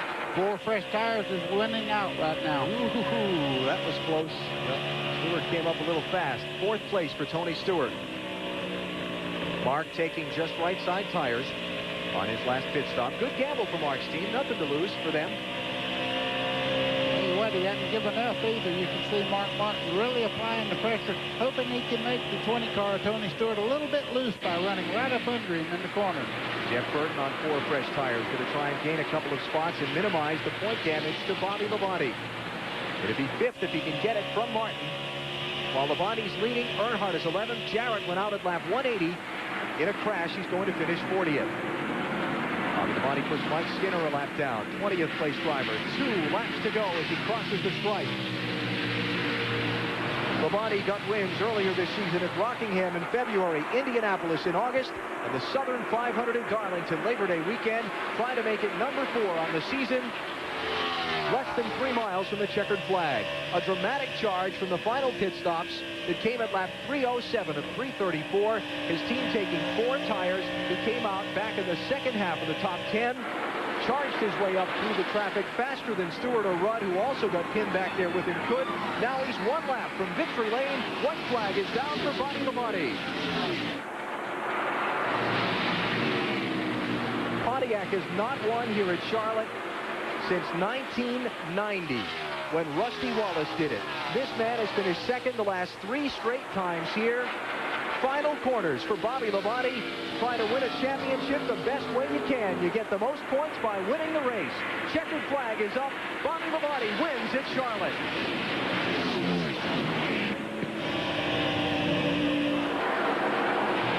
Joe Gibbs, Norm Miller from Interstate Batteries there. That's a crew and a team that deserves to celebrate. What a year they have had so far. What a job, what a day. Oh, boy. And the most satisfying kind of win. You rally to the front late. Look at this. Look at this. This is the team prayer. Joe Gibbs, a very devout man. His whole team following in that philosophy. And Bobby Labonte rolling to victory lane. Taking congratulations from others around him. That was his teammate Tony Stewart he was just waving to. For Bobby Labonte, his second win here at Charlotte. He won the Coca-Cola 600 back in 1995. Let's hear from Bobby Labonte's crew chief, Jimmy Maycar. And what a win for Jimmy Maycar. Talk about the 4-tire stop. Did you know when you made it, it was the right way to go? Well, you know, we've been beat here both ways before. We've gotten 2 and got beat by 4. We've gotten 4 and got beat by 2. And we just, you know, just thought that the 4 tires were going to be the right way to go here. It really wasn't a question in my mind or Bobby's that that's what we needed with 25 laps to go. I didn't think our car would go well on 2 tires, and it proved to be the right thing to do. You know, we talked about air pressure changes we might make there at the end, and what we decided to do, I guess, was the right thing to do. And the car was good, you know, when it needed to be. A huge statement for the championship. What did you say to Bobby on the radio afterwards? I just told him I was very, very proud of him. He's a great little race car driver. It's just, you know, he never gives up. He doesn't. You know, he's always thinking. He's always digging. And, you know, we make changes to the very end. And, you know, I'm really proud of him for that he doesn't give up. And it's just, I think, what this whole race team's about. You know, there was points in the race here today that we looked like we might get a top 5 out of this thing. But we kept tweaking on the car. And Bobby kept trying different lines around the racetrack. And things came together for us when they needed to. In 1996, brother Terry won at Charlotte, went on to win the Winston Cup Championship. Today, Bobby Labonte puts the first nail in the coffin.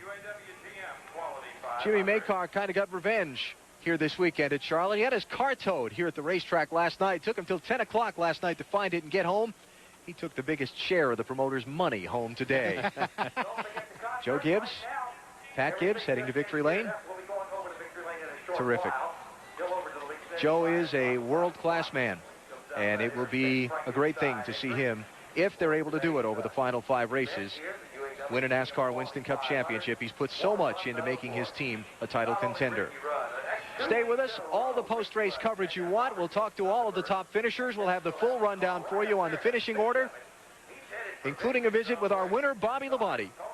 As we take a look at the skyline of Charlotte, some sunshine finally peeking through here in the Queen City. Labonte, Mayfield, Rudd, Stewart, and Martin, the top 5. And let's go to the winner's circle. Here's Ken Squire. And here's Bobby Labonte. Talk about someone racing their way into a title, climbing out of the car after a tremendous victory here today.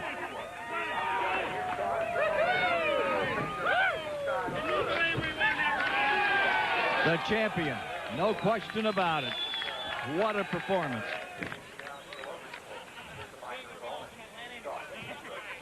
Bobby, congratulations on a great run. That was just spectacular. Well, thank you. I tell you what, the guys did a great job. We started second, and a lot of good cars out there all day long. We had a heck of a battles all day long. And then there at the end, you know, we didn't have the fastest car. We were a little too loose, and we tightened up a little bit. And Jeremy had a real fast race car, but I guess he only got 2 tires. So these guys were great. Final pit stop was really remarkable. Yeah, that's what really did it for us. We got in front of a couple cars at fast, and track position meant everything. This Interstate Batteries Pontiac was just awesome today. I guess we scared a couple guys with the Frankenstein on the hood, but Goodyear tires, everybody, all of our sponsors did a great job. We're just really happy to be here. It's a good day for us. Congratulations to you. Okay, thanks a lot. Let's go to Marty Snyder. And Dale, the car looked so dominant early with Dale Earnhardt. What happened to it late in the race? I don't know. We only had a left front shock go bad or something. The car picked up a terrible push in the center, and it just sort of bounced a lot on the left front or in the left front. So I'm thinking we had a shock go bad, but the car was running good, and it just don't go that bad. And then we adjusted, trying to tighten the car up, never got any better. So just had a terrible day. Was the car good enough to win, Dale? It was at one point. All right, Dale Earnhardt obviously takes a big hit in the point standings today with Bobby Labonte in victory lane. Take a commercial break here and come back with more of our post-race coverage in a moment. You see Earnhardt finishing 11th, Burton 6th, Dale Jarrett finished in 40th. Bobby Labonte has won the UAW-GM Quality 500. Back to Charlotte in a minute. We'll go with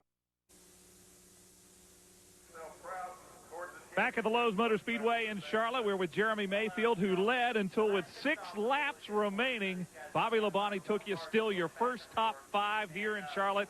How's it feel? Feels great. I'm just proud of this team. This Mobile One team just keeps working hard, and everybody at Penske Engine's done a great job for us. And we just been on a bad luck streak. You know, I haven't finished like 6 races in a row, and come here and finish and almost have a shot to win. That's pretty cool. What about the 2 tires? Your call, your crew's call? Well, it's kind of both of our calls, you know, and we wanted to gamble and take a chance, and that's what we're here for, is to win. And, you know, it may have bit us, may not, but our car was tight all day. We never could get it where we needed to be, and there's a couple times we were good and we were afraid to change it, you know. Then we get tight at the end of all the runs. So, you know, just a good day for us anyway. Strong second-place finish for Jeremy Mayfield. Mike Massaro.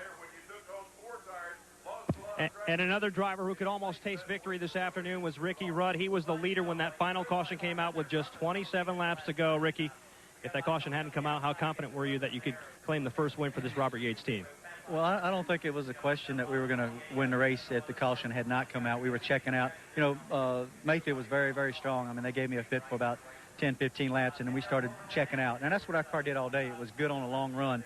We didn't need that caution to come out, and I'm not really even sure why it came out. I didn't see anything out there, but again, the caution did come out, and that's really what changed it. Well, I don't think it was as big an issue as did we put on 2, did we put on 4, should we stay on the racetrack, as much as our car was set to run a long run.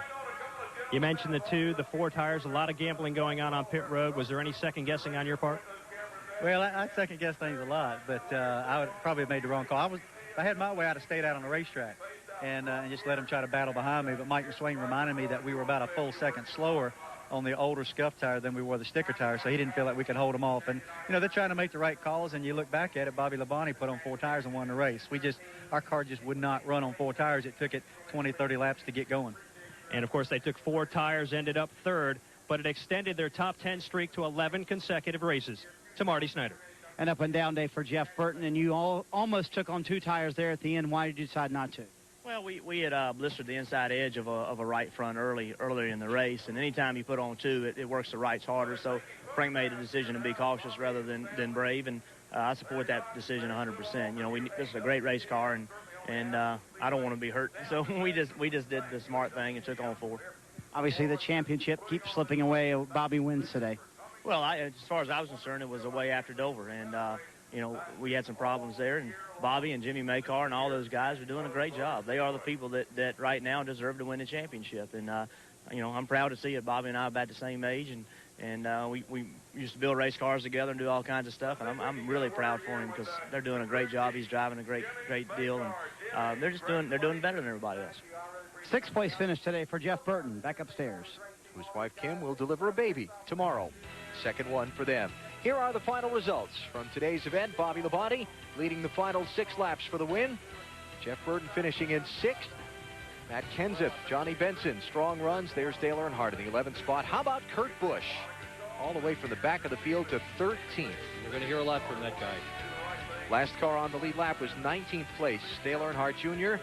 That is a new record for this racetrack. Most cars in the lead lap in a finish of a Winston Cup race here. The old record was 17 from back in 1997.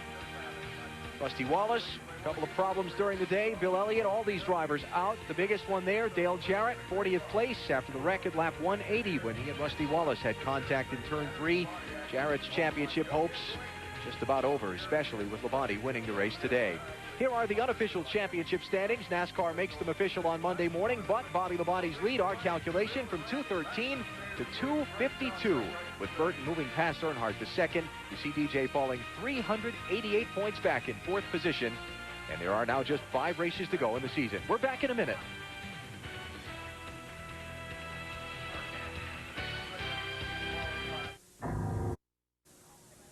And welcome back to Lowe's Motor Speedway. The celebration continuing in victory lane for a racer's racer, Bobby Labonte.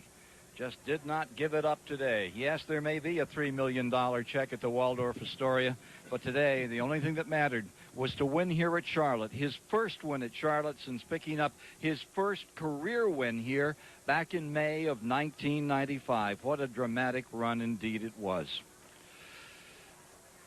But as always, when you come to Charlotte and Lowe's Motor Speedway, you know, Jim Huber, you can't get away from him.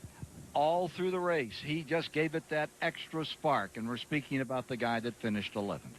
Ken, for all of the excitement, for all the drama, and it was a terrific race, and for all the impending glory for Bobby Labonte, it did my old heart good to see the old man race like he was 21 again. You know, we had given up on Dale Earnhardt, and wasn't that a big mistake? We should have known better, shouldn't we? I mean, how long have we seen the squinty eyes and heard the drawled retorts and smelled the fire deep inside? And despite all of that, we assumed that Dale Earnhardt would just go quietly and peacefully into a mellow retirement, didn't we? How silly of us. Here he is in his own backyard at 49 and counting, still with no signs of giving in to the kids in this sport, and yet, given all of that we know, we still have a moment free that we wonder about this young man, and we still wonder if the window of opportunity is expiring on him, if it's closing on him, if perhaps this might be his last true championship run.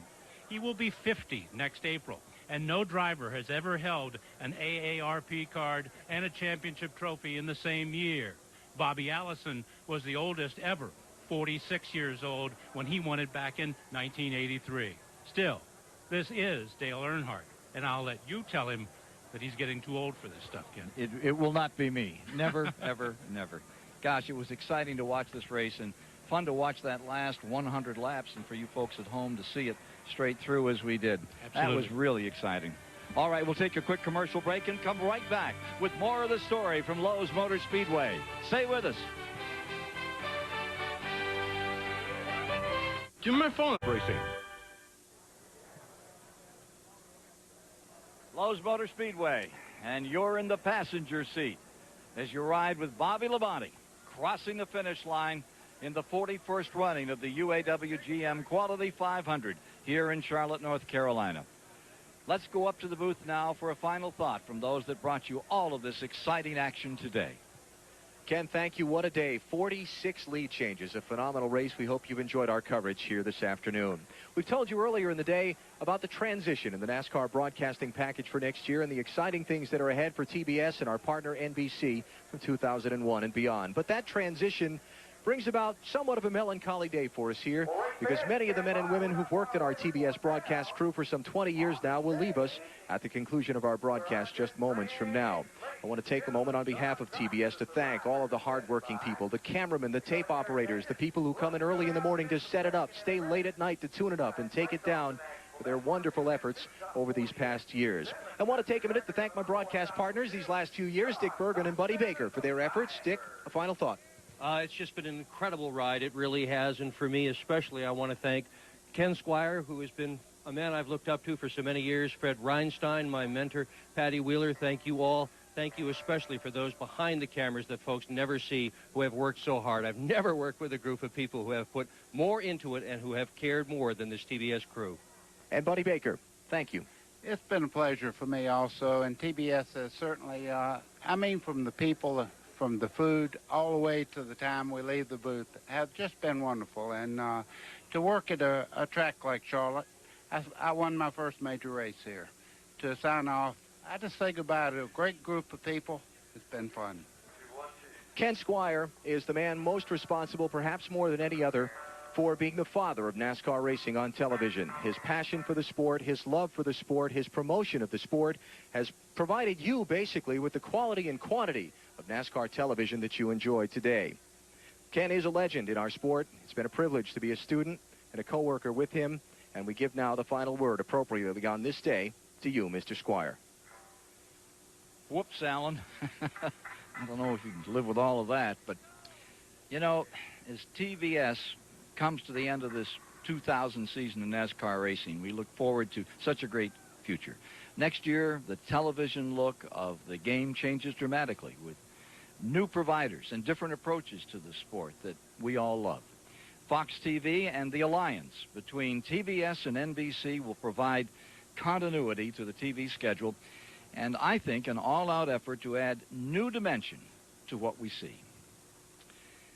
Today's no-breaks commercial positions in this broadcast was a TBS effort in responding to you folks, your concern about racing, for more racing in a sport in which the only time the timeouts come along are when we want to see a lot more and we want to demand that we get it right then. So what did you think of what happened today? The folks at TBS would really be interested in your reaction. Give them a call. It's 1-888-722-1635. For years, we who have been fans and followers have wanted one thing for the sport: respect. And over the past few years, we've attained a lot more of just that, the sense of being included in a real part of the American sports spectrum. And for years, we've wanted these drivers to get the financial respect that we believe they deserve for their commitment to this very dangerous and very difficult game. 2001 is going to be a pivotal year in Winston Cup racing and its history. New tracks will bring the speed, the spectacle, and the heroes to new facilities in major population areas. And this new TV contract will provide the Winston Cup drivers with the dollars they deserve. And the television promise is to bring new technology and new excitement. You know, I loved 1969 and 70 when the pioneer effort was with the Motor Racing Network in bringing radio broadcasting to a new level. It was exciting then. It was thrilling in the year 1979 with that first flag-to-flag broadcast of the Daytona 500, which many say changed the way America perceived this sport and its heroes. And I think it's going to be just as exciting next year to see what's on the horizon for the great American game, stock car racing. Thank you so much for being part of it with us.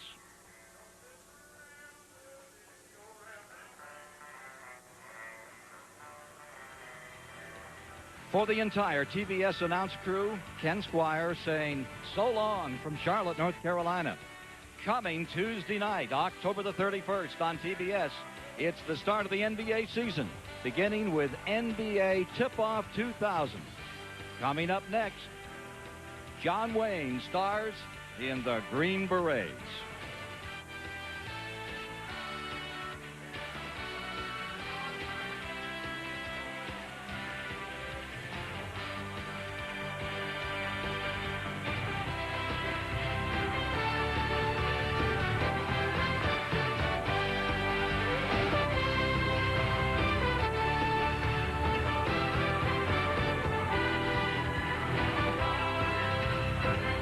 And so long from Charlotte, North Carolina, where the winner of the UAW-GM Quality 500 is Bobby Labonte.